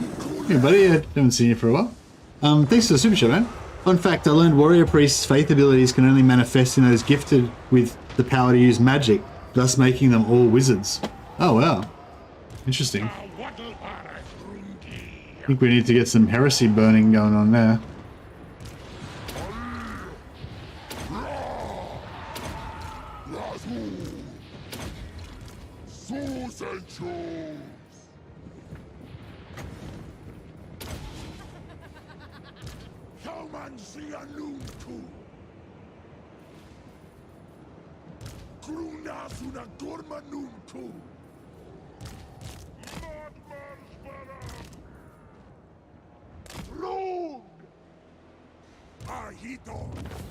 Get the heal then.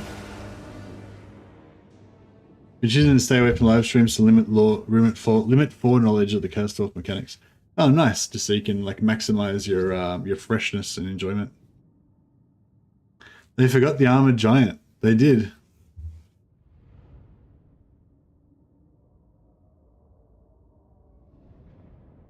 Is the range AI broken? I noticed the new patch makes ranged AI act super weird.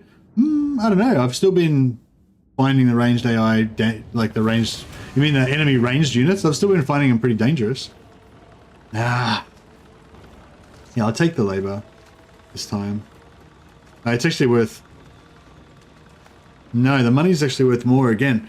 So, yeah. So I guess in these ones where you've got like low entity numbers, and more single entities and like elite smaller number of units, it's actually can be more valuable to take the money. Whereas if it's like low tier infantry, like in the earlier parts of the game, it's more valuable to take the labor almost always. In this case, we kind of need the labor anyway, so.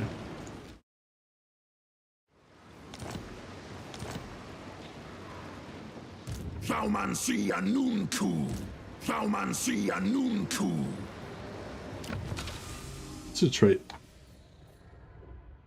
Oh yeah, this guy's cool.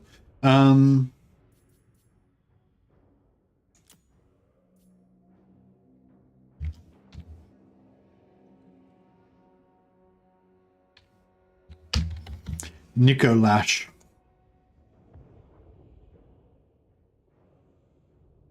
Cramptor. Nikolash Cramptor. Boom. Named.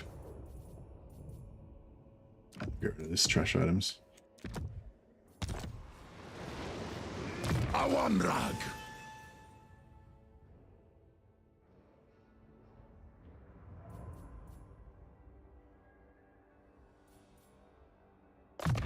Dalabdanu.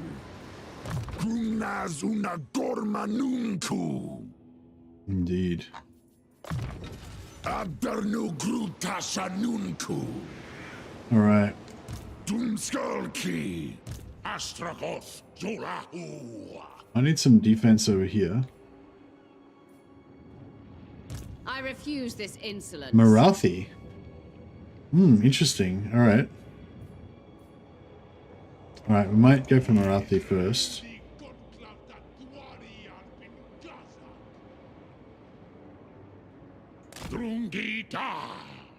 Yeah, no, interesting fact. Thanks, Nicholas. Asumor Angas Lock. Tavar. Gross. Intres.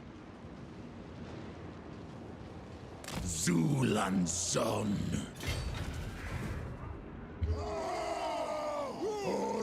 Oh, did I leave the siege? Man, I left the sieging guy last turn, so we're not getting the full,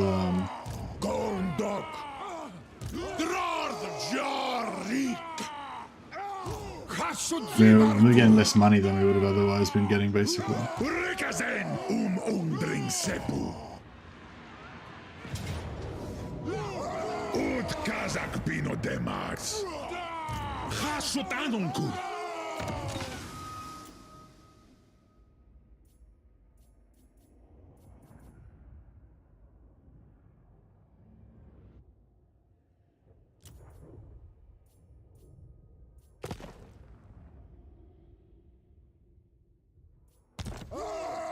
Please ban that person? Which person?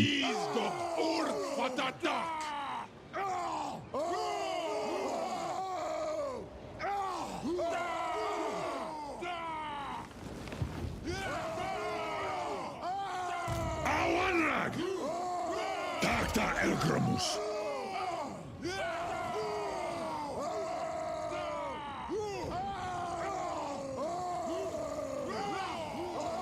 Yeah, I'll have to pay more attention to the AI. I don't know. Makes fun about the Holocaust's troll name. Oh, I don't even know what you're talking about. Sorry, Wolfspaw.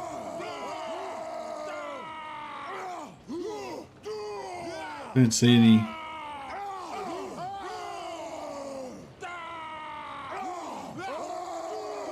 Oh, okay.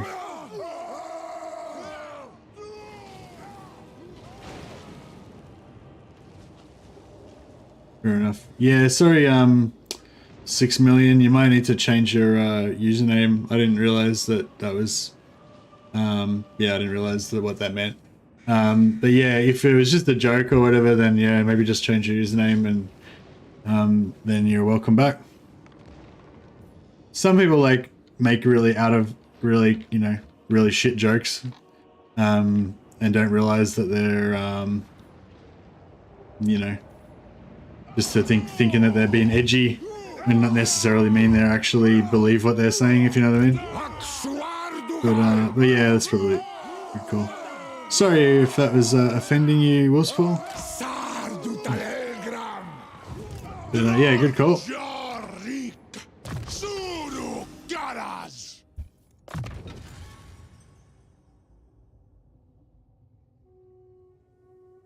Yeah, I don't even know what Holodomor is.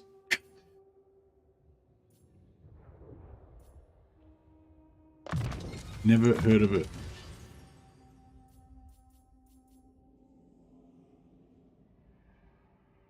I'm German, I'm trained to sniff that stuff out like an airport dog. Yeah, yeah, for sure, for sure. Nah, I know a lot of our viewers are German as well, so I'm sure that if you found it offensive, there'd be lots of other people that found it offensive as well.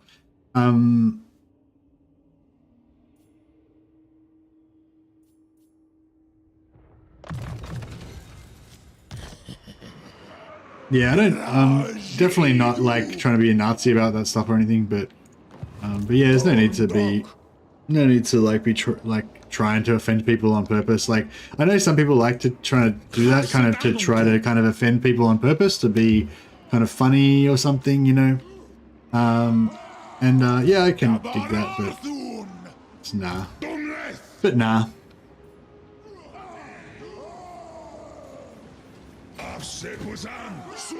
Not trying to be Nazi or yeah, obviously, yeah, sorry, yeah. So I meant not trying to be Nazi as in, you know, a grammar Nazi or a, you know, a PC Nazi, but yeah. I'm also I'm trying not to be any type of Nazi.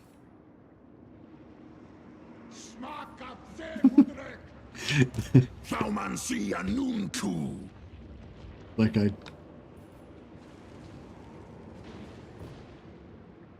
luckily, it's not the sort of thing you can't just sort of slip and fall on your Nazi, so. Good. But you can slip and fall on your being offensive.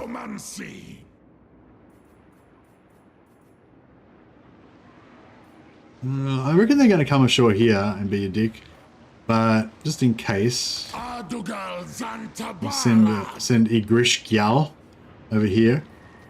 I'm not sure if I want to make Andrak Tobiash go ham on these mofos or not. I feel like we could probably solo this garrison, but it probably wouldn't be that much fun. If we don't need to, we'll see. Let's check our economy. If we don't need to, I might just skip it.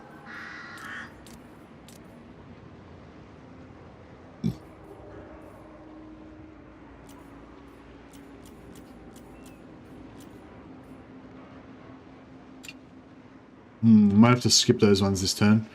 Bit of a bummer. Yeah.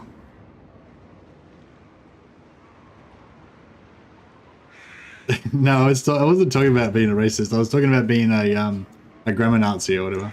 I was saying, yeah, I don't want to be like the free speech police on people or anything. But yeah, but on the other hand, you don't need to go out of your way to be a dick for no reason, you know.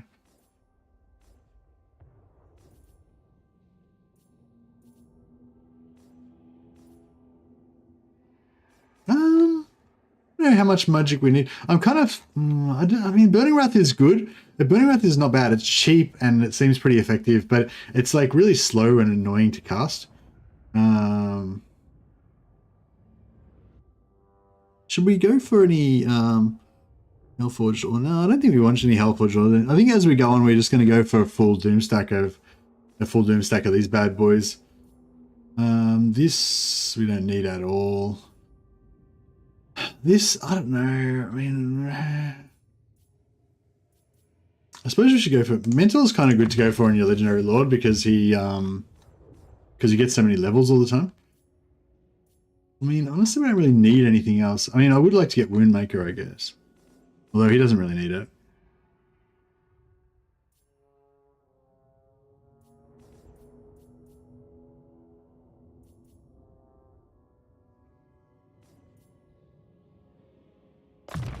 Actually, yeah, Greater Arcane Conduit would be really good to get.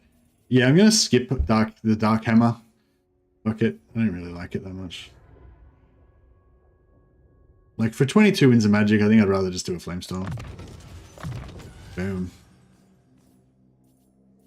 Narbetas Azaturgi. Alright. Yeah, so we're not going to rush anything this turn. Because we're struggling on our labor. Wish these guys would upgrade their shitty fucking town a bit more. They might not be able to get any. They might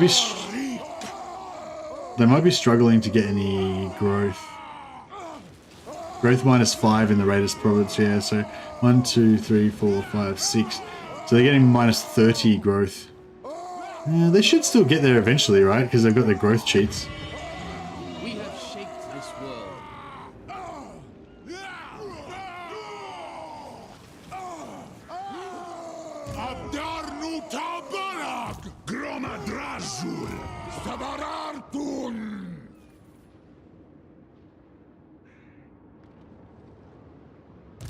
I don't think they'll be struggling with money, but they're probably struggling with growth, yeah. Alright, I might just leave him here for now, but I'll just put him in ambush so that we can maybe sucker these guys into coming out into the water. We could give him some bit of the old line.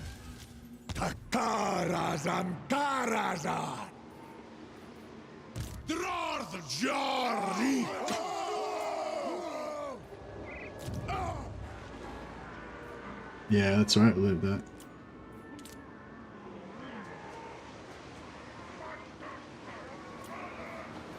Alright, I think we're good.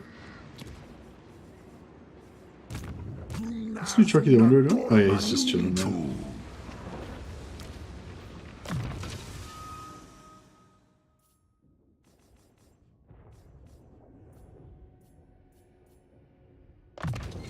Oh yeah, I forgot spell resistance is good on casters in case you get backlash. It reduces it. Hey. Oh, got some lag again. What's going on with the lag? Oh, there it goes. No, lag again. No, I keep getting these little lag spikes. I'm not sure what's going on there.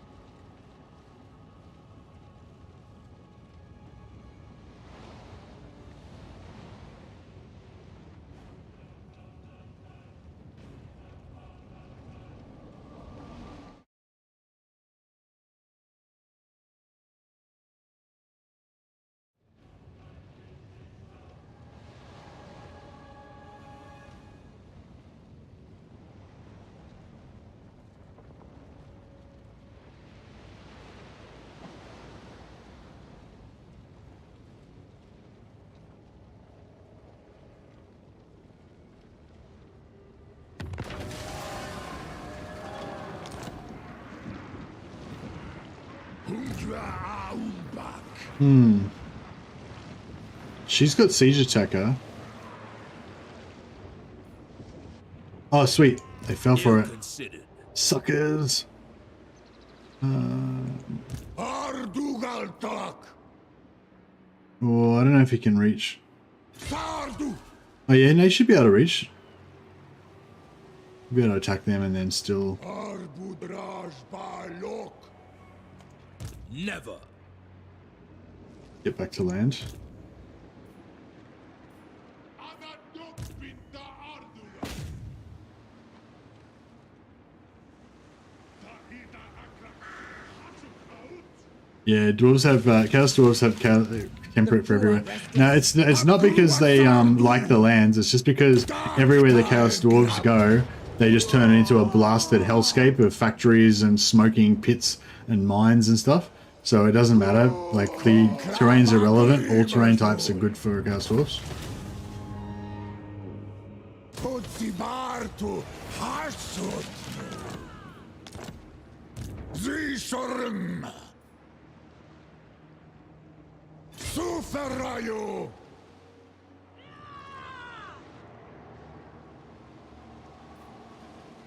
Inavarkarak.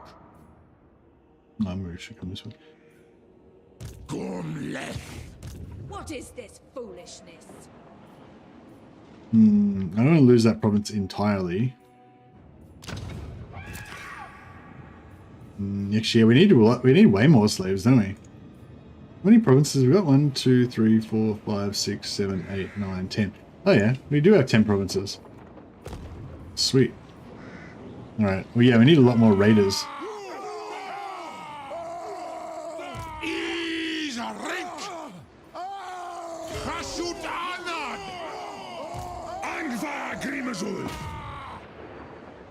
Gotta remember not to forget this time. Remember not to forget, doesn't make sense.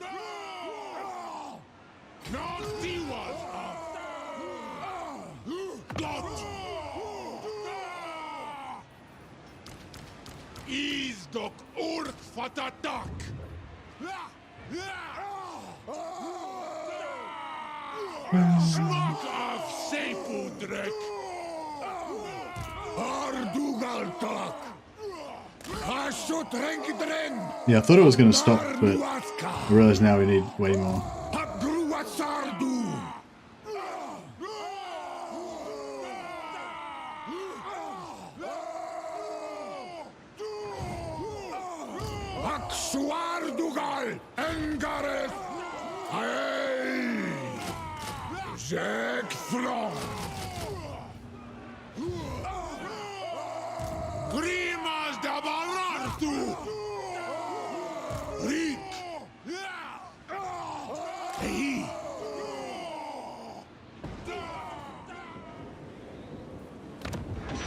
We need heaps more.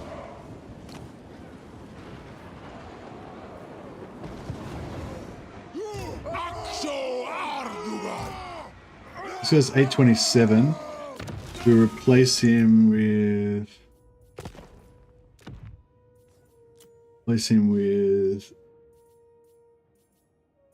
this guy.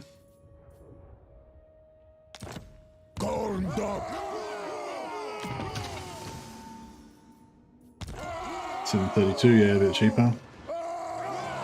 Is Udi conclave that Dwari Arbin Gaza?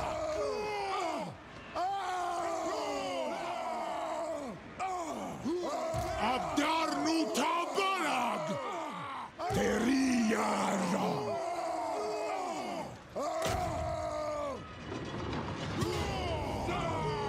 Utan Ula Ardugal! Gondok! Hutuakut Anko! Alright, yeah, so the money's going down, but the slaves is not going down, so it's all gonna work out.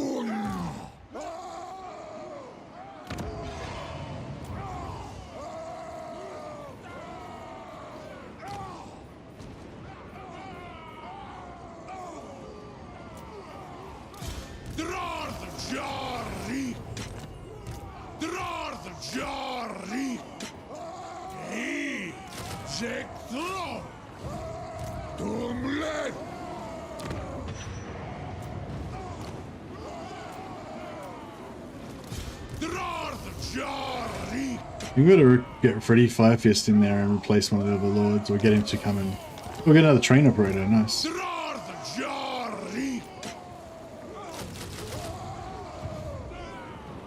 Alright.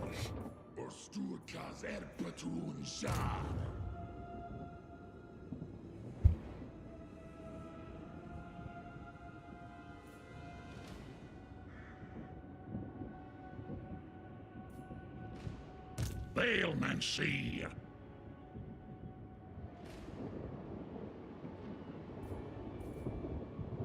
I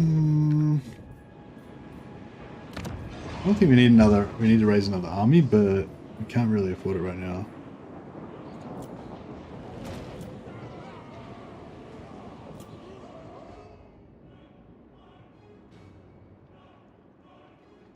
Kasudzibartu.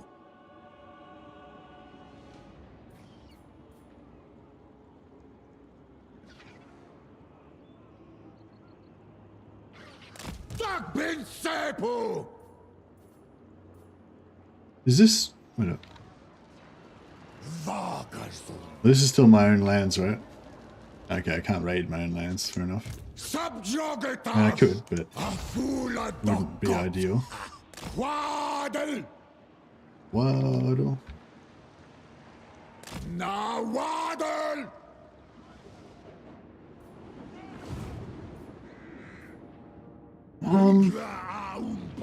Okay, so I think we need to put... Can she... I will not. Okay, she could siege this and potentially take it in one turn. So we need to put him in within reinforced range. You presume. Hopefully she doesn't have lightning strike, that would suck. Potentially going to lose Even the lawmaster could not. something over here, but Dromadrazul. they're not.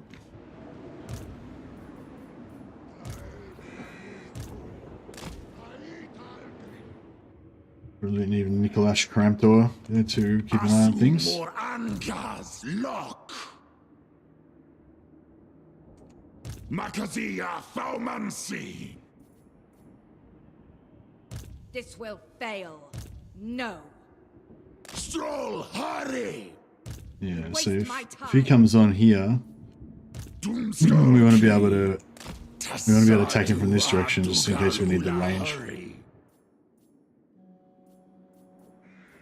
Cool, I think we're good.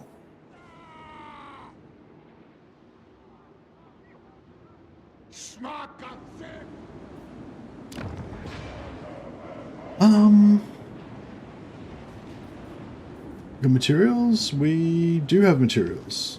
Alright, White Tower of Hoeth. This guy. Give him mutant.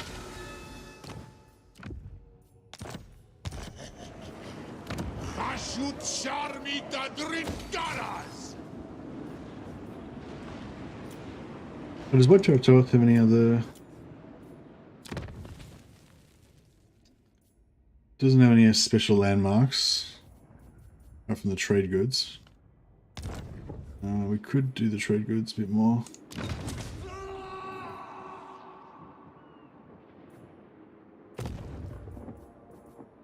Is it? So 100 to 150. And 360 to get another 130, so another 180. So it'll pay for itself in like 15 turns or something. Yeah, not really worth it, but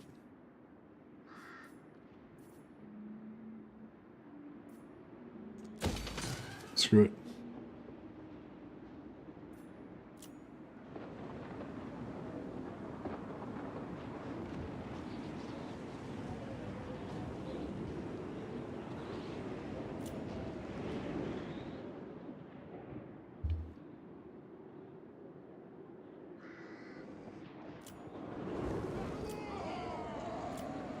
Alright, and I think it's all kind of coming online.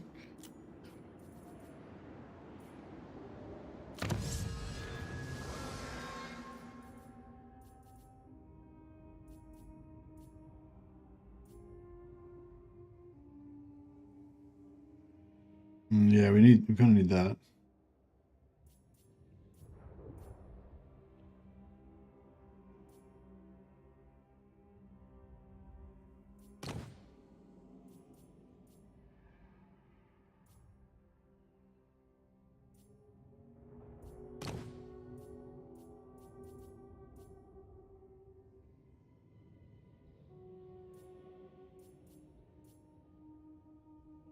Oh, maximum health forge option is +2. Total war. That's sick. We should get that.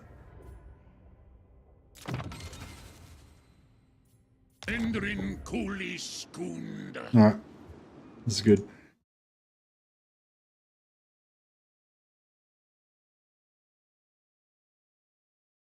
Bro, 6 million, you need to like fuck off with that shit. Like, regardless of like who thinks what or whatever, like this is not for political like no political discussions basically is the rule, you know? Because this is supposed to be a chilled out place where you can kind of forget about the world, play fucking computer games, talk about computer games, think about computer games. You know, it's just computer games. No fucking political bullshit. No trolling people for fucking giggles. Fuck that shit.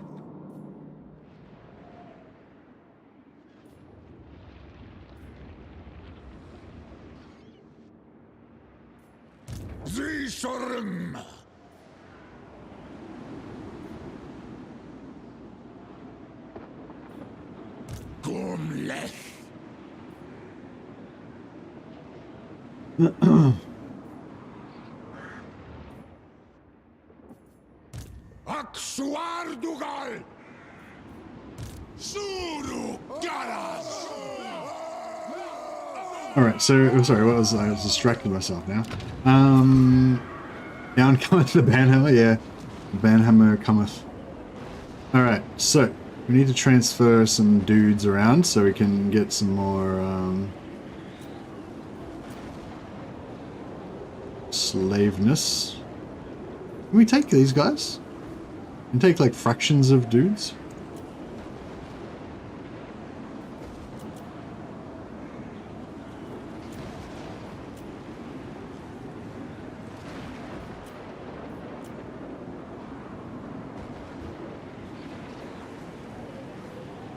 So we spend 668, and in return we'll get 4,500.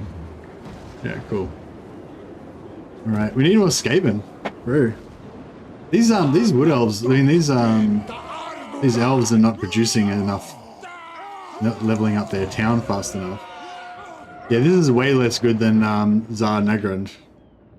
Tsar Nagrand was giving us like Nagrand was giving us nearly 400 slaves per raiding army. But Tsar Nagrand was a lot less secure. This one's completely secure. We can just keep pumping that up more and more and more, so it's cool. I thought we were getting close to our capacity, but now I realize we're not anywhere near close enough. We need heaps. We need heaps more. Alright, cool. Yeah, there's zero chance of me getting any trains out. The train part of the game is basically over for me now. Yeah, so I think if you want to migrate, like, you need to really make friends with Grimgor. Because Grimgor is going to eventually take over all of the train area. So, so you need to like be friends with Grimgor, otherwise your trains are all fucked. Or you need to wipe out Grimgor. In my last campaign, I basically rushed the one before this. I was Astragoth. We basically rushed Grimgor and wiped him out straight away. That worked. And then as part of that, we made friends with Colex, so that whole eastern side was fully protected, and that was really good for trains. Because if you've got, like, you only need a short area. If you just control everything between Zan Nagrand and, like, Greasus Goldtooth starting location, then you can just keep sending trains to Greasus, like, every time. They only take three turns to cycle. So if you want to get all the items, that's kind of a good way, because you can just randomly... It's not as good as sending them to all the different locations individually, but if you can't get access to all of them, you just keep sending them to Greasus. Alright, I think it's time that we got rid of the Sword of Cain, because I don't want to pay that upkeep. So the time of Andrak to Bayash is at an end. Sorry, Andrew. It was a good time. It was a good time while it lasted.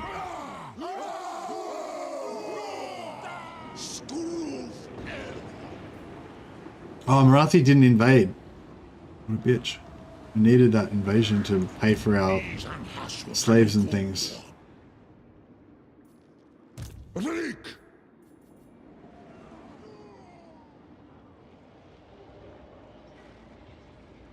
Going for the donut has been entertaining, but it was a strategic error. Hey, it's early. It's too early to say. I think, Click Monkey. Too early to say that.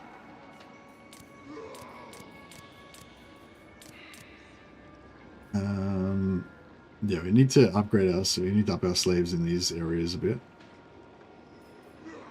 Now we might have to take some bankruptcy attrition for a while, but that is totally fine.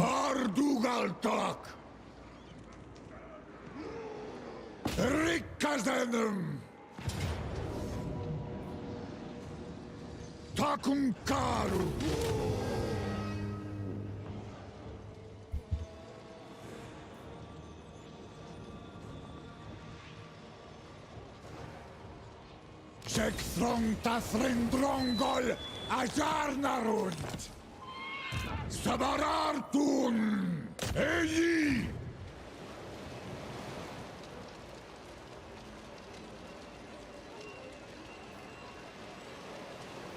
Ebar Dugalengaris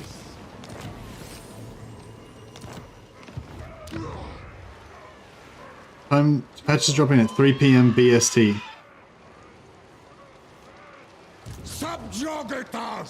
Now, I might need to sell some more wars. My madness is not weakness. Now. Madness is weakness. Xiao Ming.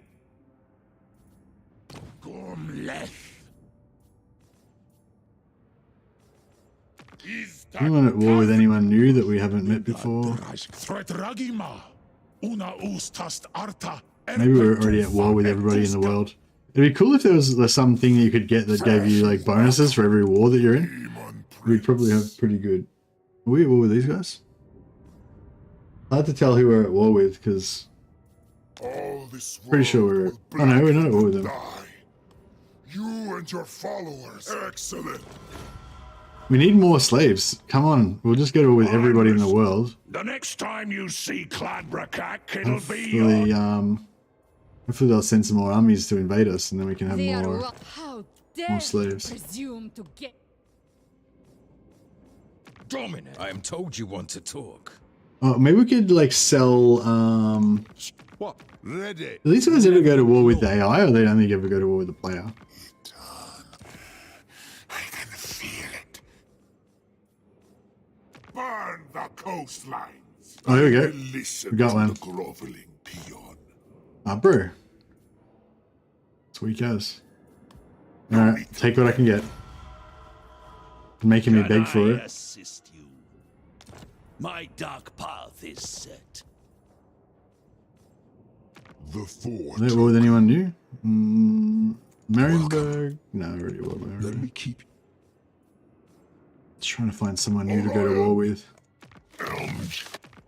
Lord of the Glade. No, alright, well, how about we offer to break agreements with other factions? So all these agreements we've made with other people, we'll just offer to break them. How about we break We got in a room with him. Here's someone we've got in a room with. We've got. Okay. God Maker. Hunger for souls. Surely someone that we like hates somebody else that we friends with.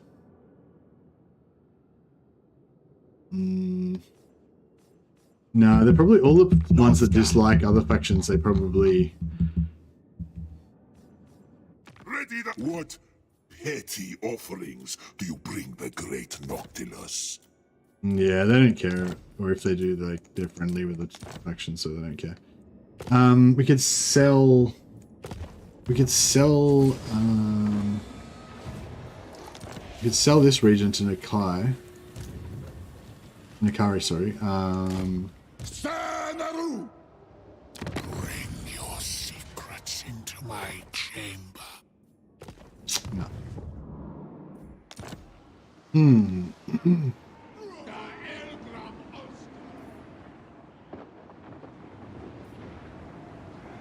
Rakubeluta Andron. Whoops.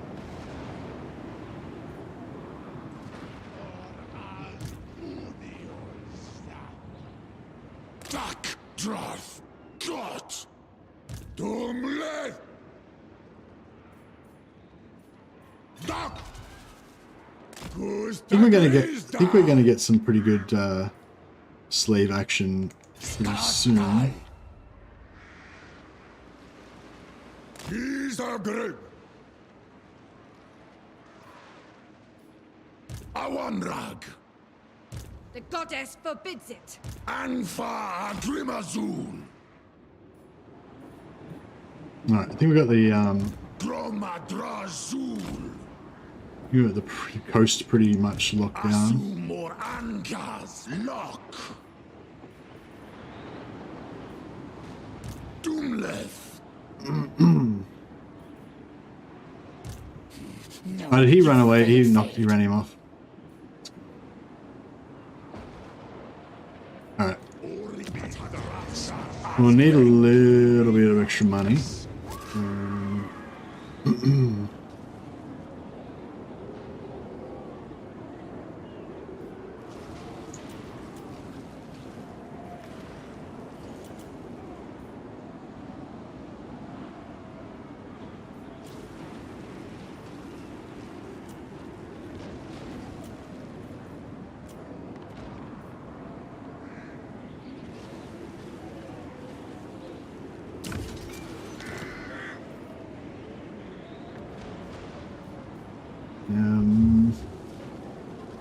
Guess we could take some from here.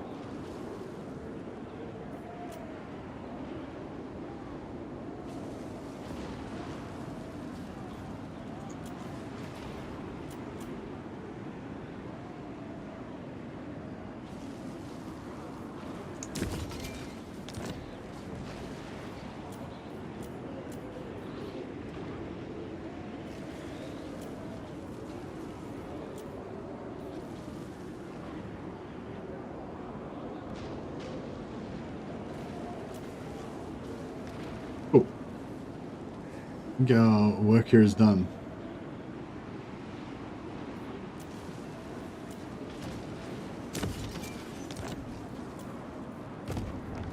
See, our economy is fine. I don't know what you guys are worried about. Total war. Yeah, we need that. Oh man, this is some good shit up here. Good stuff. I like it.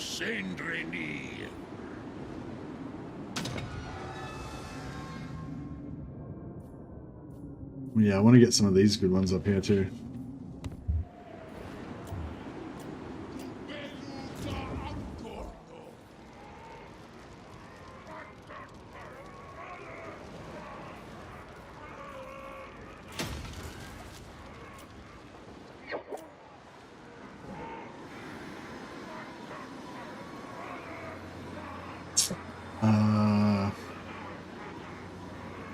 Does public order give you any extra?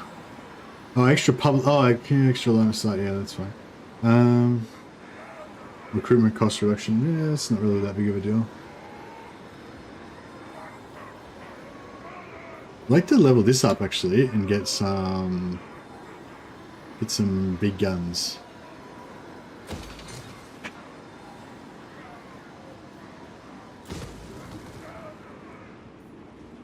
Grimas da Barartu! Dan Garas and Garascha!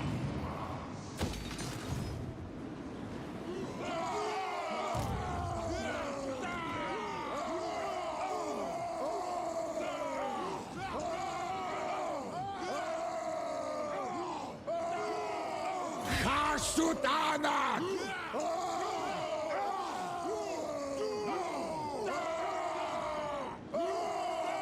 Good dog! Takatelgra! Subjugitas! These guys, they love it. They're all in there raiding away.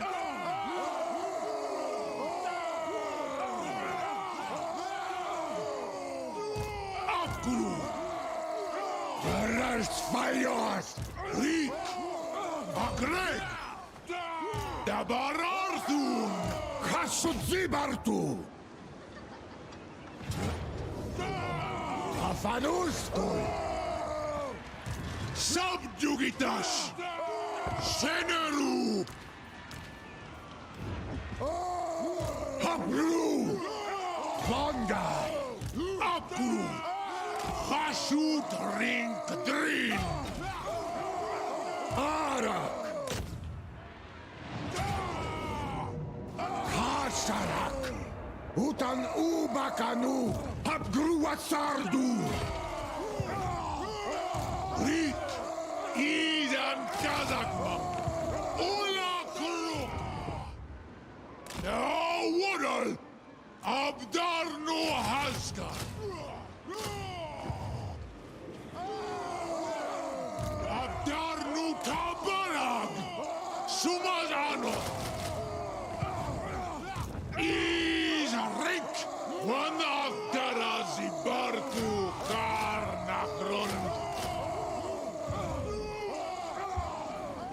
See, Chaos Dwarves isn't my taste, but I think CA have done a good job with them. Yeah, oh, that's good that you can recognize that, Bug Monkey. Hopefully you guys can also see the possibilities. I was having a chat with somebody that this yesterday, someone else in the creator program, and was just saying how, like, like one of my take, I guess my sort of take on it is that the Chaos Dwarves have some semi-recycled things, and they have some scratch-built things. Like, so the Tower of Zar is sort of like built from scratch. I don't know if they were able to, like, I don't know if under the hood it's got some mechanics taken from somewhere else, or they completely built it from nothing, but it seems to be pretty much built from scratch. Although it's sort of like pretty similar to the other, yeah, because it's got that extra thing where the other factions can steal them off you and stuff. Like, I don't think any other factions have stuff like that where you can, where other factions can steal the seats from you. But yeah, and then the slave thing is kind of co-opted from Dark Elves, but it's actually been built out heaps more. So there's like two basically totally new things that they've built there with the industrial mechanics with the three different currencies all relating to each other, you know, armaments, labor, and materials, you know. And then they've got well, yeah, I guess basically what I'm saying is that they've put a lot of development into Chaos Dwarves. They've built a whole bunch of new stuff, plus they've repurposed and fixed a bunch of old stuff. So from that, hey Vekoma, how you going, buddy? No, I'm not bored of them at all. Oh, here we go. Slaves incoming. Oh, so many slaves, all in force march. I'm loving this ambush. How good is ambush now? Because a lot of people are complaining that ambush, like the AI knows where you are, and even if you ambush, they just, you know, don't go near you and everything. Like, because I've been maintaining ambush with all these guys, all of these enemy armies are just gonna get suicided now. It's glorious. It's glorious. All right, this time we're going to get some good slaves out of this. Waiting for 3.0 patch notes. 3.0 patch notes come out tomorrow, same time as the launch. So you'll have a choice. You can either play the game or you can read the patch notes. At like as soon as it releases, then the patch notes I think are coming at the same time. So you have to choose one or the other. All right, so we're gonna have to lightning strike to start with.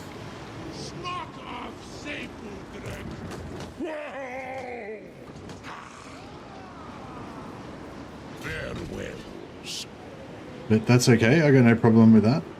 Actually, is there anyone that's just hit level 30?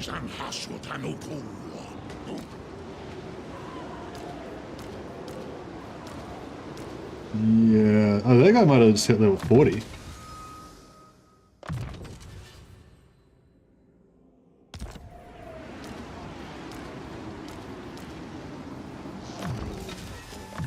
So these guys are all getting mentored up. I'm gonna give, actually I want to give Astragoth mentor, I think, so that, because he's level 50 nearly, and then he can like level up everybody else on the map with his like power leveling. Alright, as long as we don't screw up, this should be good. Astragoth Arax.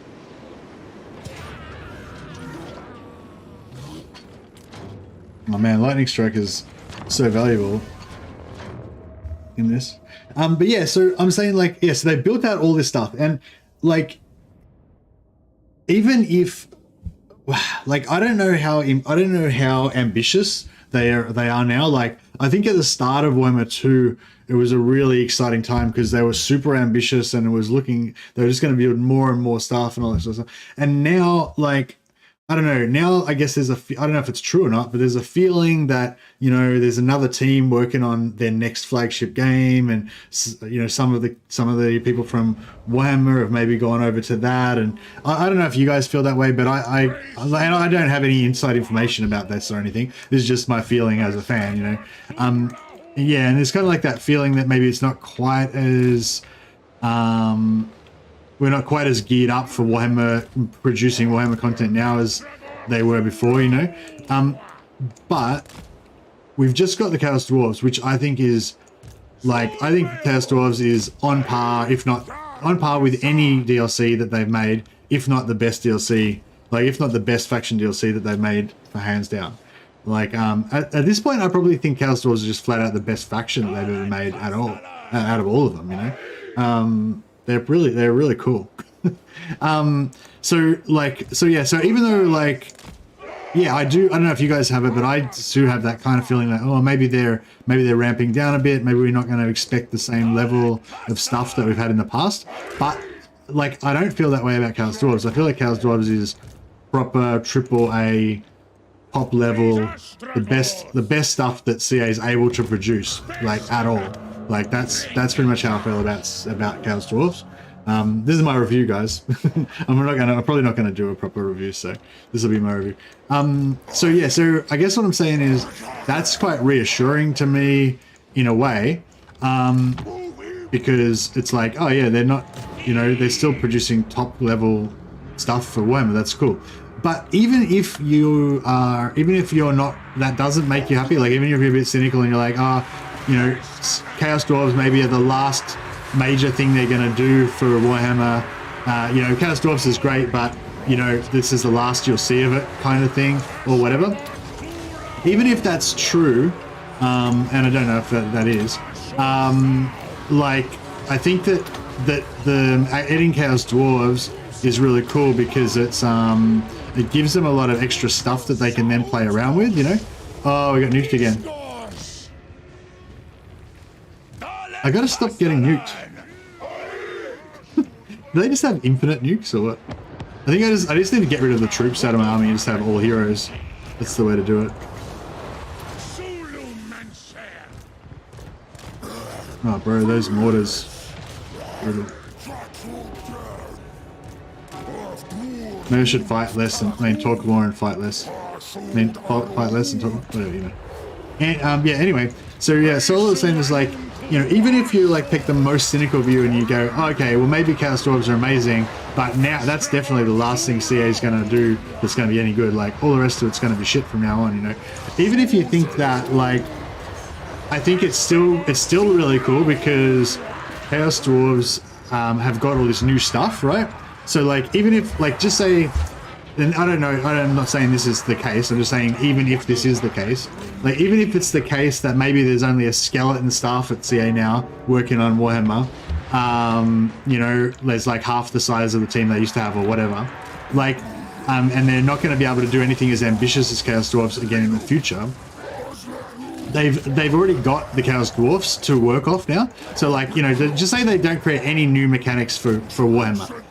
They've now got this like Tower of Tsar mechanic that they could repurpose for other factions. Like that would be a really cool thing to add maybe for Skaven, like the Council of 13 kind of thing, and you could have different factions of the Skaven trying to vie for attention and stuff like that, you know. The industrial system, you could do cut down, reworked versions of the industrial system for the Dwarfs. Like having the Dwarves having like a mining leading to artisans doing manufacturing system would be fucking amazing. The Empire having like, you know, farms and shit or whatever.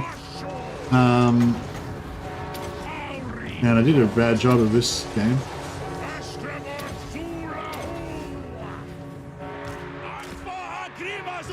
So anyway, long story short, yeah, I think the Chaos Dwarves are amazing.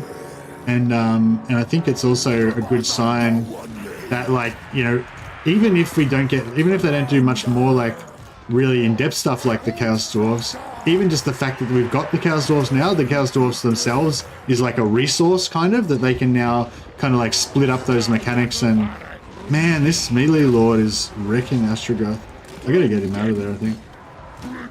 I should have been popping the Helms of Discord. I didn't do them. That was my bad.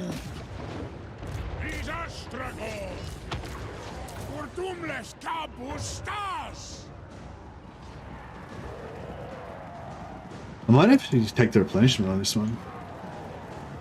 Man, I hate when these guys don't fucking select properly for some reason in the rooms.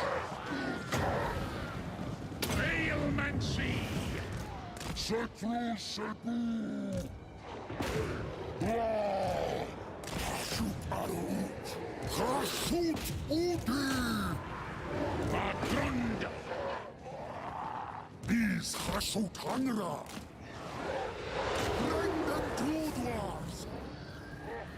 Astragoth Senjuso! Gastlender!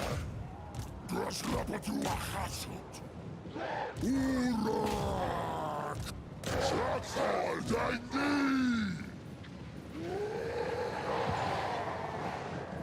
Try and get some more kills. I think they went all out on Chaos Dwarves because they know this is the golden ticket DLC. It's going to sell and big. It did set the bar higher for future DLC though. On the downside, it's more backlash if future DLCs are not packed like this one. Yeah. Well, I think like, yeah, I don't know. I guess what I'm saying is like, yeah, that's a good point, Naganti, good point, yeah. I hadn't thought about it from that point of view. But yeah, but I guess what I'm saying is as well that they've done all this work, like, and then even if the team that designed, like, even if the bulk of the team that did all this amazing work and made Chaos Dwarves is kind of now gone, and there's only a smaller team that's only going to be able to do like Lord packs and stuff, maybe we're not going to get any more race packs, you know. I don't know, maybe, you know.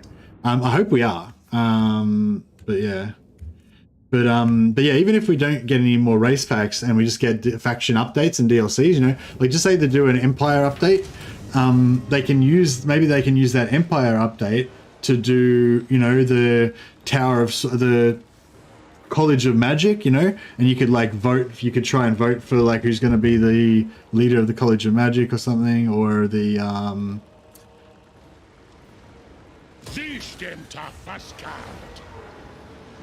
or they could have some sort of more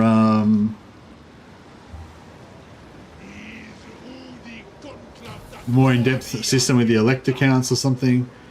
Ambush success chance. Cool. Another 5% ambush. Astragoth, Julahu. Is this a good... Oh yeah, there's a good amount of slaves in there. It's pretty good. Oh, I should have taken the replenish. Actually, most of our guys came through that pretty well. Foolish thing, no! Yeah, this army is kind of low population. 1, 2, 3, 4, 5, 6. Probably get about 900 captives, maybe if we got them all. Goddess forbids This one's 1, 2, 3, 4, 5, 6, 7, 10. About the same, I guess. So it's maybe less, actually. Against council orders! My visions predict failure. Both these are like a pain in the butt, really. How How much armaments we got? We could switch on our Centaur, overpowered Centaur action. That could be pretty cool. Hey Thomas, that's good, yeah. But yeah, I'm sort of saying, yeah, even if they don't have the team to make another Chaos Dwarfs now, at least all the new stuff they made for the Chaos Dwarfs is like lots of stuff that they can like repurpose, you know, like with like minimal extra work, so that when they do another DLC for Empire, they can put in a new College of Magic thing, or they can put in a new, you know, food to materials economy thing, or whatever, you know. I doubt they would go to that stuff that in depth, but yeah, maybe.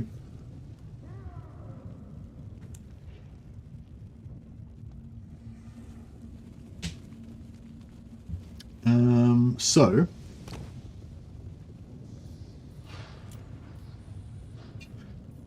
we give them Bullrender's barrier, give them strength from flesh. That's probably all they really need, actually.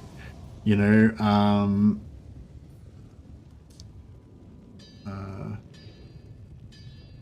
Murderous Charge is pretty cool. Those Terror is pretty cool. Actually, no, that's all they need. Yeah, that's all they need.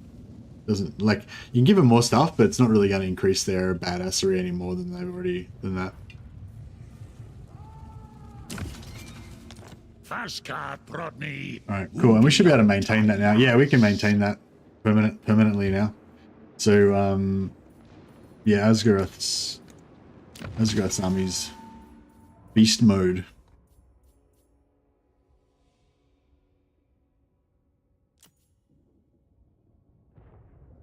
Just give him a potion of healing for this battle.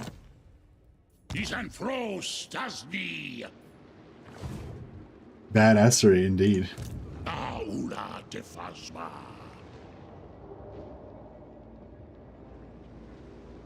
go for this one because it's the closest, so we can save as maximum amount of movement, and then hopefully we can double back and smash those other Dark Elves as well.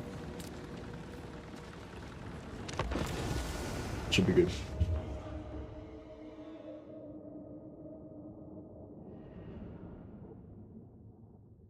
Slaving the slavers, yeah. We go and enslave all the Dark Elves. I mean, you'd think the Dark Elves would make great slaves because they'd know what a master wants from a slave because they've been it.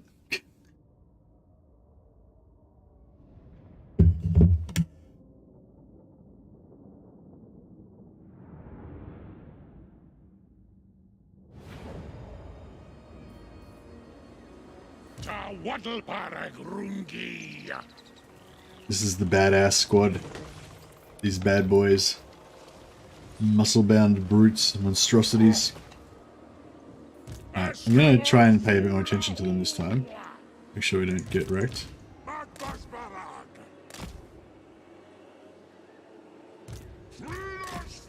Sure, yeah, oh.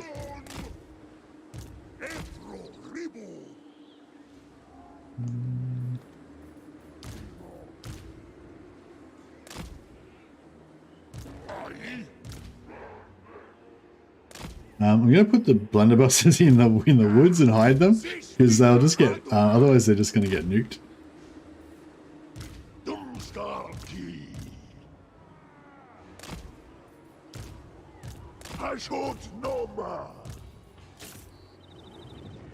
Oh, so I could put them over here.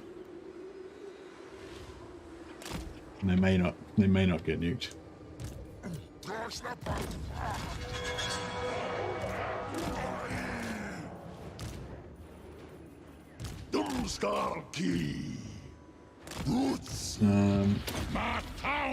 That should give me more max barrier, right? Yeah, cool. Max barrier is going up and it's replenishing at the same time, so that's perfect.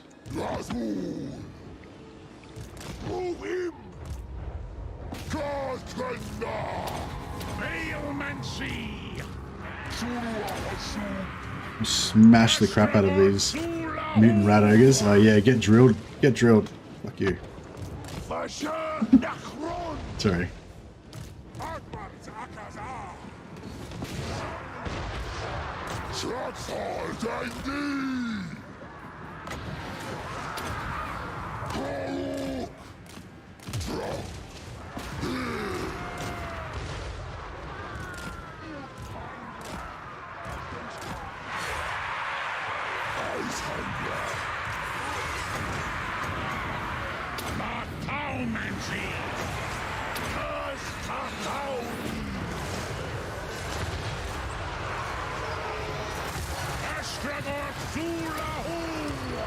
Feel the burn.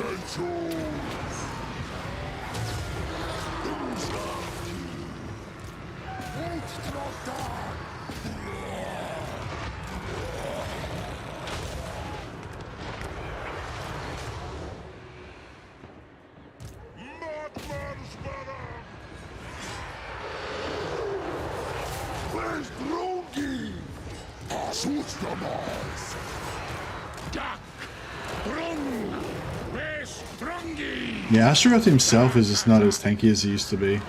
Now that we've gotten up to a bit of a higher level of enemies. These guys are still doing good.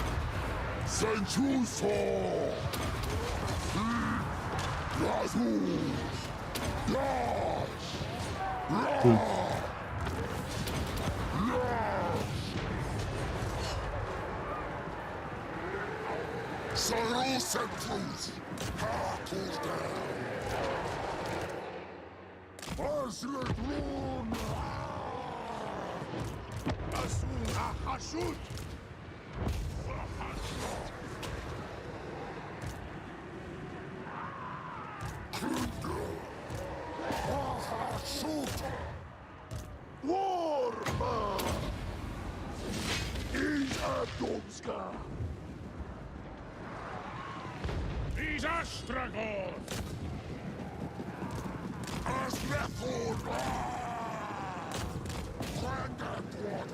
Wish we could get some more speed on him. We can get murderous charge on him, give him more charge speed, but not just not just flat speed. They're just a bit slow.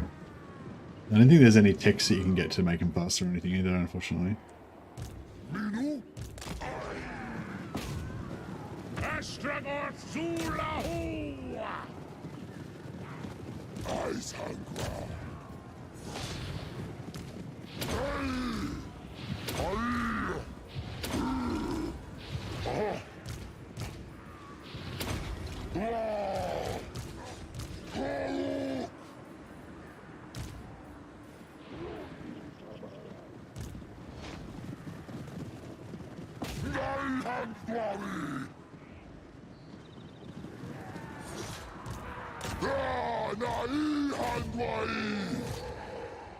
Alright, I think that's about it.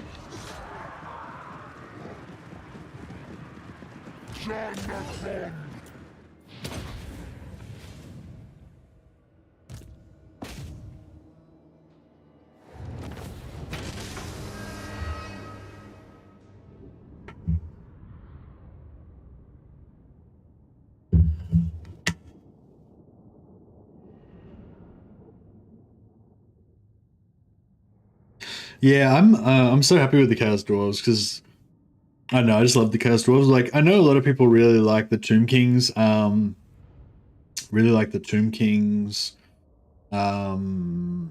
DLC, and I kind of like feel like I kind of could have liked the Tomb Kings maybe, but they're just not quite my jam, you know. Like if the Tomb Kings had more like mummies, you know, like monstrous infantry mummy type dudes, maybe, or something, I could get into them more maybe, but I don't know, they just don't really appeal to me. But whereas the Chaos Dwarves they just hit me on so many levels, you know. They're my jam for sure. They're my evil faction of choice now.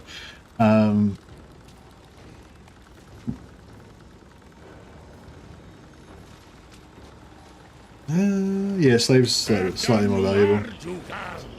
Basically, 200 slaves is worth 1,500 gold. That's the kind of the...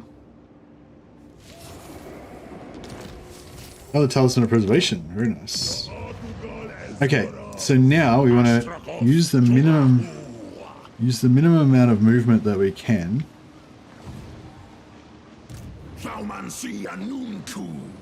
Oh, we're already in range. Cool. So we don't have to use any more movement. That means that he's still got enough movement to come back and smash both of these as well. Glory be! Alright, so... Oh, and this dude as well. Oh, can we get all of them? Can we get all of them? I reckon we might. I reckon we could get her, and then we could force march back, and then this guy could get that guy. We can get everyone. We can clean up. Oh, this guy's not... This guy's not in force march. My visions predict failure. Right, gotta be careful with this one.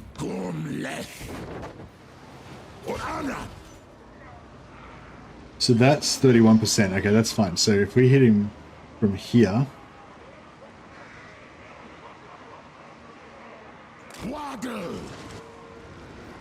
Yeah, that's pretty good, I think, but just to be 100% sure...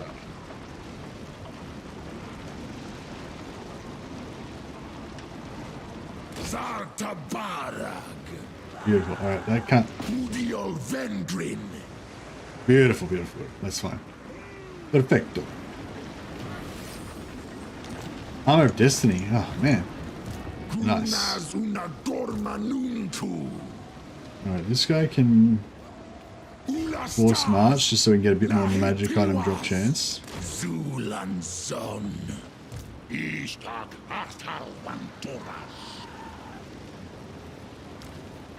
Level 50. So I assume when he shares his XP, he's sharing it with all the other sorcerer provinces. Mummies would have been good, yeah. Citadels used to make them, but I don't think they've ever been a thing for Warhammer. Yeah, well, because a lot of the Warhammer Fantasy like attraction I have is through Blood Bowl, and in Blood Bowl, like the Khemri mummies was like a big. That was like the mummies were like the signature unit of the Khemri Blood Bowl team, like the coolest thing about them, basically. So yeah, that would have been really cool.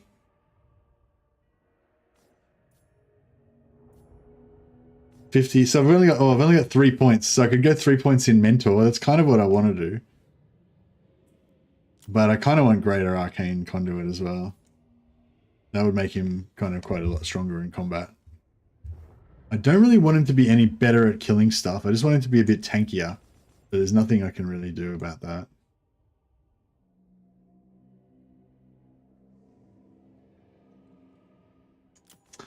He doesn't have Flaming Sword of Rune.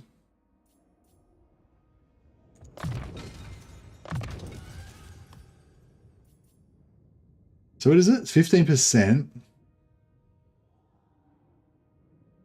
This is cool because the characters in my army get more XP as well, and then those characters also have mentors, so then they give more. You know, it's like a chain reaction.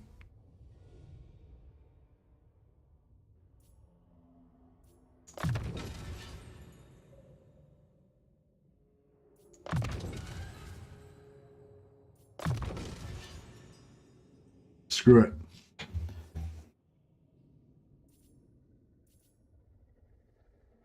Dark Sacrifice is a good spell.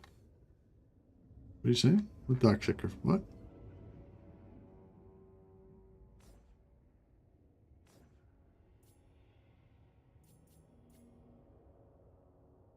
What are you talking about, Dark Sacrifice? Oh, this one. No, I don't need it. I've already got Flamestorm. And I've got Burning Wrath. Like, I'm not going to ever cast Burning. I'm not going to ever cast Dark Sacrifice. I don't reckon that a reduced Dark Sacrifice is actually better than. So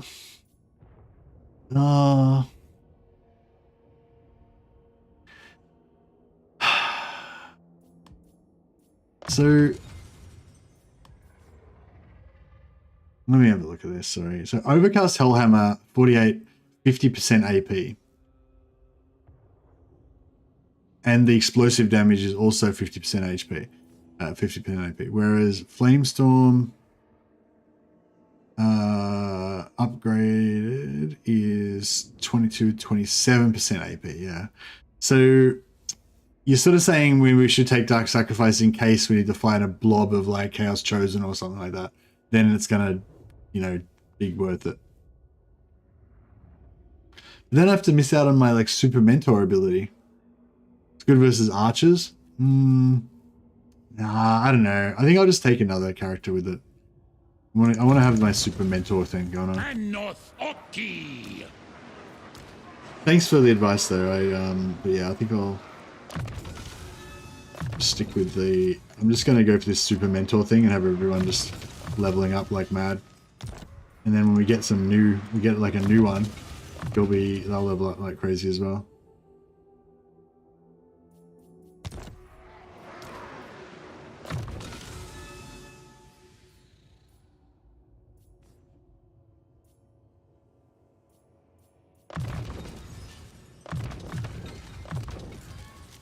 So buy or not? Definitely buy, in my opinion.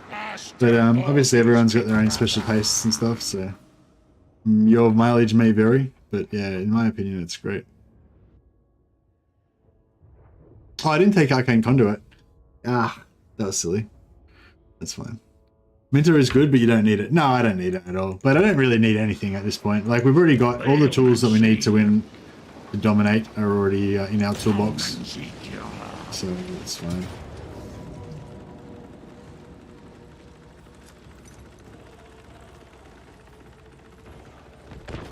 Alright, fight this one again, try and get some more slaves.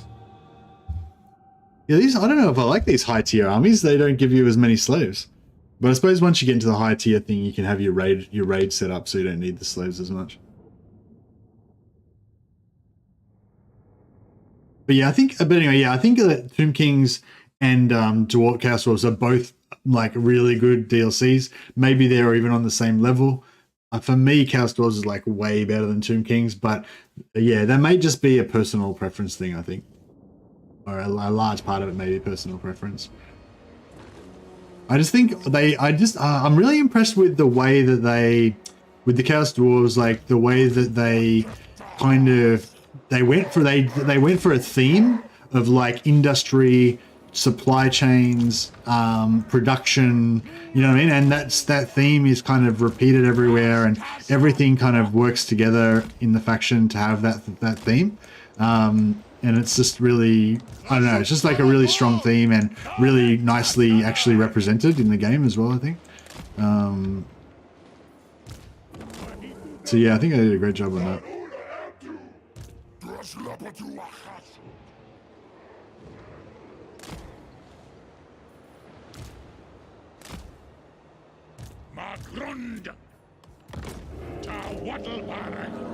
I don't know what else.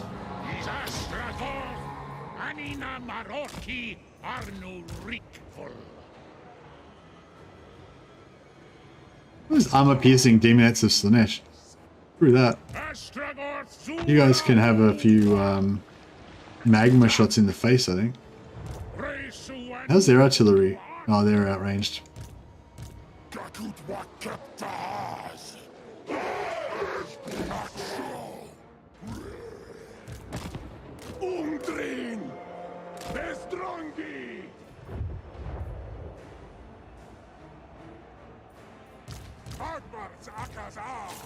Astragoth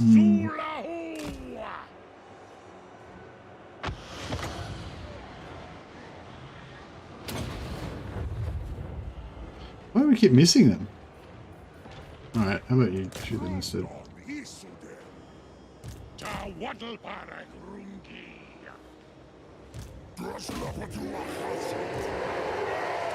Anad Wogleum.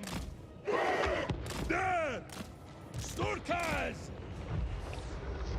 These Astragoth! These are great! Frankisha! Ulbin! Tawa Hashut! Ailmancy!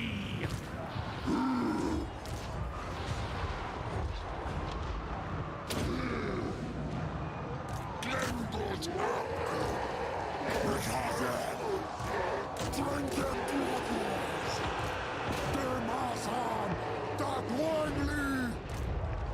Askul Ulawaku Barada Hasut Beshaka Suru Hasu Takasa Ashon Stau Kruz Drum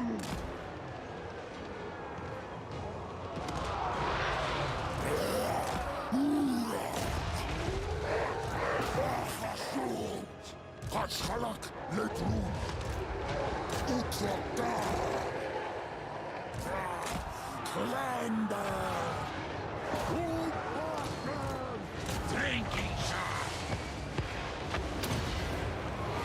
Oh, okay, he'll shoot out. Well, he's who's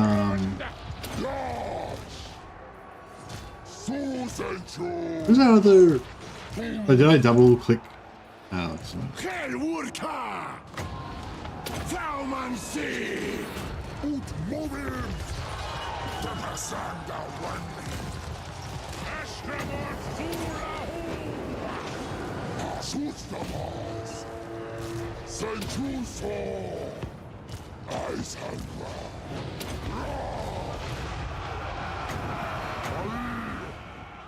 Grondita Demskar Alet Kastalan Tauri Rot Urakut Ulabdanu I love them. I love them beating the anti-large. Pretty nice. Olabrik Azka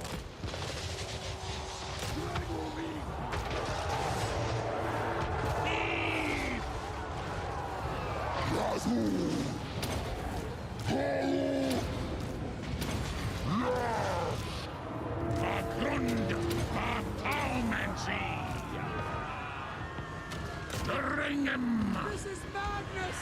Ta Waddlebarag Rungi Drinking Sash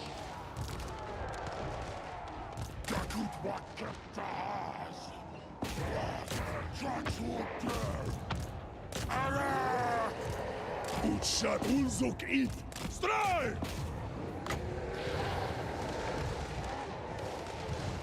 Arbu Hirma Casta Fauri! Alla Brickbro!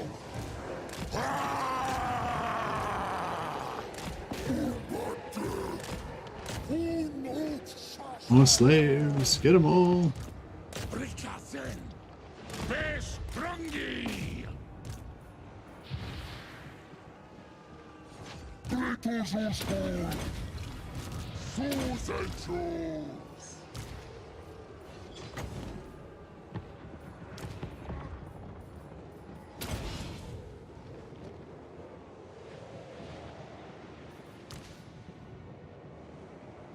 But if flying creatures can't sprint anymore.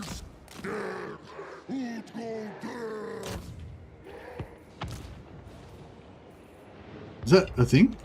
Doesn't seem like I can sprint with my flying creatures.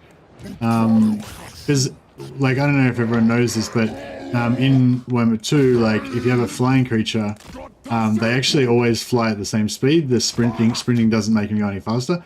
But sprinting gives reduces their knockback. So they don't have, they don't get knocked back as easy. But yeah, I don't know. It doesn't seem like my flying hero or lord. See, he's just, when I move him. Oh no, there we go. He's moving. Oh, but when I Oh, wait up. But now I can't press R on him though. So these guys I can press R to go move, like sprint or not sprint.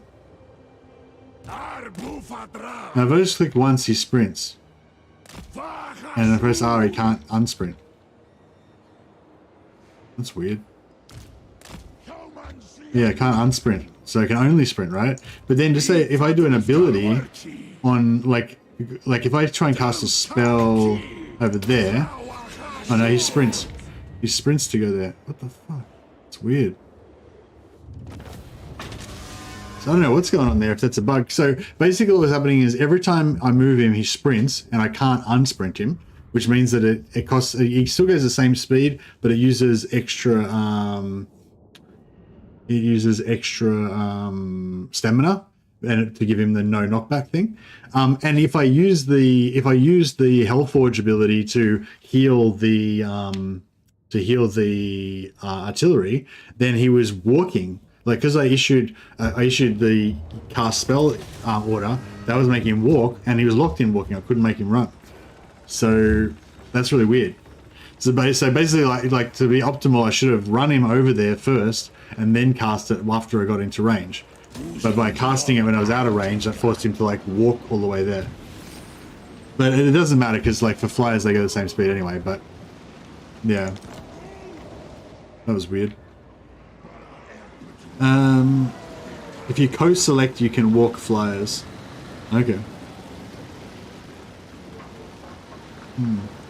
Astragoth, Looks like I've got tons of movement. Like I could easily reach everybody on here. You presume to command. No! Blame you!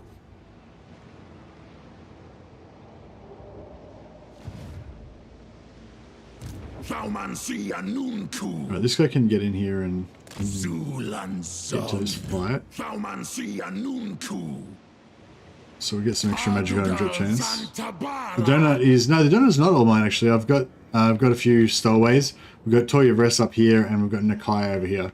But yeah, the rest of it we basically own everything. So actually, technically, yeah. So we could actually get one more province there, and one more province there. So we could actually have 12 provinces without even having to leave. Without having to leave the donut. That's pretty cool. Oh, look at this! More slaves coming in, being shipped in. Makazia Faumansi Grunazuna Dormanuntu Amiltu. You feel queasy when I spin the map? Sorry, buddy. Don't want to make you queasy.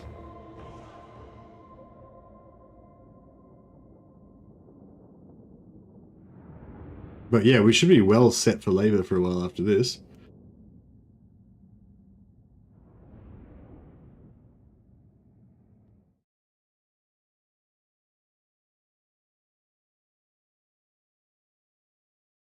We'd love to see some new old world content after this DLC. It would be perfect timing as well with all those news and rumors. Yeah, I'd really love to see either Empire or Dwarfs maybe get an update. But yeah, I think that the Dwarves, like I was watching a Legend of Total War stream the other day, and he just happened to comment on Dwarves when somebody asked him about it, and basically said something along the lines of being like, they're not a bad faction, they're just a bit slow or a bit boring compared to others, you know? Like this, they're reasonably strong.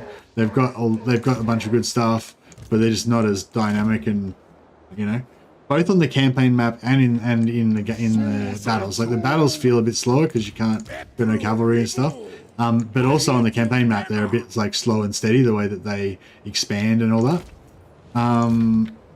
But something like what we've got for the Chaos Dwarfs here, where you can be slow and steady, but you can be like, you know, just fucking around with all your settlements, building up your economy and screwing around with stuff, you know, like that would be the perfect kind of solution for the Dwarfs, I feel like, you know, because like just don't, like still keep their slow and steady thing, but just make that slow and steady thing more exciting by making it more complex with their I'd say mining. Like, give them focus on like mining. Like if you wanted to do a Chaos Dwarf type thing for Dwarfs, Give him like, yeah, mining and artisan ship or whatever. That'd be cool.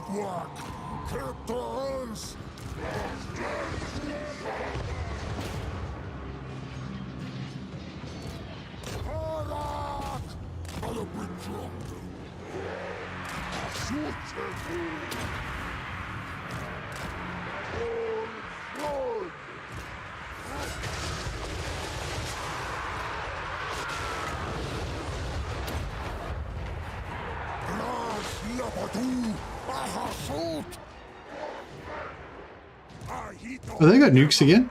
I don't even know if they got nukes this time around. If they do, we should try to keep our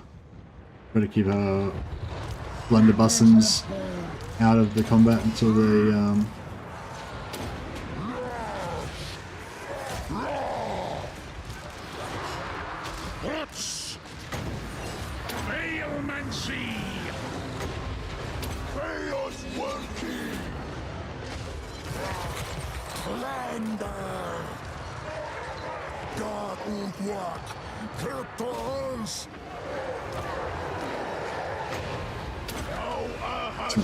it's not the best spell to use in that situation, but at least it doesn't damage allies.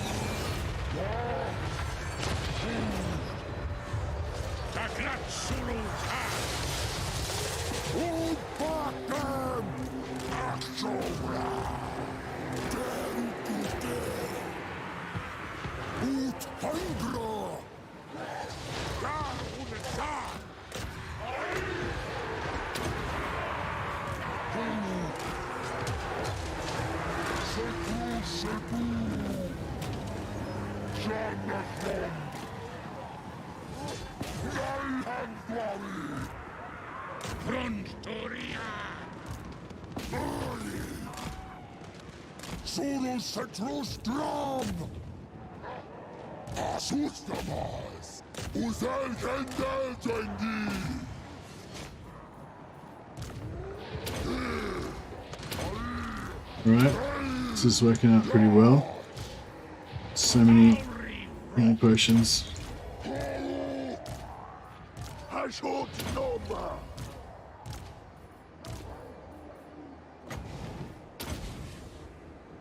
Oh yeah, so this guy's in walk mode.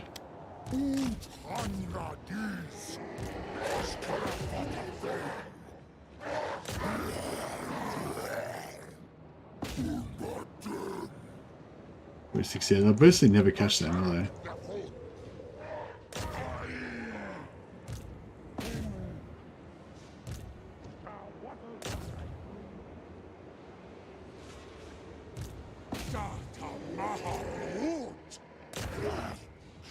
Alright, we've got quite a few there.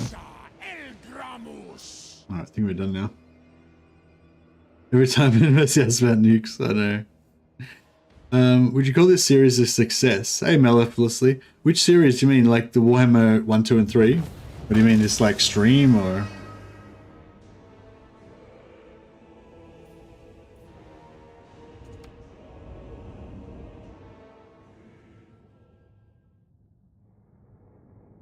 Yeah, I'm slowly phasing the blunderbusses out of this army by just getting them murdered.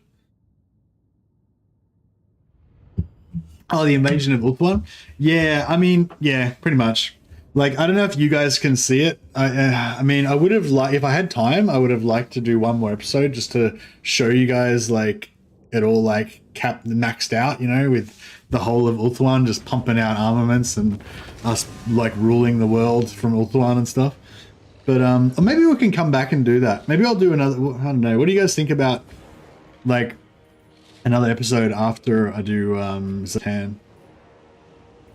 So that's worth 3,000 gold, that's 400 labor, whereas 2,000 gold's only worth 2,000 gold, so that's the way.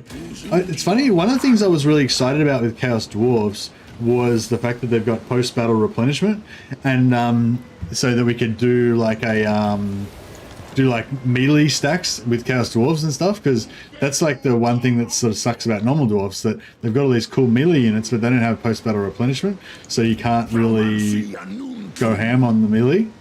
Astragoth, Yolahu.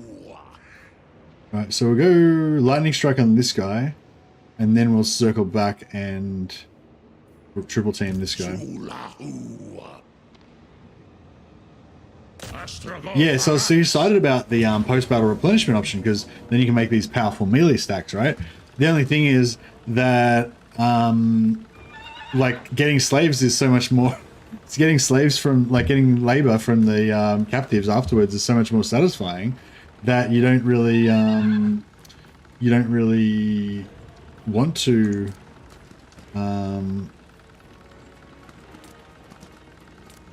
Pyrrhic Victory? Really? Oh.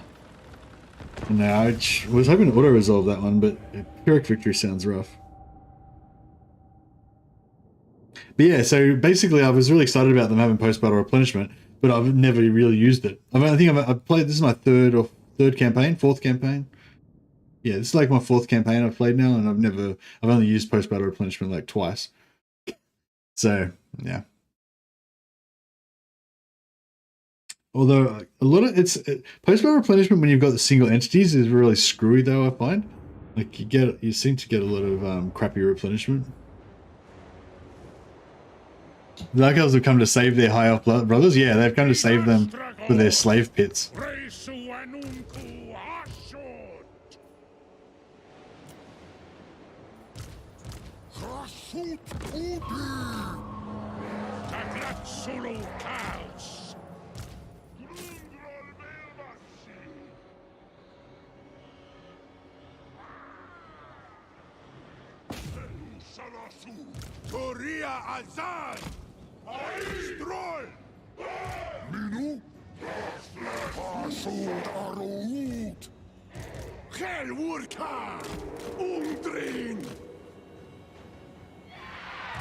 Oh shit.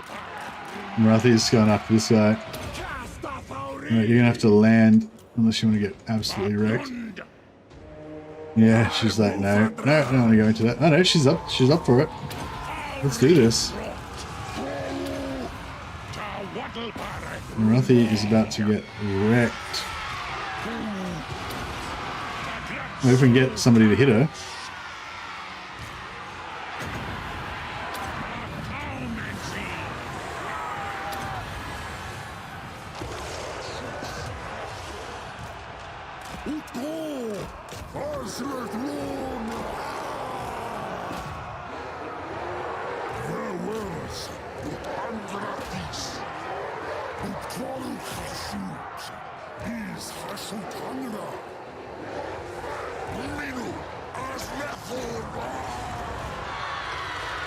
She's not going down too easy.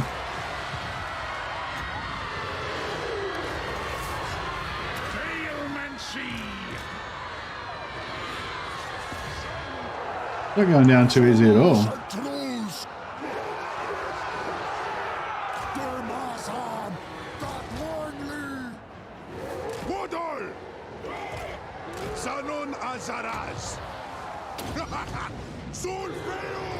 Yeah, she did.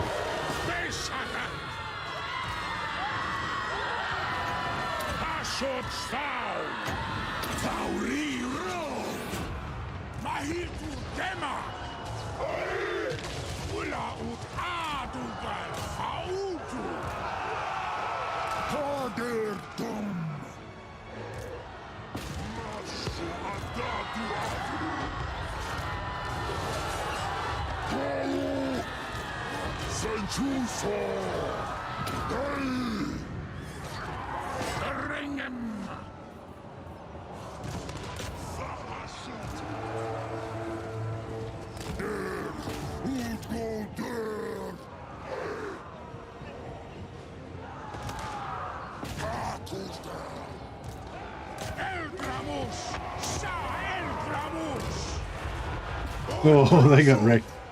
They just got hit by like 3 magma cannon shots at once and got absolutely violated.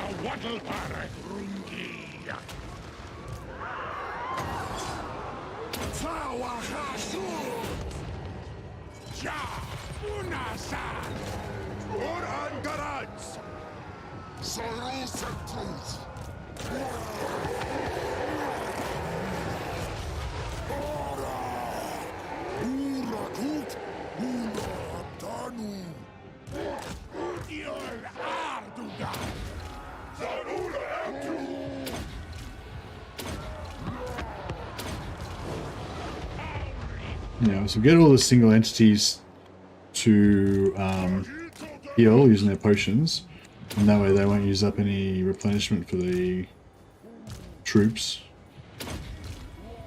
But even then, I don't know, even then it seems a bit, just seems to come out a bit weird. Oh.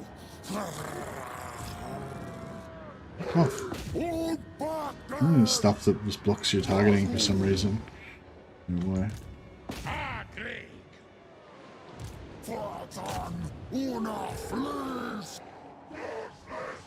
Bring them to Dwarfs!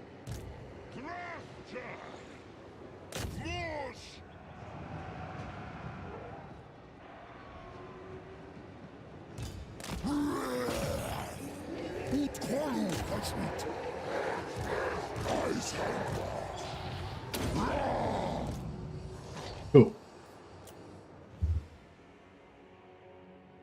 Replenishment post-battle was never really that great though. What hurts dwarves is that they don't have any heroes with a replenishment army buff now that in camp doesn't provide it. Yeah. Are there any decently sized factions left that act as an epilogue to this campaign? 12th Civil War? For this campaign? Oh yeah, there's all the other Skaven factions. We're only fighting Clan Skyr at the moment. We've still got all the other Skaven factions that just all pop their in-game. So Snickish is currently conquering Cathay, I guess. Actually, I don't know. Does the Snickish endgame actually usually win in Cathay? Or does it usually get wiped out by somebody? 1,281 losses. I wonder how many captives we can get out of that. I reckon we can get a lot.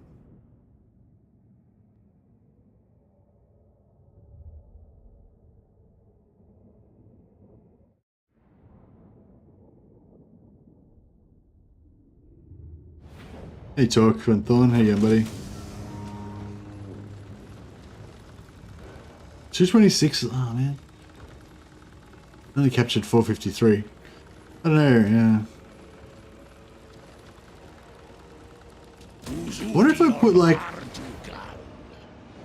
wonder if it's because I don't have a full stack. Because I've let my numbers deplete down to only 18. I wonder if I had 18, if I had 20 units I'd get more... Thaumancy Nunku. Thaumancy Nunku. Alright.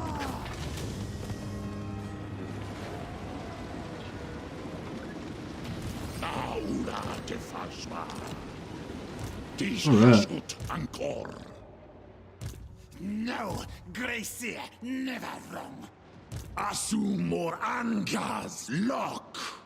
The Dogstock to Dwarfs. Eso Annunku. Stark Tajar. I think this guy might, if we leave him here, I think he might screw up the ambush thing. Because currently they can't, you know, they can't see, currently they can't see where we are.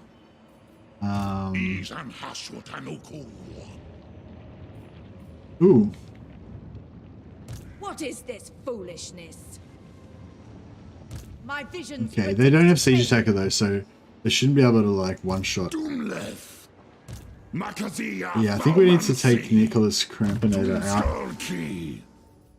out of this, and disband him. We'll get him back in because he's high level and he's got good skills. So we just have to temporarily retire him for a while. Maybe we'll bring in Freddy Firefists.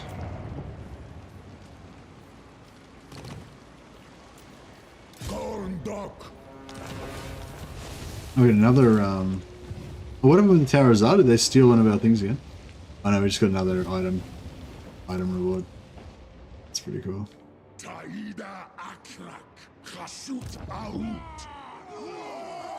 How's the raid farm going? Raid farm's reasonably happy.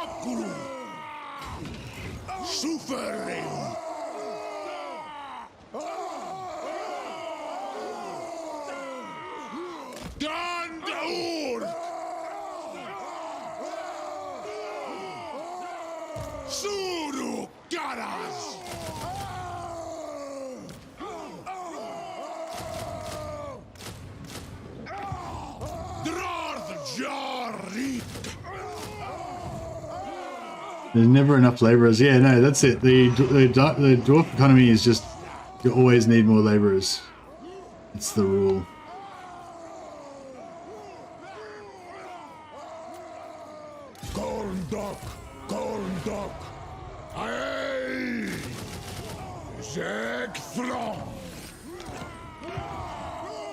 We'll be able to get these going a lot faster soon though, because we're doing a tech right now, I think, that gives us... No. Oh, didn't we just get... Oh, local criminal provinces. Yeah, we already got it. So yeah, we're getting 3. Yeah, we're getting more now. That's cool. I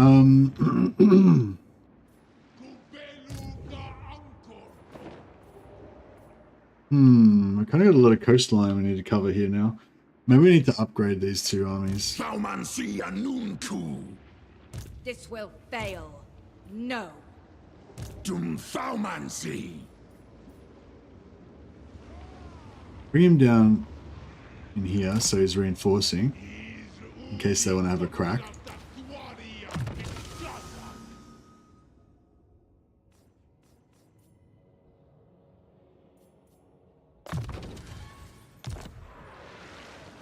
Hey, Shadow Slap. Yeah, the rat catching goes well.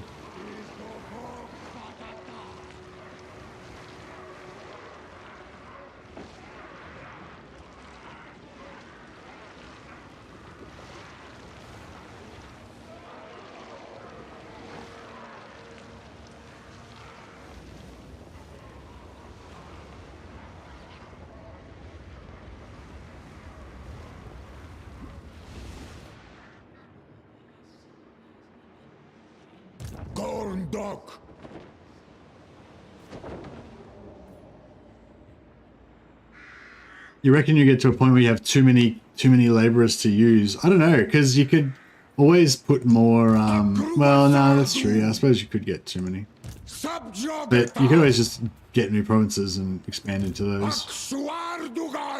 But you can definitely go. You can definitely use a lot of laborers, because the more laborers you have, the higher you'd use them at. So if you had like a 4 region province, all with level 3 strip mines and with like marble and or just marble in there, say, with 3 strip mines and 3 full high level strip lines and marble, then I think you need to have about 2,000. I think you need about 2,000. Yeah, 2,000 labor or something. So you probably want to have about 3,000 labor in there to cover it, and you're probably going to be losing about 400 per turn. So, you know, so for each one of those, you need 800 per turn incoming labor. Well, no, you need 400 per turn. Sorry, yeah, you need like 400 per turn incoming labor plus another 200, assuming you want to spend labor on this stuff. So that's like 600 per turn. You know, like obviously it's not going to be every place, but once you get to like late game, you're probably going to have quite a few regions like that. But it depends how well you manage your labor. So if you manage your public order really well, then you don't need as much labor. But if you have infinite labor, then you don't need to worry about public order. You know, high public order doesn't stop you losing them; it just reduces it down.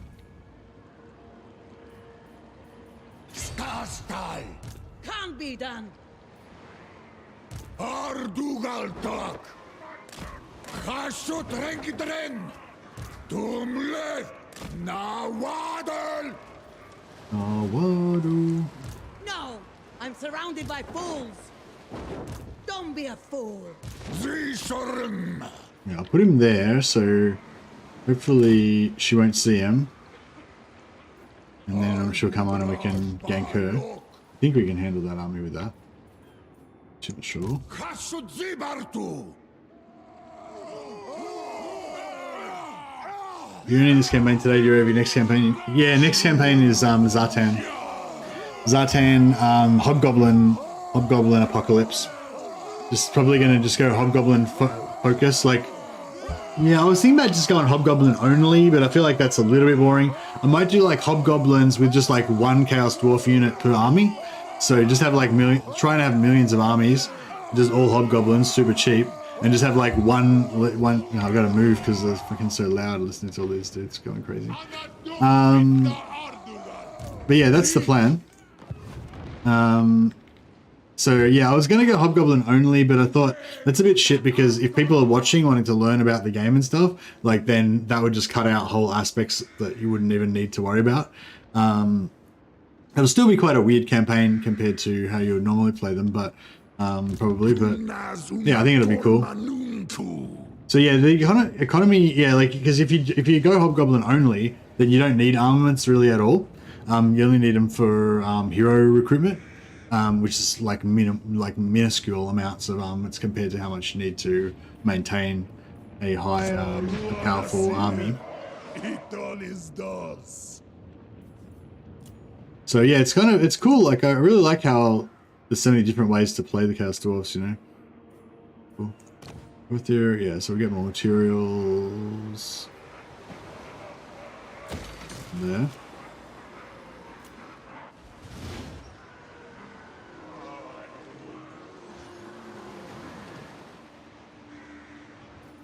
Oh yeah, I started upgrading that. Probably a waste.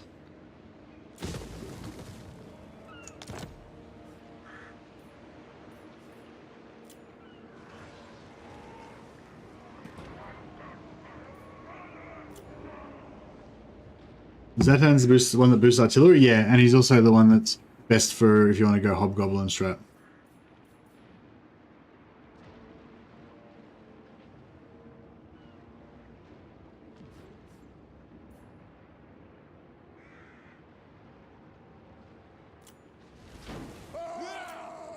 Hobgoblins fear both ice and fire? What?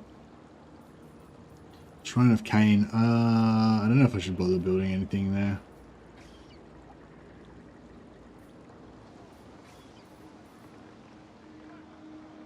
Marble Quarry. Might rush that. Now I've got nice amounts of both productions.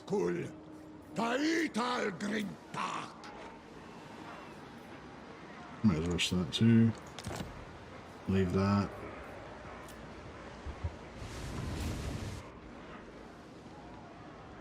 $982. Yeah, that's gonna get things sorted out fairly quick, smart.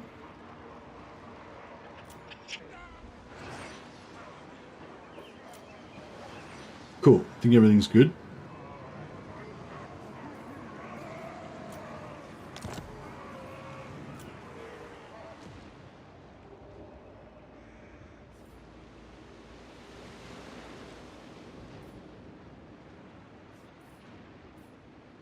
Yeah, I should build this thing.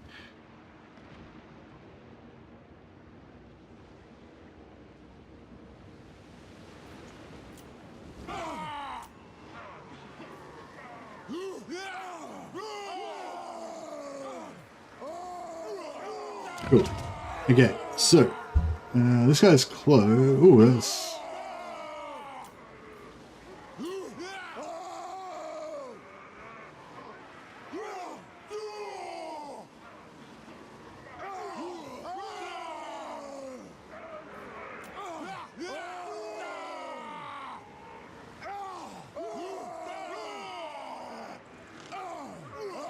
589, 595, but it's still saying 100. That's weird.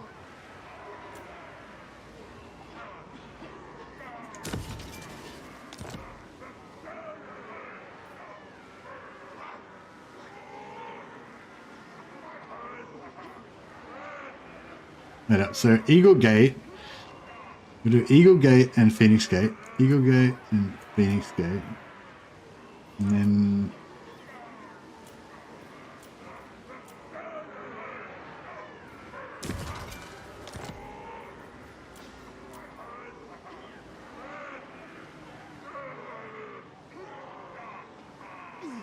these two,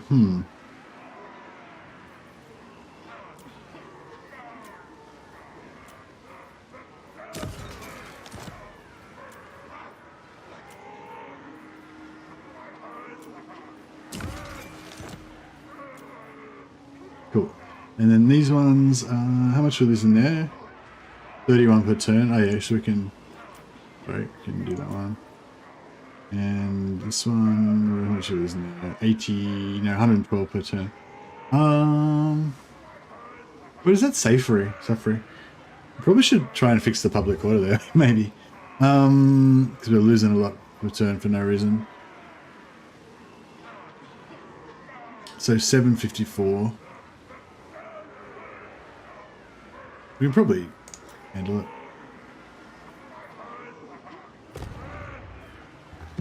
Alright, cool.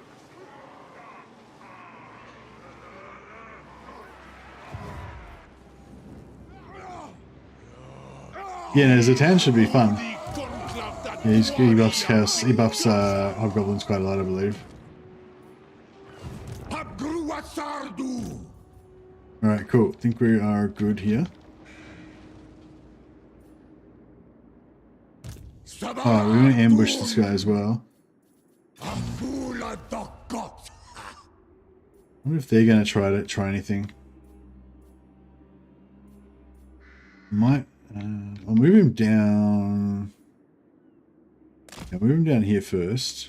And we'll put this guy back up here. I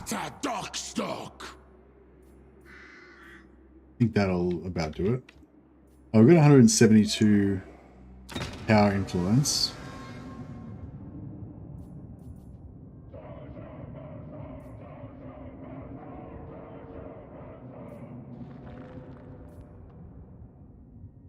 Yeah, we could take that just so that we get the materials and everything.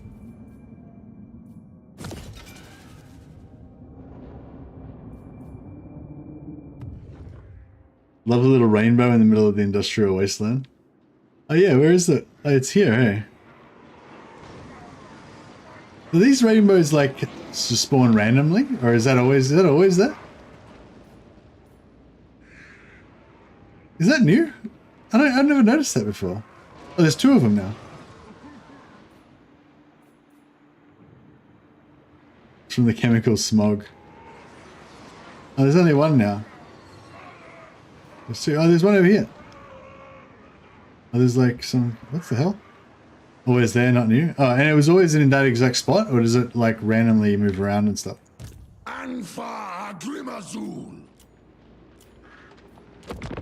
That's cool. Do you have line of sight on the faction you're going to play next? I can't tell them apart yet, and I'm curious if they're still around in the campaign. No, I'm not allied with them or anything, so I wouldn't have line of sight on them. I mean, I can show you where they are, but I don't have line of sight on them.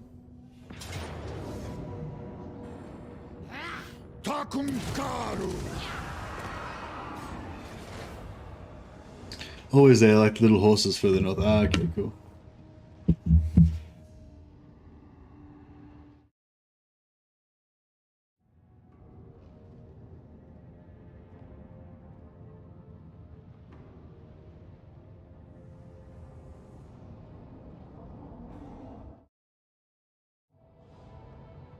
Or Lariel, can't even afford an army.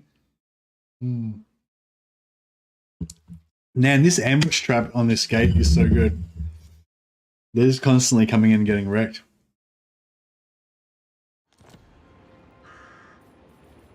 I mean, I sort of feel like I should save this, but At the same time, it's like there's so much free money on the table right here, you know. I was hoping this guy was going to come in and try and siege this, but yeah, it doesn't look like they did. This guy just went around the corner and go join those guys, so there.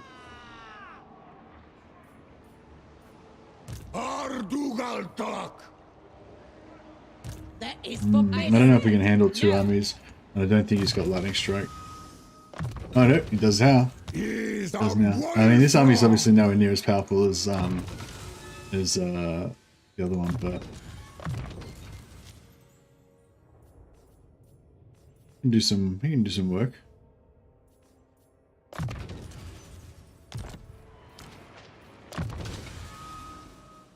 I like how this buffs gives you +9 melee attack and weapon strength for all of your hobgoblins, even your archers. So you can, like, you know, just go an all archer stack, and they're kind of like almost, you know, well, they're not really good at melee, but they're, you know, they buffs them in melee anyway. It's cool.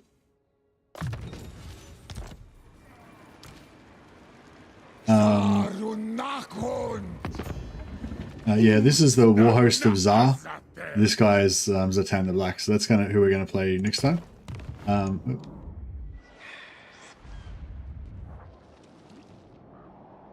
Where do you go? Yeah. So yeah, so Zatan the Black starts off right at the top of the world here.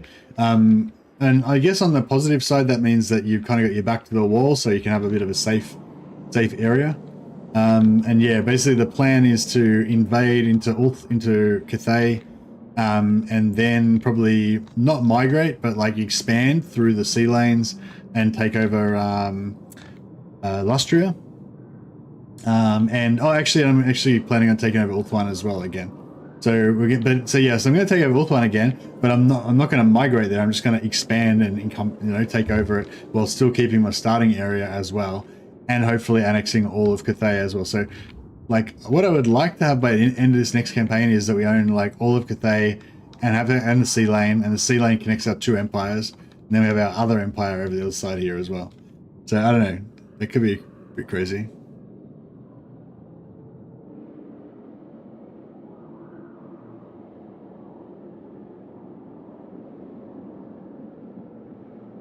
Yeah, that's right. So because I'm too close to the city, that's why she can't recruit. Like, yeah, if Alariel had any other cities, she could recruit, but because I'm here, she can't. Specifically, it's these guys. Like, there's a spot next to the city that I believe is roughly right where Garrison the Scourger is standing. And if she was to raise a new lord, that's where they would pop out. And because my zone of control covers that area, they can't do it. So like, I think if it was just this guy and his zone of control is there, or maybe even this guy.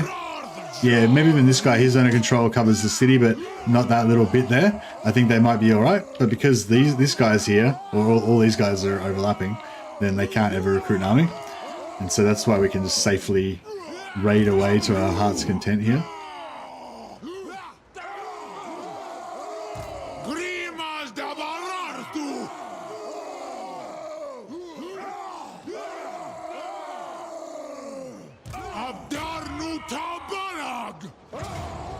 Angry region is the best region, yeah. Angry Raiders.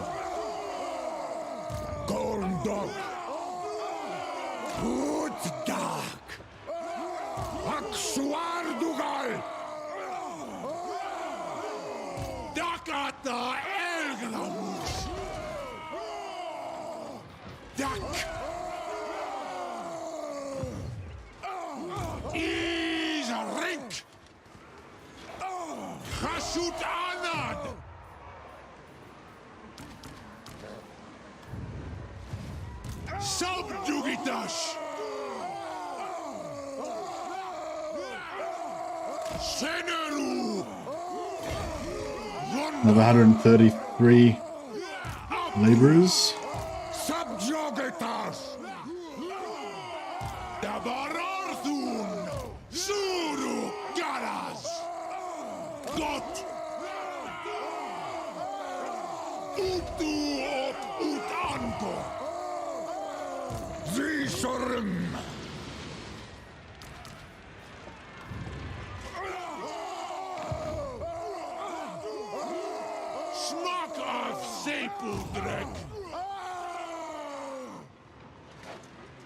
Dock! And Doris!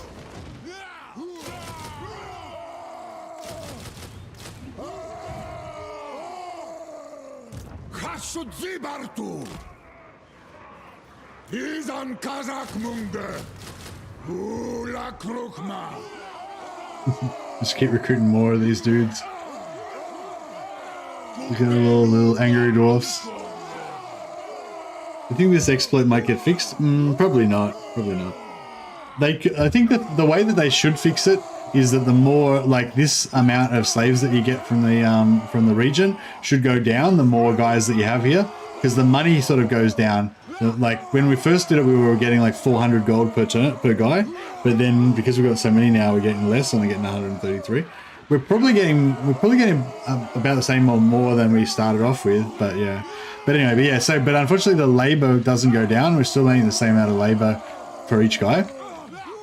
So each one of these guys are making about, I don't know, say about 900 gold worth of labor a turn. So they're making about 1,000. It's not like,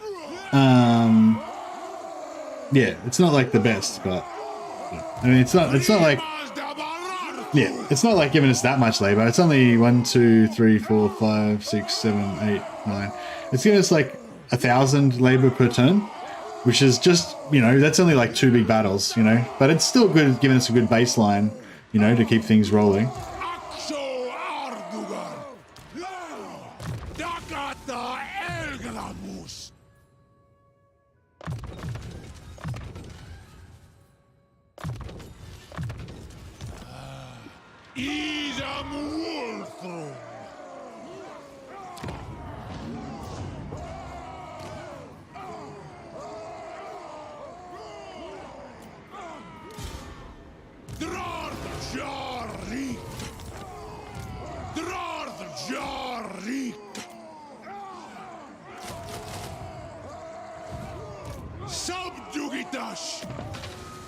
I'll give this guy...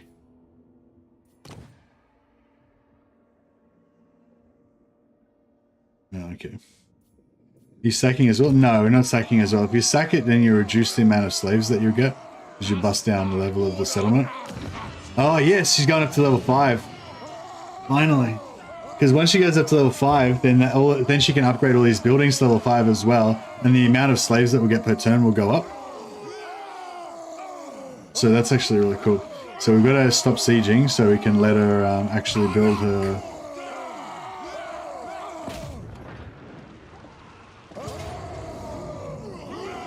Because I was worried it was going to take her forever to get the growth, but because all the raiding guys reduced their growth, but because they've got the AI cheats and they get so much growth, they're still going to be able to level up their settlement even with all of these guys doing their thing in there, which is pretty cool.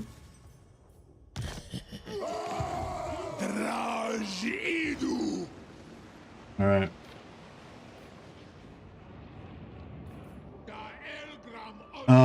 So many slaves to get.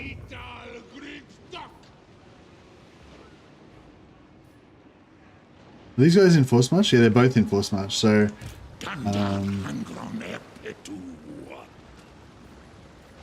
yeah, well, same thing again. Rinse and repeat. Lightning strike this guy. Get a heap of slaves.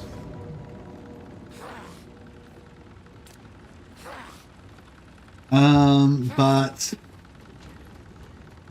the 30 on the bull tauruses, that's the cost per turn in armaments that it's costing me to keep them buffed up to maximum. Yeah. This has the same meme feeling to me like Taurox's Rampage. Yeah, I was actually saying to someone I was chatting with, like, I feel like the Chaos Dwarves have like a really cool theme and it's really different. That's just to add to what I was saying before about them, like they feel like quite different to other factions. Like they have this just absolute focus on production. Like when you play them, you feel like you're obsessed with getting labor, getting materials and getting armaments. You must keep the forges burning, it really does a lot. They do a really good job of just making you really want to focus on production, you know. And like I compared that to Taurox because when you play Taurox, it's totally different from any other campaign. Or old Taurox, I haven't really played new Taurox, but before they nerfed him, like the old Taurox, it was completely different from any other campaign because he basically just has like these like long turns of chaining together, attack after attack after attack, and you get obsessed with it. Like you get obsessed with just killing, like, and nothing should ever stop you. You know, you just want to keep the momentum going and just never killing. Like if you ever get stuck like with 15% movement left away from a city and you can't quite reach that city to kill them and get more movement, it's like, you know, that's what you want to avoid, like that sucky feeling of not being able to keep killing, you know. And it's like weird, like, and it's really like, even though I don't really like Taurox that much, like they did an amazing job of just making his faction like really focused on that, and you really feel it when you play Taurox. Like you're addicted to just slaughter, and you try to chain. Same with Scarbrand is a little bit like that as well, you know. You're trying to chain all your conquests together so that you can keep moving all the time and keep killing more stuff. And Chaos Dwarfs is like that, but instead of being movement, it's just about production. But yeah. Anyway, guys, I gotta go and try and get some sleep before work. Oh man, I really want to keep playing this campaign, but yeah, I think I'm going to start a new one tomorrow because it's launch day, and you guys are all going to have the game, and I'm going to have the game, and like we can all be kind of doing launch day together, and it'll be fun. So I thought, you know, a brand new campaign for launch day is the way to go. But I might cycle back to this one later, yeah, because I feel like this one's got it's still got like probably got one or two more streams in it if we wanted to go for like maxing out ULTHUAN, and yeah, I think that might be a kind of fun thing to do. But yeah, I don't know. It might be kind of suicidal to come back to an old campaign after I finished it, you know, like come back to it. Probably not many people would want to go back to it, but I don't know. We'll see how we go. Hopefully people will like it. I'll just see if there's anyone else streaming that we can chuck a host out to. Sleep on it, yeah.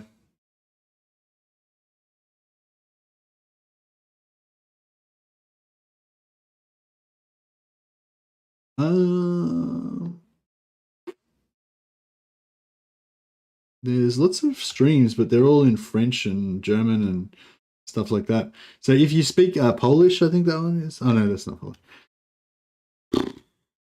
Yeah, I don't know. There's like no one streaming in English that I can find.